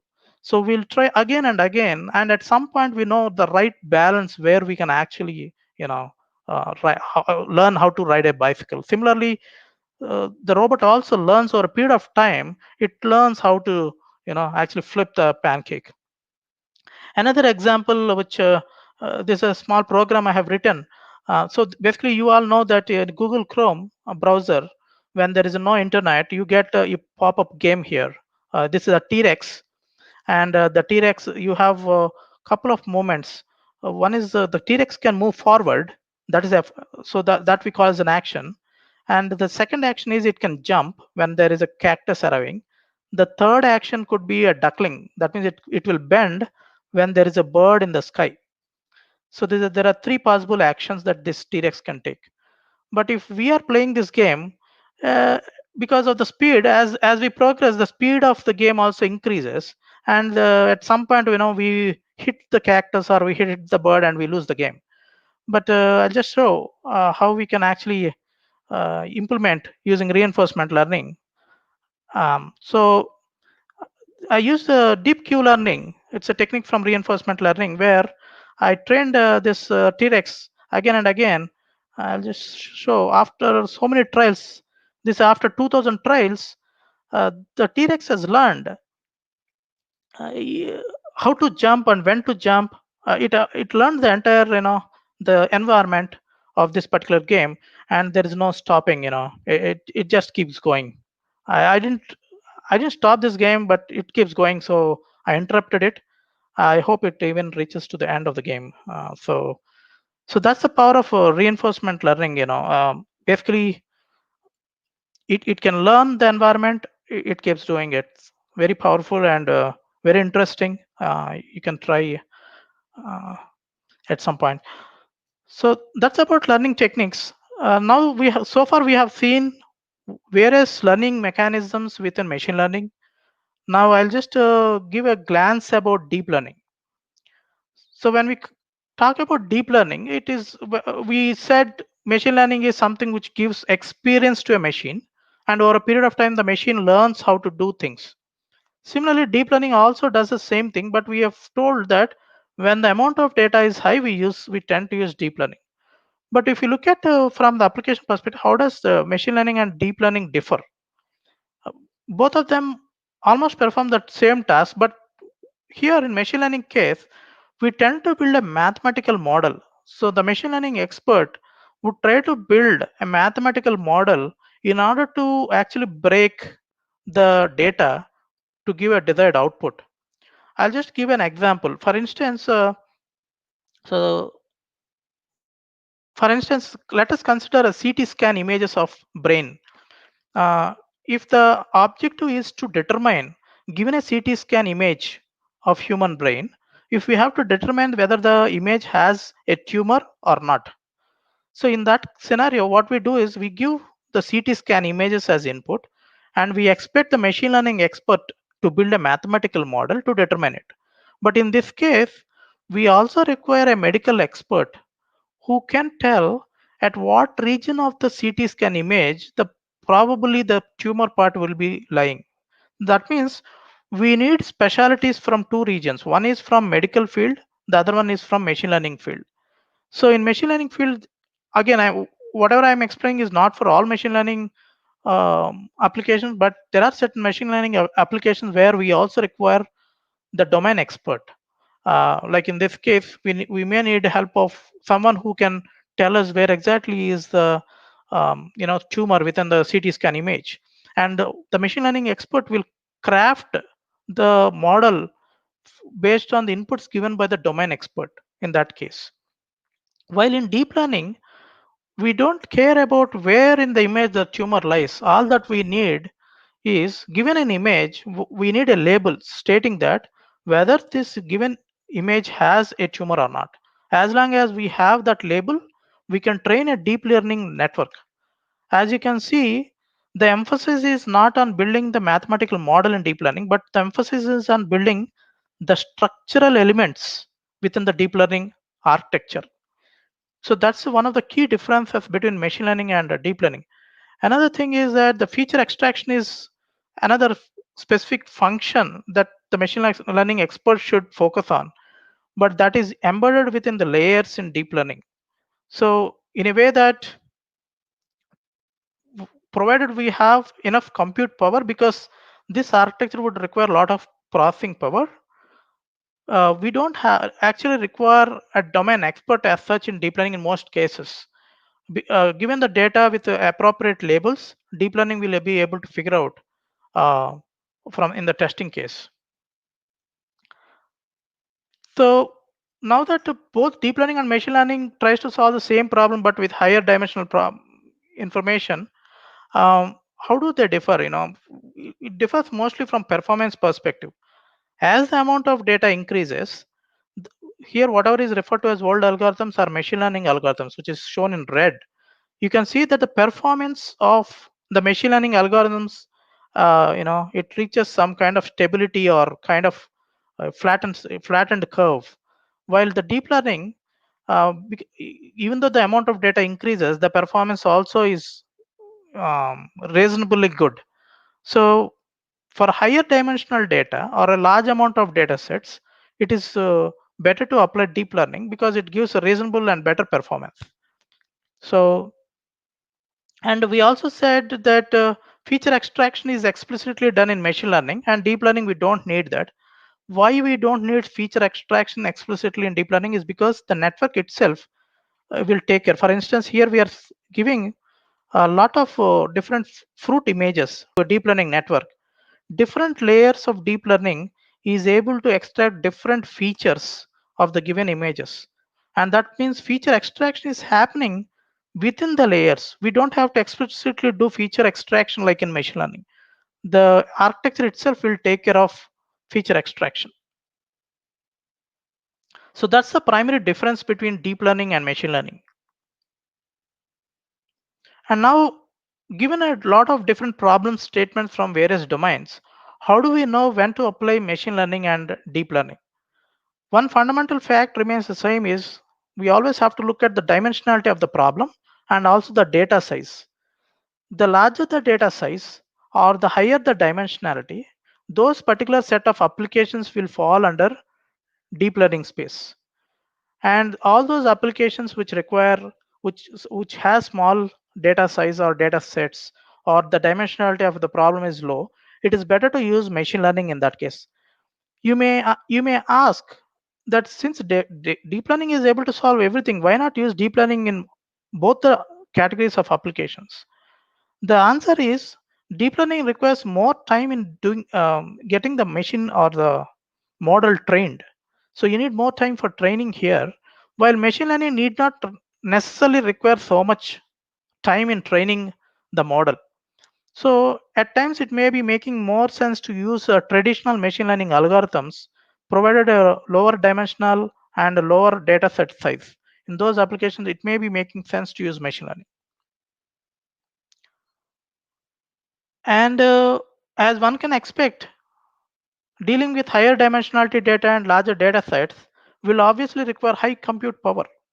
So as you can see, the storage requirements in the x-axis, and you can see the number of concurrent calculations, number of compute, these are from cores perspective, number of cores required, and the throughput, the performance point of view. Now, deep learning requires higher number of cores compared to machine learning, and it also requires higher amount of storage, and obviously delivers better performance because of the nature that it has from the architecture point of view. So it is suitable for applications where the performance is required and where the amount of data is high, and equally it requires certain hardware. Like to perform this amount of concurrent calculations, you require GPU, graphical processor units. CPUs cannot or may not be able to actually achieve or perform for deep learning. So you may have to go with GPU based architectures or hardware, which has a higher number of cores. So that's the intro about AI, ML, DL, and reinforcement learning. And now going to the use case. According to the title of this talk, the human emotion recognition. Now, when we come into the specific use case of human emotion recognition, why we are actually talking about this is because, as we have seen in nowadays, that human to machine communication is becoming essential. Because if you're looking from consumer side, suppose you have a supermarket, or suppose you have a supermarket.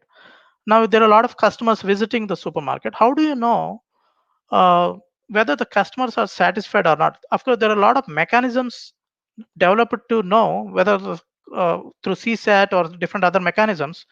But if you're able to understand or recognize emotions of the customers visiting your supermarket, it may be beneficial, and maybe you can know accurately what is the right emotion that the customer is going through. So it may be essential at some times that knowing emotion in specific applications would help your business. So this use case talks about that. So basically, we are trying to improve the quality of life, because the more and more natural it becomes when we are communicating with machine, the more enhancement is possible from quality of life perspective. So based on that, here are some examples, like this kind of stuff can be used in text to speech, or there's also one interesting thing. Researchers have developed a deep learning AI program which can tell whether a person is a criminal or not by looking at a face with an accuracy of 90%. So that means, of course, it's looking dangerous, but then it is possible by looking at facial expressions to determine the emotions of a particular human. Now, this is from a different perspective, but from commercial perspective or business perspective, we can look at how we can implement from customer satisfaction perspective and others. So in that context, basically human to machine communication happens through a lot of interactions, traditionally through providing text as an input, and recently voice-based systems have come into existence. And there are also a lot of sensors that are possible on the machine side, which can actually look at the facial expressions. Now, human emotions are nothing new, and it's one of the human traits that is there along with us over a period of evolution. And then we cannot also detach our emotions from our intelligence. Any intelligence that a human applies actually based on certain emotions. And now we are not trying to let machines feel our emotions. Of course, they cannot feel our emotions, but they will try to identify our emotions and accordingly take actions which will facilitate us. For instance, why we are going here is because if you're looking at communication, researchers have communicated us that 55% of the communication happens through body language. And within the body language, emotions is one of the primary part.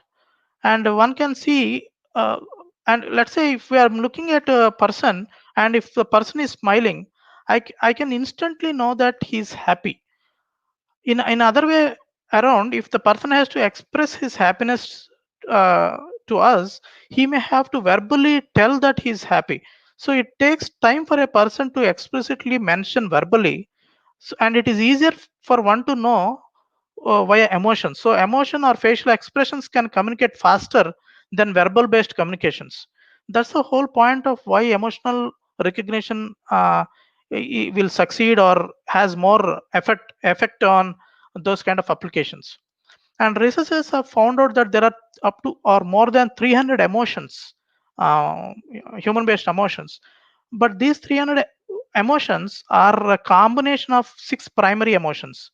The 6 primary emotions are anger, joy or happiness, surprise, disgust, sadness, and fear. Now, by looking at the face, if the machine is able to understand that we are not happy, or we are in anger, or we are sad, so how can we make the machine understand that? So we have various machine learning and deep learning techniques. So I have implemented one machine learning technique using a Japanese dataset. So this is a JF dataset, which is a Japanese female facial expression dataset. It's a very popular dataset where there are 10 female Japanese models, and with various face expressions that I think they have posed about 7 facial expressions. So what I've done is, so there is a research which says that based on facial expression, basically the facial expression is caused by underlying movement of muscles, and the underlying movement of facial muscles will result in movement of various parts of the face. For instance, a nose flare can occur when a person is angry, and eyebrow distance will happen when a person is sad, anger, or fear. Likewise, let's say if these four emotions can be captured by lower lid position, which the change of lower lid position can reflect in these four emotions. Also, lower lip position can also, so lower lid is eye position, lower lip is mouth position. So if you are able to observe the mouth and eyes of a particular person, we should be able to tell what emotion he is going through. So in this case, what I've done is I used cascaded object detector to detect the faces in a given image. And again, I use the recursive cascade object detector to extract the mouth part. So you can see all the mouths extracted from these images. And later I used histogram of gradients, which will give gradient vectors for the mouth position. So you can see the variation of the gradient vectors with respect to mouths of all these people. And this will give us how to identify the emotion of each person. Based on this, we can use a supervised learning algorithm. And I used KNN classifier. It's a classification task. So it will classify based on these vectors. It will tell us whether it is the given person is happy, sad, or anger, or fear. So one can not only extract emotions from mouth, but also from eyes. So a combination, there are also ensembler methods where you can combine the outcomes of mouth, eyes together to get a perfect, accurate observation of emotion from a particular person. And there are also deep learning mechanisms. I already explained why we need deep learning, because if the amount of input data is high, in such scenarios, we have to use deep learning because the traditional machine learning may not help.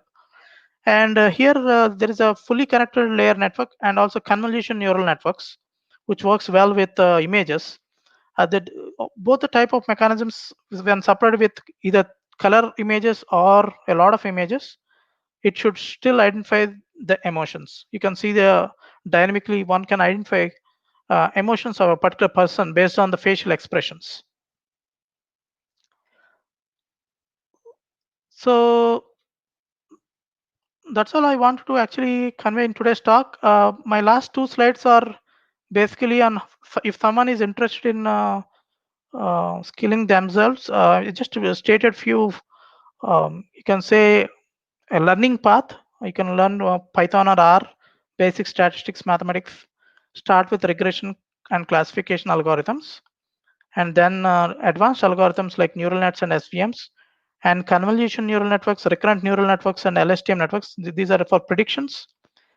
And then reinforcement learning and deep Q learning, which I showed as examples. And I also mentioned some additional notes where some of the places where you can learn these topics from. So for someone who want to begin basic machine learning course, you can go with Coursera Andrew Ng course, which gives a lot of insight. It's a beginner course. And from Python perspective, there are several courses out there on internet. And for reinforcement learning, I used Richard Sutton and Bartow. This is a very classic book, nicely explained details. That's all I have today. May I know if you have any questions? Thank you so much, Raj, for this amazing lecture. And this is so has so much information about the different aspects of machine learning. Thank you so much. I have a question regarding Dell machine learning and data science in Dell, in the company you're working in. And the question is, we basically common people know Dell as a producer of computers. So if you ask, for example, what do Dell do usually, most of people will say, hey, they make computers. And could you please explain what else Dell technology do, and what else does it use machine learning for? Okay, that's a great question. So basically, Dell is not just limited to computers, because yeah, from user user perspective, yeah, there are a lot of end user computing products like laptops and computers.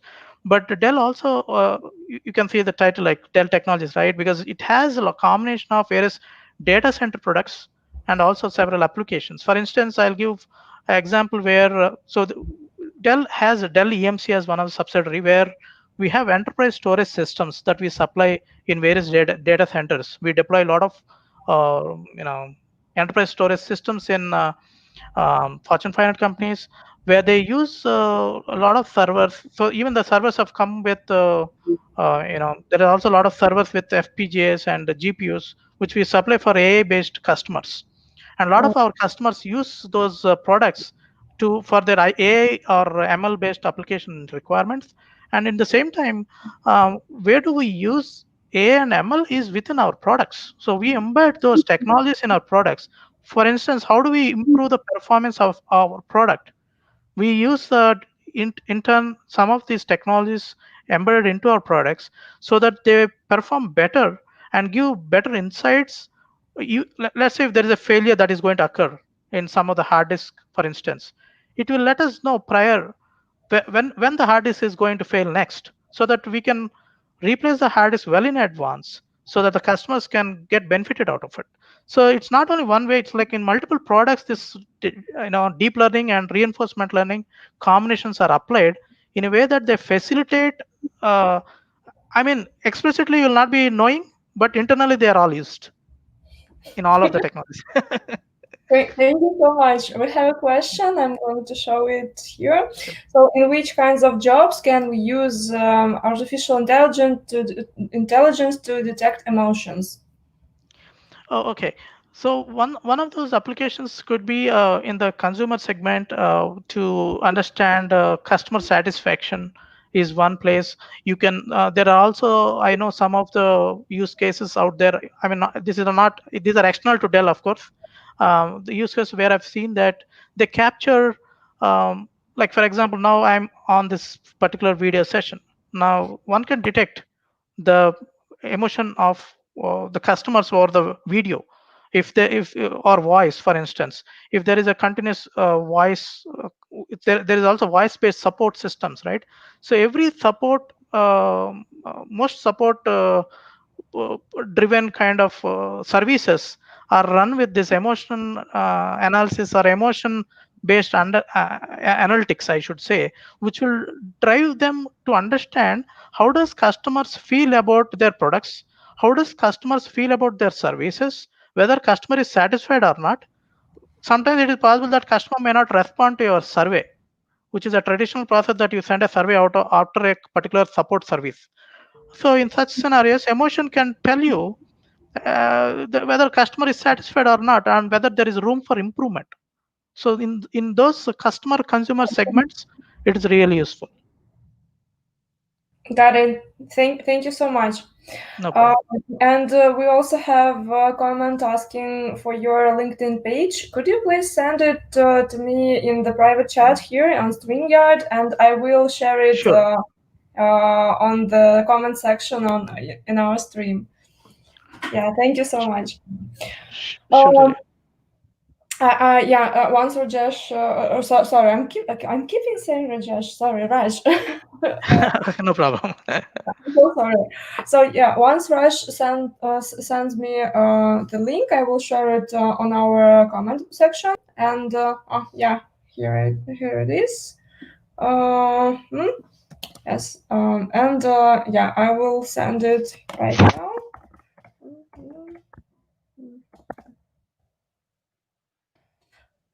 Yeah, and we have thank yous and highs from all over the world. Hi from India and from Amsterdam and from Brazil and from again Wow. from India. Hi to all. Yeah, thank you so much. And right now I'm going to add Polina, who is going to host the career panel to the stream. Sure. I will take you off just for a bit and then add Sure. all of you to back to the broadcasting. Thank you so much. Thank you. Okay, and now I'm going to add Polina. Hi, Polina. Hello, Dilara, and also welcome everyone. This is my great pleasure to welcome you all to the career panel discussion of the first Women in Tech Demystifying Data Science conference.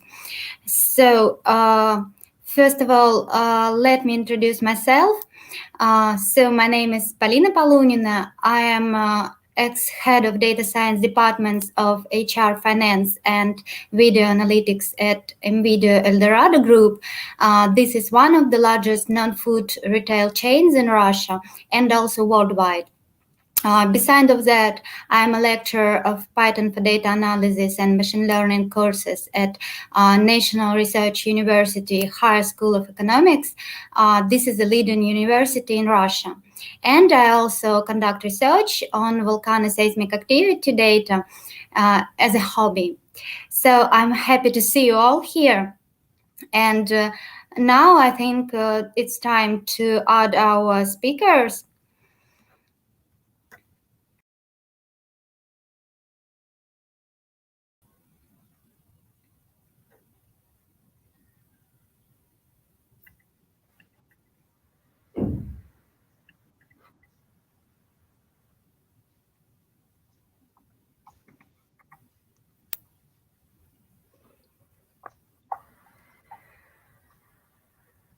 So I see right now here Aelita Shehudinova, who is a data scientist at your group. Valery Babushkin, who is a senior director of data science at X5 Retail Group. Rajasehar Nanapaneni, who is a consultant solutions architect at Dell Technologies. And also Dr. Anna Alnayaki, who is a data scientist and lecturer. Dear speakers, could you please say some words about yourselves for those who just joined the translation? Just some words on your education, your primary field of experience, etc. What's your passion and day-by-day work routine? Valery? Thanks for choosing me first. I feel myself as the chosen one. Well, as you mentioned, I'm Senior Director of Data Science at X5 Retail Group, where I lead a team of more than 100 people. And this team does everything in terms of computer vision, natural language processing, data analysis, etc., etc., etc. What is my passion? Well, it's a good question. I think that my passion is the anomaly detection and recommender system and machine learning in general. And my daily work is quite diverse, so I think I can't describe it just in a couple of sentences. So nobody, if I will, everybody will be bored. So I'll try to avoid this. Yeah, okay. Thank you, Valery. Aelita. Hi, my name is Aelita. I have recently finished my bachelor degree at Innopolis University. For some of maybe don't know what is this. This is a city near the Kazan in Tatarstan. I'm currently working as a data scientist. My passion, I think, is computer vision, and yeah, everything connected with computer vision. Great. And I'm happy to have you here. I'm actually a health tutorial, so next one, Rajasehar Nanapaneni. Hi, everyone. My name is Raj, and I am a consultant solutions architect with Dell Technologies. Predominantly, I work with providing storage-based solutions. I work providing I provide designs to a lot of customers. I engage in a lot of customer-driven consulting activities. And apart from work, my passion, I completed my machine learning and intelligent systems-based masters. And my passion is towards quantum machine learning. I probably will be looking towards doing a PhD in that space. Wow, great. That's really interesting. And Dr. Anna Yaki, please.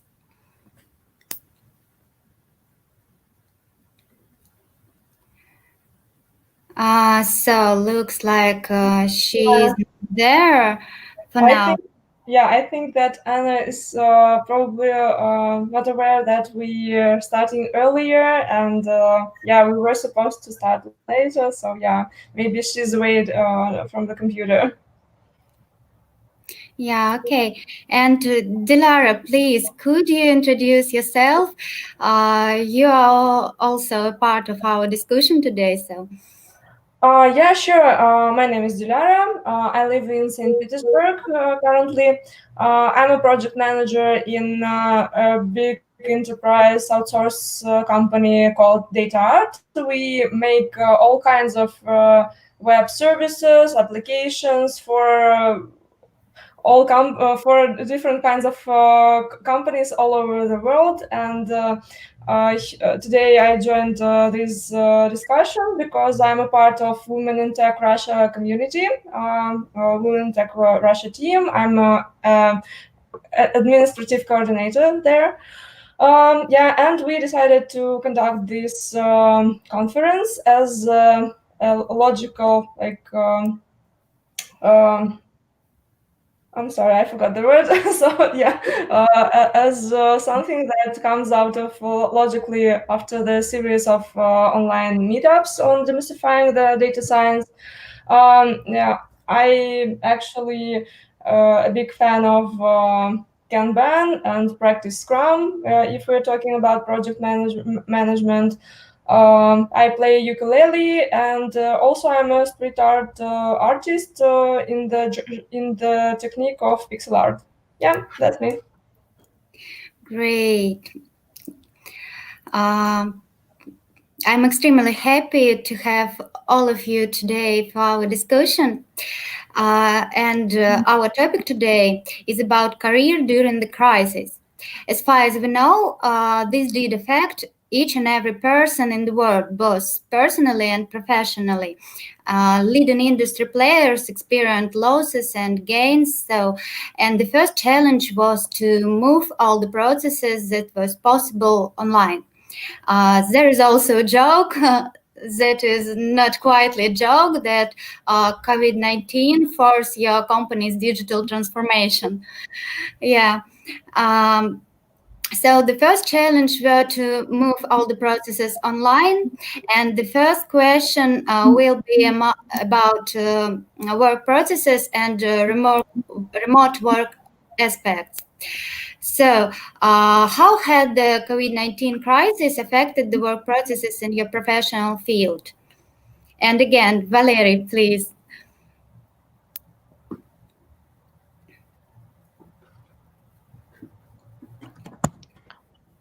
Valerie, your microphone is muted. That's a good point, because I already told half of my speech. Well, again, I don't have to tell much about, because the COVID-19 actually didn't change much during our process. The only thing that has been changed is that we moved from the kind of new nice office to working from home, and that's it. And I think that the reason is that for a machine learning department and data science department, it's not a big deal if you are working inside the office or outside the office, because basically you are still working with the data is available. And maybe the good thing that half of the employees in my department, they were working already before the COVID 2, 3, or even 4 days a week outside the office. So actually, the COVID didn't change a lot for my department as well, and for as X5 as a company, it also changed almost nothing, except for it brought an additional profit and revenue, because as a food retail chain, there we saw a huge surge in the requests, a huge surge of the demand for food, for basic necessities, etc. So what I saw in what X5 seen as a company from COVID is only benefits. Wow, I see. That was actually the case for my previous company either. So for data science, for data science fields, we used to work remotely before the crisis, so it was quite smooth for us. But what about what about the persons who work on management levels? Was it a challenge to move all the meetings online? Well, I think if you are a micromanager, that was a huge challenge for yourself, because it's quite tricky to micromanage people if they are not in the same room as you. But what I can tell you only about myself and my department, which is quite a big chunk of big data, but still it's not the whole big data and not the whole company. We did experience nothing. We did experience no problem at all. So that was that's why it's nothing to tell you about, actually. No new fancy technique which we found and employed, nothing. So not the right person to ask. The only thing I would say that some people who thought that they don't like to be in the office, they found out they don't like to be at home more than in the office. Wow. But I think that many people have suddenly found that office is not that bad in comparison to being 24/7 at your home.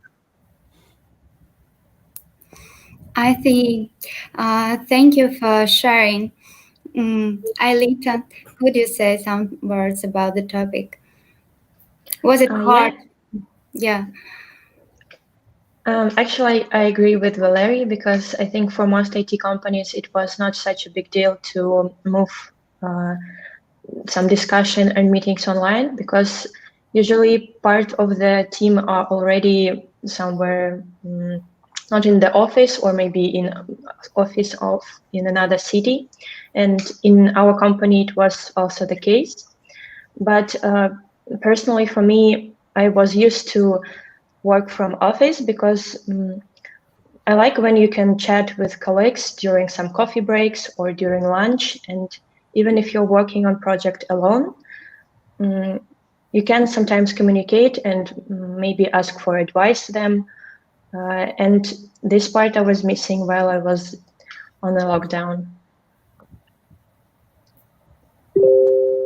But for manager part and other things, I think it was pretty the same. Yeah, I think. And Dilara? Yeah. As for me, also nothing changed. That just because our company works with on the principle of distributed teams, so that my team, personally, from my project, has people all over the world, and even before the lockdown, we only saw each other in the internet, in Zoom, and so on. So yeah, nothing changed here. The only thing changed is that now we can't visit office. Before we could, just like if we wanted to. And I think the people who are affected the most are parents who have little children at their homes, because it's hard to work when there's crying and so on. So yeah, this is probably a distraction for parents, but for me, like actually nothing changed. I see. Thank you, Dilara. And Rajasihar, please. So for us, pretty much business as usual. There's no change. In fact, yeah, in the beginning, it like we all liked, and the company also has given an option nowadays. Dell has also given an option to choose if we are interested to permanently work from home or not. But of course, till the pandemic, it is required to be working from home. But even post the pandemic, they're giving an option to choose whether you want to work from home permanently or not. And for those who want to come to office, can come to office even if they choose permanently to work from home. So they're giving some kind of flexibility, so which I liked because having flexibility is better than having nothing. And the second part is, especially I stay in Bangalore in India, and there's so much traffic here. So commutation will take a lot of time and traffic. So I kind of liked working from home currently. So yeah, but from business side, there's no change. And may I ask how many of our speakers joining us right now are young parents? None? Okay, then it's understandable why it's okay for us to work from home. Okay, thanks. Polina? Rajasihar, is there a strict quarantine regime in your country now? I'm sorry, could you please repeat that? Is there a strict quarantine regime in your country now? Strict what? Sorry, I did not get that. Strict. I think the strict quarantine. Yeah. They have a strict quarantine. Okay, that's okay. So earlier it was, but now it is not. There's no specific strict rules as of now. It's up to us to actually commute. But from company perspective, they have strict rules not to come to office at the moment. So it is based on a company to company, but to the public, there's no strict rules. They're all remote now. Got it. So there are some like public events and everything, nothing changed. So for public events, there are few restrictions of number of people that can attend, like for example, marriages or other ceremonies. So there are number of people kind of a limit, but then again, I think there is some flexibility over there as well. Got it. Thank you. And do you or your team plan to work remotely after the restrictions is lifted? Yes, I mean, I know like 50% of initially 100% of the people want to work permanently from home when it all started, but now the curve has dropped. I think it's like 50-50 now. I see some of them really are desperate to go to office because they miss colleagues and they want to actually, like Alita said, they want to have coffee breaks and meet during lunch or dinner. Yeah, we also used to have a lot of post-work parties, which a lot of people actually miss. But then there are again 50% of people who work from different. I mean, they come from different places within India to Bangalore to work. So they feel like going back to their native places, using or leveraging this particular policy. Thank you. Yeah, Dilara. I'm sorry. I remember that we have those questions prepared as banners, and we can just show them here. Yeah. So yeah. Great. So looks like for us, for information technology and data science field, it was not quite a challenge to move to remote work. So we just used to that. The next serial of questions will be about the impact on business processes. So how had the pandemic affected your organization's business processes? Was there some I don't know, losses, some gains, some changes of vectors. Okay. Valerie, yes, you will get the floor. Looks like there is some pattern. The next time I'll remember to start. Well, in our case, in times of recession, in times of downtime of economy, the proximity stores and the food retail actually gains more profit. And the reason is pretty simple, because if you are a living being, you have to eat. And that means that, well, you have no other choice, unfortunately. And that means that you have to pay for calories. And there is a price for a calorie, and the price for a calorie in restaurants, in cafe, or any other places where you could eat outside your house is much higher than the price for a same calorie which you can buy yourself and cook at your kitchen. And the COVID was pretty obvious, and recession in economy. It was a 10% loss in gross domestic product for Russia. And as far as I know, for many countries, it's more or less on the same level. And the reason we actually got all those people who can't anymore afford paying for their calories in restaurants, they came to X5. And we just increased our revenue and profit, which is indicated in our quarterly earnings. Mm-hmm. The only drawback is that we had to spend quite a sum of money per disinfection, per masks, and etc., per additional security measures. And that was quite money. If we're talking about exactly, it's close to exact sums. It's close to 10 or 20 million United States dollars per month in addition. That was an additional cost. But otherwise, it just gave us more people, more customers, and more purchases. Thank you. That's interesting.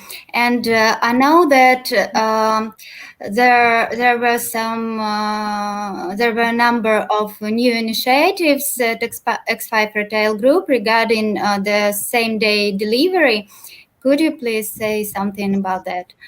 Well, that's a good point, because we have seen a surge of the demand for online delivery, which is expected, which was expected. And the surge was by 400% or 500%, and it still remain on the quite high level. And X5 has launched same-day delivery, and not even the same-day delivery, but delivery within the 30 minutes.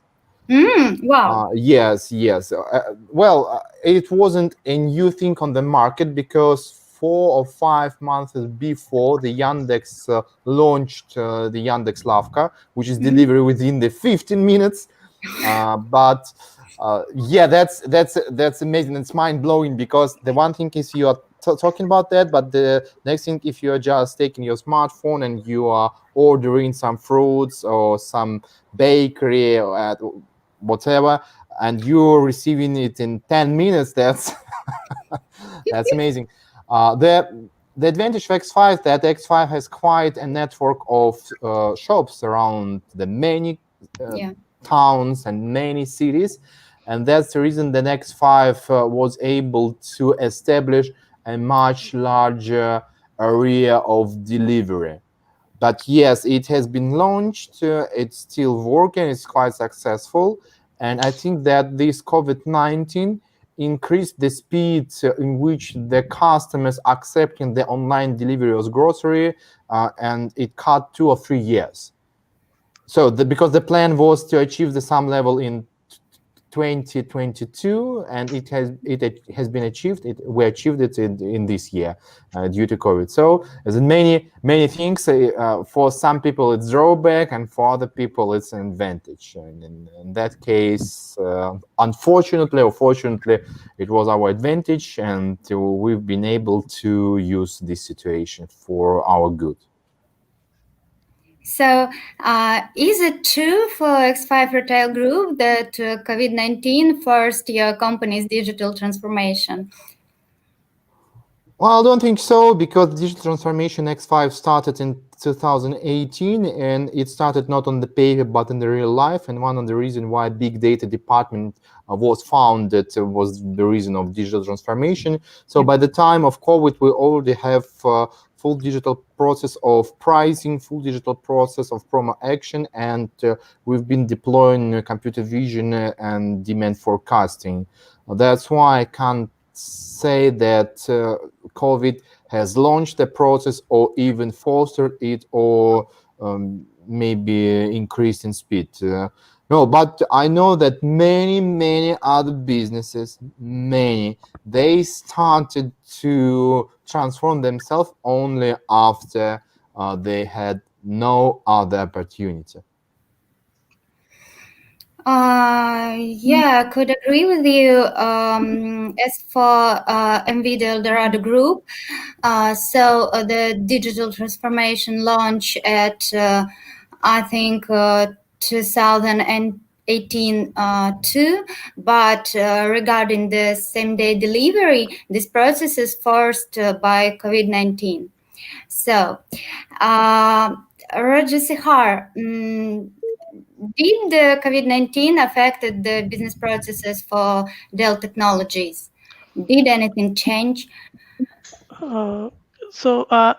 Since Dell Technologies is so huge, I do not have insight into all the divisions, but my particular division where I work in, we do not have any much changes as such. In fact, from project perspective or how we work, pretty much the same. We did not see any changes as such, and fortunately, we are still doing good at the moment. And the only thing probably change is how we interact. There is some change in some of the aspects. Like for instance, we remotely give our services to some of those Fortune 500 customers in US, and there are certain number of times that we may have to send a person to a data center in US to remediate some problem. And because of the pandemic, there is some kind of automation which was developed where we can initiate that process, and it can automatically fix and help customer himself fix in their data center. So there are certain workarounds which came up recently, which are facilitating customers to themselves fix issues instead of having a person going to the data center. But otherwise, there are a lot of other areas which remain same as it was before. I don't see any difference from prior and now in our division. Ati, thank you. Aelita, did anything change at your group? No, actually not. Maybe just some projects were cancelled because some companies have a great impact because of the quarantine. For example, some companies which are connected with airplanes and flights are, I think, under high pressure, maybe stop their existence.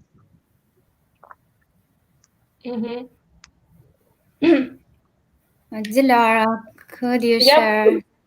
Yeah, sure. I'm working in outsource company, as I mentioned. So it means that we make services and applications for other companies.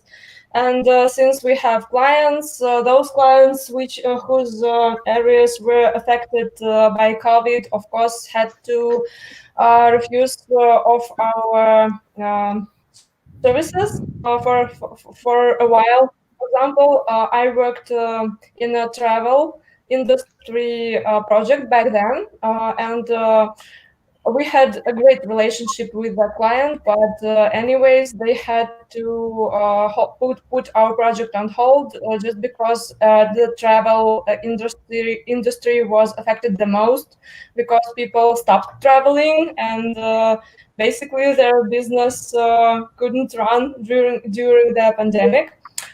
Our company was affected by by pandemic in this way. So some of the clients had to stop using our services for a while. Right now it's getting better just because they're getting back on track and everything is getting better. I also would like to mention that we have some comments in our comment section. So they are similar to the one I made, that the pandemic, for example, one of our listeners, the pandemic destroyed his or her organization and ended their security team. And for example, Mozilla let go 3,000 of employees, including members of their security team. So that's too bad, of course, and I feel sorry for such happenings. I hope that those people found jobs in some other, maybe more stable industries, which were not affected that much. And we have a question from Jane. If you have the criteria for workers' efficiency changed after lockdown, and for our company, no, nothing changed. You guys? I think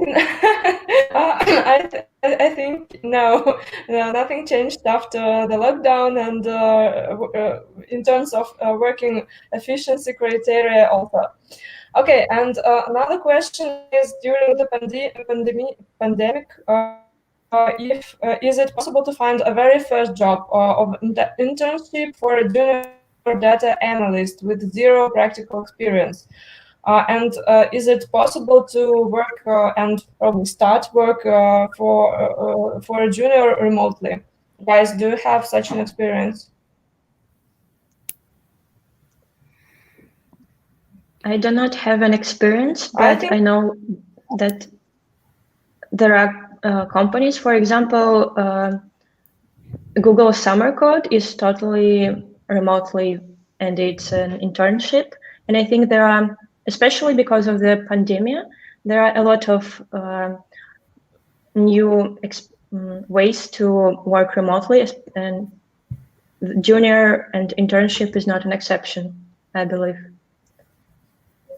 Oh, so yeah. If you don't mind, I'll.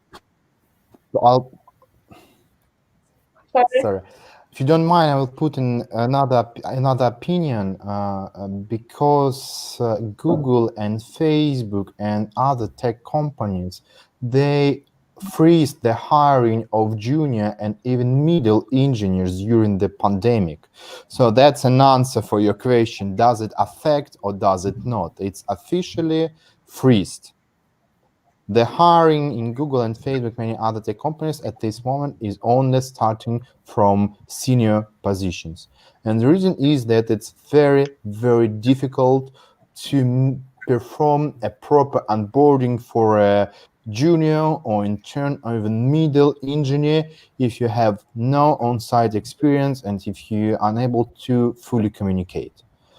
And that's the reason that I think the pandemic is quite a strike in terms of finding a job for those who just begin their path. As for X5 freezed its intern program for a summer, which also due to the same reasons, but we still hire middle engineers, senior engineers, etc. But we are paying a lot of attention, and we are not sure does it make sense to hire junior people. So I would say that we decrease the number of junior engineers we are hiring. We didn't freeze the hiring as Google and Facebook did, but we just decrease it. Got it. Thank you. Noah joined our conversation. Hey, Noah, thank you for joining. And hey, here is the question on the screen that we are discussing right now. And Raj, could you add something here, please? Actually, the hiring process is actually on freeze currently, at Dell Technologies that I know. Until next March, I do not know any such positions are open. But I know that there is a IBM summer internship program. It's still on. I saw a notification first week of September, but I don't know if that still lasts. But that's another place where you can also find. I think it is still taking internships currently. I don't know about job as such, but it supports internship. Thank you. Yeah, I see. And this is also the case for NVIDIA Eldorado Group. The hiring process for juniors for all the departments is freezed. But as for data science department, as far as I know, some positions became open. So. Noah is just joined us. She is a data science and machine learning consultant. And Noah, could you please briefly introduce yourself, just for those who just joined us for this discussion, please? Hi, everyone. I'm Noah. I'm a data science and machine learning consultant and expert. As said here, I've been working with data for a bit over a decade, and both as a consultant and as a on-team data scientist. And now I work with companies, with startups or larger companies, and provide them with machine learning services. Nice to meet you all. Hey. Great, and welcome. We are glad to have you here. Did something change for your organization's business processes during the COVID-19? Yeah, so I'm my own organization since I'm an independent consultant, but I could say that I definitely felt a shift in the market change. All in all, people are not as it's harder for a lot of people and a lot of startups to get that first funding, and even places that are already a bit more successful try to be more conservative and more cautious with their money, and that also includes data science projects. Of course, it depends on the company and the product, but I really felt that, and I also see it around me since I lead the Israeli community of women in data science, and I mentor junior data scientists trying to get their first job or second job in the field. And I can say that there was a huge shift. And this also goes for the last question, where it used to be a lot of open positions. At the moment, it's very, very hard to get a job, an entry-level position. I see. Thank you. Our discussion is moving to mostly moving to hiring and labor market aspects. There were a question by our listener about how difficult now is to find a job or a junior position. No, could you? Yeah. Of course.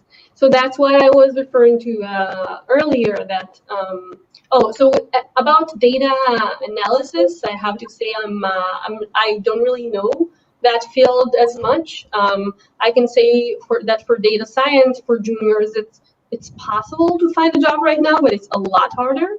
And I'm talking about the employment market in Israel, since that's the one that I'm more familiar with.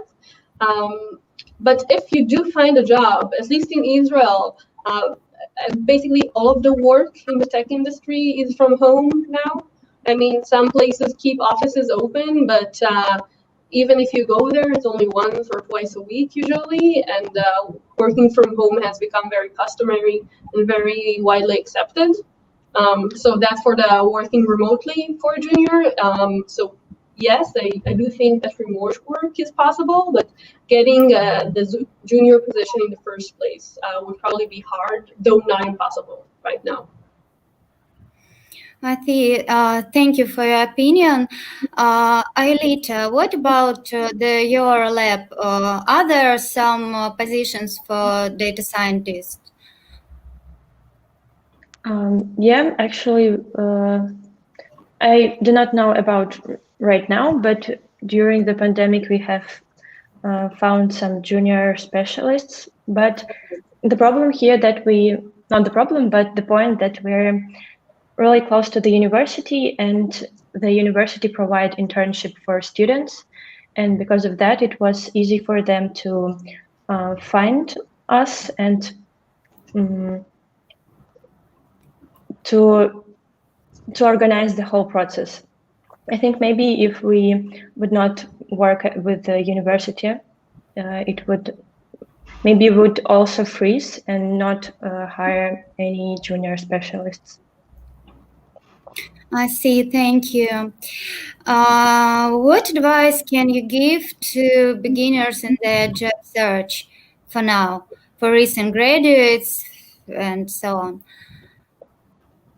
Valery, my favorite speaker. Well, yeah, I was prepared. I think that the best advice I can give is to make a pet project. What I mean by the pet project, usually if you are hiring a junior data scientist, the problem that this person has no previous experience, which is pretty obvious. That's why he's a junior. But what he or she can do, what this person can do, this person can try to gain this experience by trying to deliver something which is almost a real business. I'll give you an example. If you're a data scientist, machine learning engineer, you'd like to land a job in computer vision. Take Flickr database, for example. It's an open available database with different photos. Build a model which will give you a more similar picture to the one you uploaded, and build the web service in which the different people can come, upload their photo, and receive more similar photos from this Flickr database. And thus you will deploy the machine learning algorithm, you will deploy the web service, you will work for some similarity search, you will have to work with distributed computations, etc., etc., etc. And during that project, you will gain a ton of experience, which will help you not only to promote yourself, because it's like something you can show as a result of your job. Okay. Well, I did a project, you can see the technology stack I've used, the problem I've solved, and you can try it. It's a huge advantage which will highlight you out of other candidates, and it will give you a necessary experience. And second advice is try as many open positions as there are on your market. Don't be shy to try to go through interview and fail. There's nothing here to be ashamed for, but the more you're trying, the higher your chances to succeed. Thank you, Valery. This is a really good piece of advice. Raja Sahar. To add to Valery's, right. So basically, I think hackathons are another thing which one can participate in. For instance, again, Kaggle is another website where there are several data sets, open data sets out there, and previous competition results.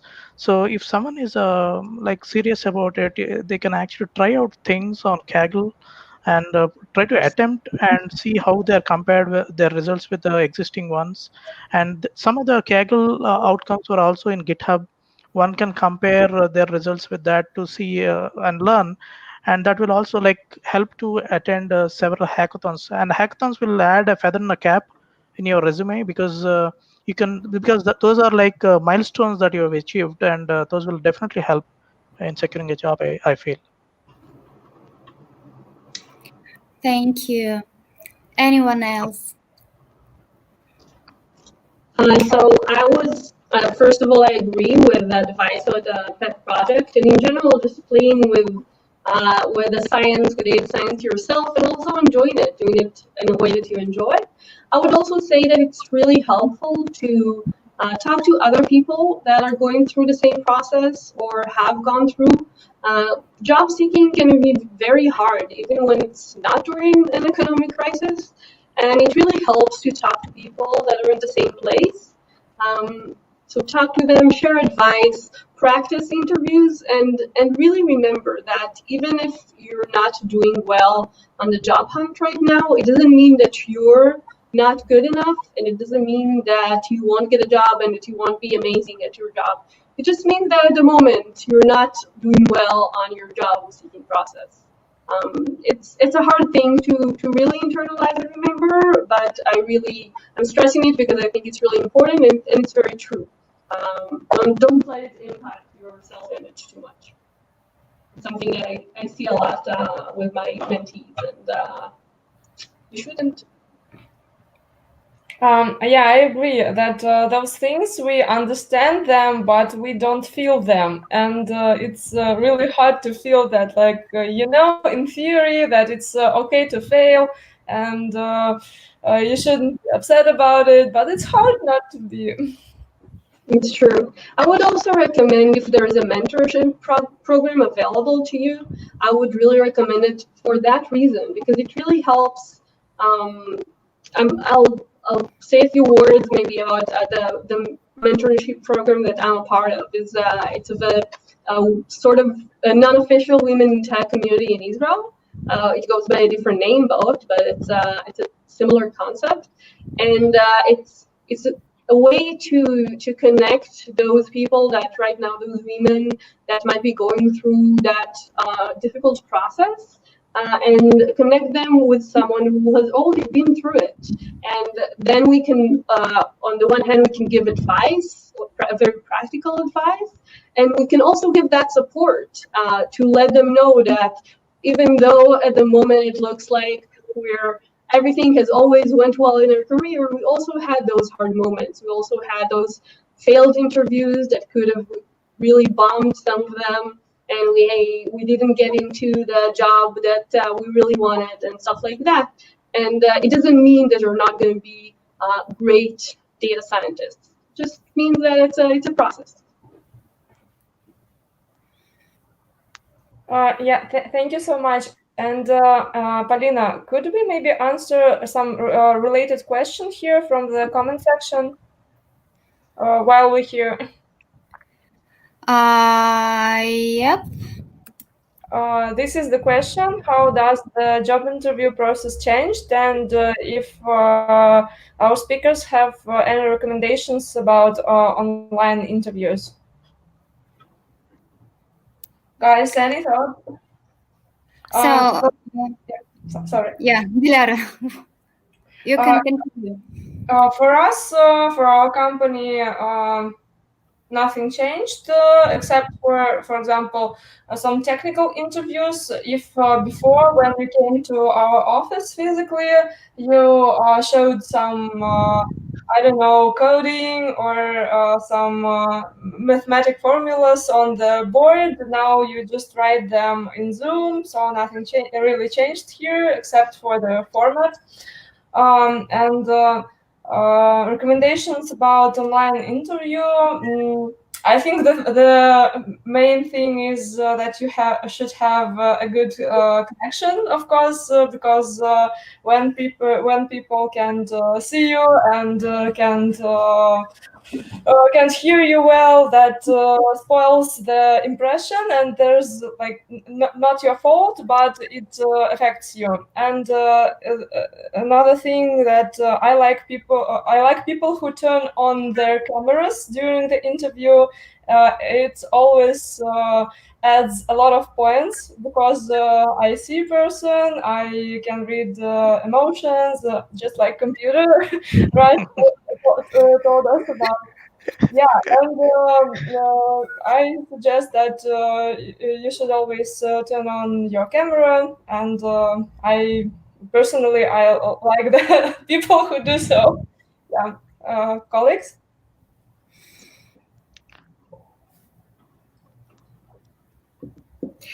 So, Dilara, it's hard to add anything to your to your recommendations.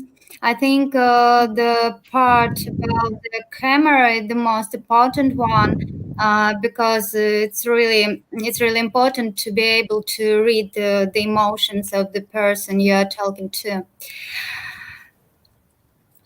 Anyone, do you wish to add something? I don't think there is, at least from my side, there is nothing to add. It was pretty wholesome and comprehensive Yeah, description. agree. So I have a challenging question. I would like to talk now about the compensation level of data scientists. So, have there been any changes in the level of compensation for data scientists in different levels, from juniors to management positions? Are we talking about the recent time, about the COVID time, or are we talking about some bigger scale? I think that about, I mean, every point that you mentioned just now is important and a point of interest. But my question was mainly about the COVID-19 consequences. So, do you mean if data scientists started receiving less money or something else? Yeah, like for new positions. So there were obvious changes in supply and demand, and some changes in the internal budget in the companies, and this could lead to some changes in the compensation level for new professionals. I can say that, sorry, were you going to speak? Yeah. Yeah, I can say that from the little that I know, it's a few cases of personal acquaintances that got new jobs. There hasn't been a change. It seems that it's hard to get those jobs, mostly for juniors, but then once you get them, it's the same level of compensation. I don't know if it applies for the entire market. I agree, at least the same, if not more. Yeah, they're stagnant in auditions as well. They didn't decrease nor increase. So.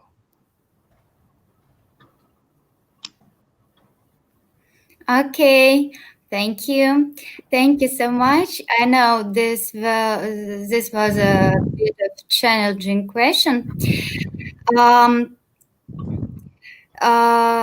In your organizations, are there bounds to hire talents from their non-resident geographic regions?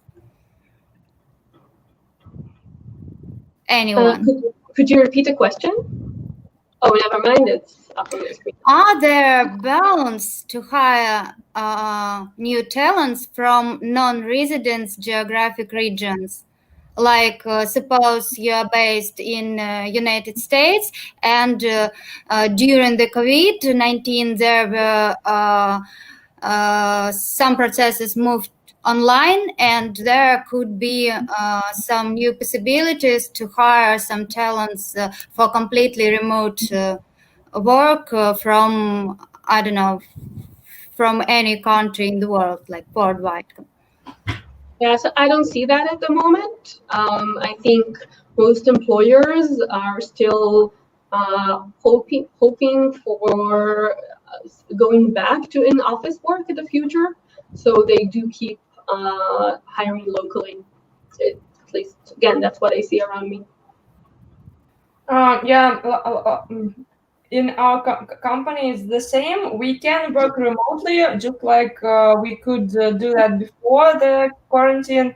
But you need to be hired, like officially hired, and that's why we only take people to work in the cities where we do have offices, because you anyways have to do all that paperwork and so on. It's not going anywhere. I see. Valerie, maybe something about X5 Retail Group Data Science Department. Is it possible to hire a great talent from India right now? Everything is possible, but nothing is easy. And as Dilara mentioned, you have to went through all the process of papers, and to be a part of company in Russia, you have to have a work permit for Russia, which is quite a tricky thing to acquire. That's why, unfortunately, no, nothing changed in that direction. I would like to see these changes. I like to have this market being global, but still there are these hindrances which are made by the governments. I see. Okay. Anyone do wish to add something to the topic? No, I agree. The same. No The comments. papers are hard. Yeah. Okay. So, some closing questions. How did the crisis affected your career personally? Valerie. I have nowhere to go further in my career. That's why I didn't drop my place. So I would say it's a good good spot. No changes. Yeah, I definitely am not at the end of my career right now, and there's a lot of space to grow for me, but still nothing changed. Yeah, for me the same. I'm in the beginning of my career, but like I know that in some companies there a freeze also to change the level, because in some companies you have a fixed steps to change from junior to middle, and in some companies it would also freeze. I did not notice on my personally how the crisis affected my career. There was like nothing changed. Yeah, I see.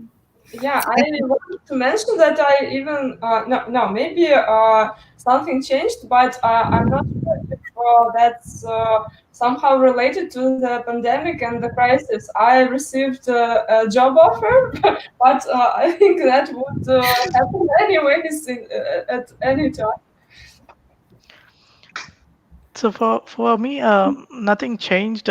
We do have internal job offers within the company. It is freezed from outside for until March, but there are some internal movements that are possible, and there are some options as well. But again, safe bet, staying safe and constant at this time. Since I'm a freelancer and I work with changing clients, that I did notice the change. It mostly meant that there was less of a workload for a while, which I also kind of enjoyed, and if things were a bit slower. But all in all, it seems like it's all going back to the same place it was before the pandemic. Well, before the pandemic started. Okay, looks like I'm the only person who was affected by the crisis. So I'm no longer head of departments at NVIDIA Dorado Group. There were a time to think about what I really want to do in my career for the future. And I understand how really I love to train people, to train juniors, to teach them from scratch.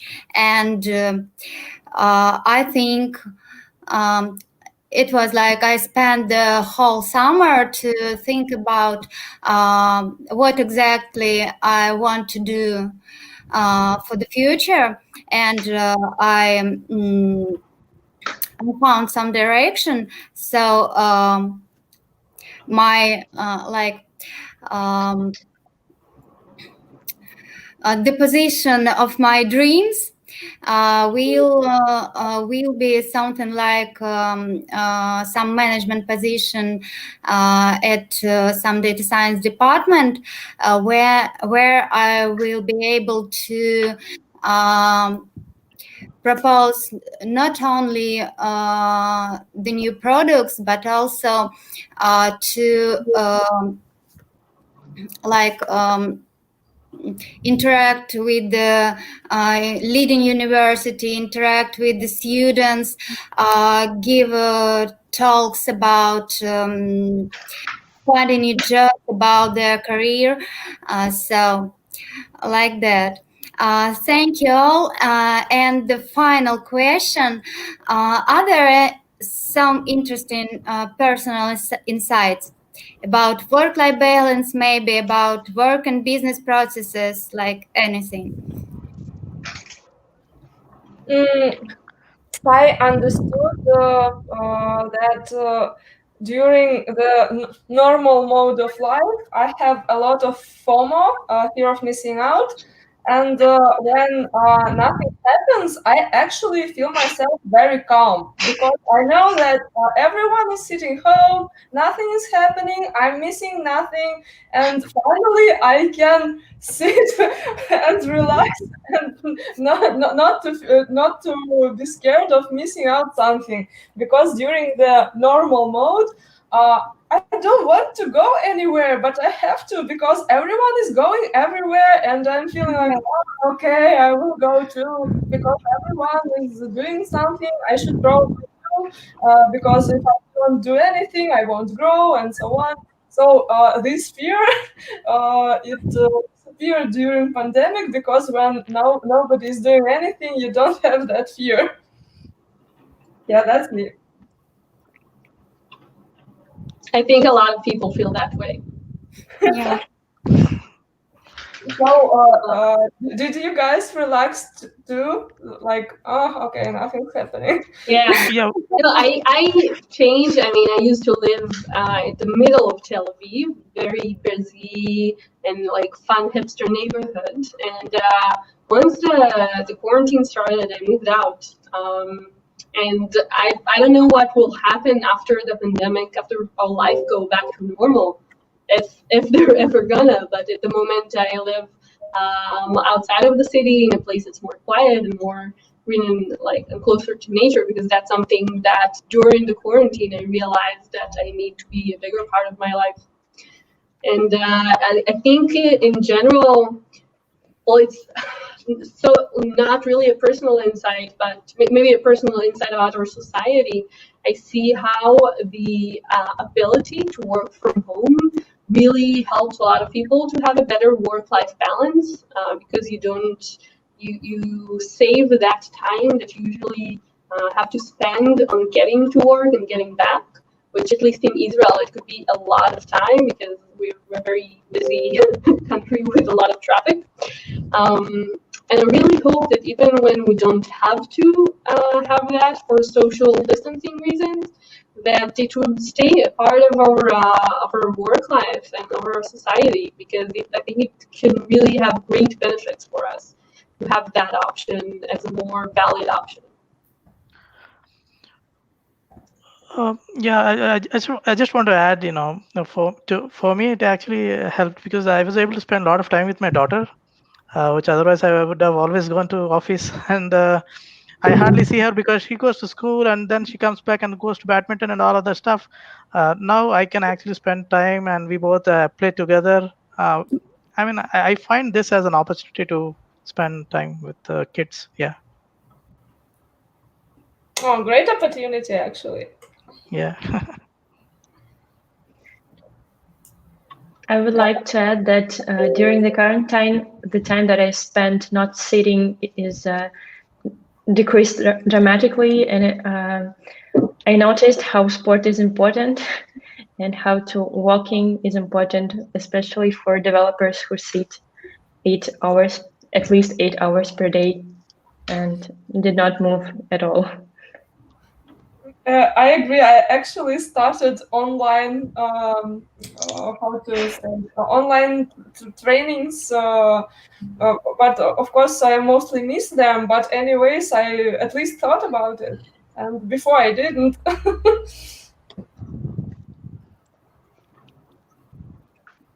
Guys, we also have a question from the comment section. This is actually the one we already discussed one time, I guess, after the Noah's lecture. If the strong technical degree is crucial to succeed in data science, but maybe you guys would like to share your opinions on it, and maybe Noah, you would like to share it one more time. I would. After HR screening. No, I was going to say that I'd like to hear your opinions first, so please go ahead. After HR screening, your degree means nothing. What means is your knowledge and your skills. I think that the only thing degree is useful for, we are not talking about the knowledge which you are gaining during receiving the degree. We are talking about the degree by itself. So the only, I think the degree is useful for is to get past the HR screening filter. And if you got through it, then it's your knowledge and your skills, which is crucial, not some paper. Yeah, totally agree with you, Valery. We actually discussed this question 2 days ago meetup of web developers, and there we shared an opinion that it's not degree that matters, but in university you are learned how to learn, and that's important. So the university is useful for three main things. One of them is that you learn how to learn. Second is that you get social there, and you have a lot of social connections. And I forgot the third one. I'm sorry. That's okay. But there are some countries where it's just impossible to get a job without university degree. In Europe, in France, Sorry, this was the third one, and but not just that you can't get a job in some country, but regarding the relocation. Usually, you can't relocate, or it's harder to relocate if you don't have a degree. I agree with most of everything that was said here, except I don't really know about the relocation part, but I'll repeat a bit what I said in my lecture earlier, because a similar question also came up. It's basically a less concise version of what Valerie just said, is that I don't think that the knowledge itself is relevant, but I think that some employers would use that to screen. And it's actually a good point that that's mostly the HR screening. Just because there are a lot of applicants and it's hard a lot of times to figure out which are the ones that are better, so people use that as a criterion. But even if that's the case, it's only the case with some employers, and mostly if you're thinking whether or not to go and do a degree for going into the industry, getting a job, that's a hard no on my side. People that know me from my own tech community also know that I'm a very big advocate against going to the academia for getting an industry job. I mean, the academia is great, and I got my own bachelor's and master's, and I think it's if you're passionate about learning and research, it's a fantastic place to be. But don't go there just for the industry experience. If you're interested in the industry, then just start with the industry and work your way through there. That's my opinion. Yeah, thank you. Dilara, are there more questions from YouTube chat? I No, I see one question. Here it is on the screen. From Ankana. I'm sorry, I'm pronouncing it correctly. How do you feel this pandemic will shape the tech industry in the next 5 years? And I think that data science experts will project it better than me. So yeah, please guys, share your predictions. Now, I don't have a model trained for that, so I can't make any prediction. It's very uncertain, so we cannot for sure say. I cannot for sure say how it will look like, because I don't know when it will become normal, and yeah, no clarity on that. Sorry. Okay, thank you. And we have also some comments, not like questions, but more comments. And here is one from India that Zan Sheila, I guess, has also completed her master's in data science in UK, but unable to get an opportunity here in UK due to the sponsorship. And she got rejected almost every time because of the sponsorship and visa to work in the UK. Frankly speaking, I have no knowledge about such issues regarding the sponsorships and so on. Maybe you guys do have.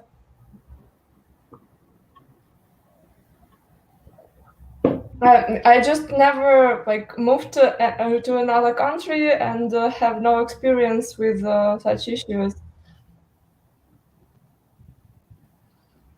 I can't comment either. Maybe no.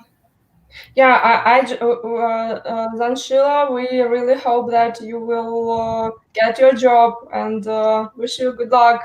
Go, girl. Another comment is that from Peter, during this month, International Youth Day, United Nations Education Specific Cultural Organization, My COVID Story campaign highlighted how youth are tackling social, mental, and financial challenges by starting YouTube cooking channels, live streaming performances, creating and delivering personal projection equipment, and helping deliver groceries to elders. Oh, that's actually a really cool piece of information. I haven't started anything during the quarantine, except for my failing attempt to do the sports. But it's great that people found such a cool way to implement their energy. Thank you. Yeah, and we have hi from Lima. Hey, hello. We have thank yous for the event. And yes, I think these were all the comments and questions from the comment section. Padina, I think, we can wrap it up. Yes, so thank you all. Thank you to our listeners. And the next event of Women in Tech will be in November regarding the data science field. We will host the first Women in Tech data science hackathon that will be at the end of November. So see you all there. Yeah, thank you, Paulina. Thank you for the announcement. Please do follow our social networks. We will definitely post more information about the data science hackathon there. And I want to thank one more time our amazing speakers. Thank you so much for joining us today during this Saturday on your weekend. Thank you so much. Thank you for all the guys who joined us and watched us today. Guys, see you next time, and thank you one more time. Okay, see you guys. Bye. Thank you. Thank you. Thank you. Bye-bye. Bye.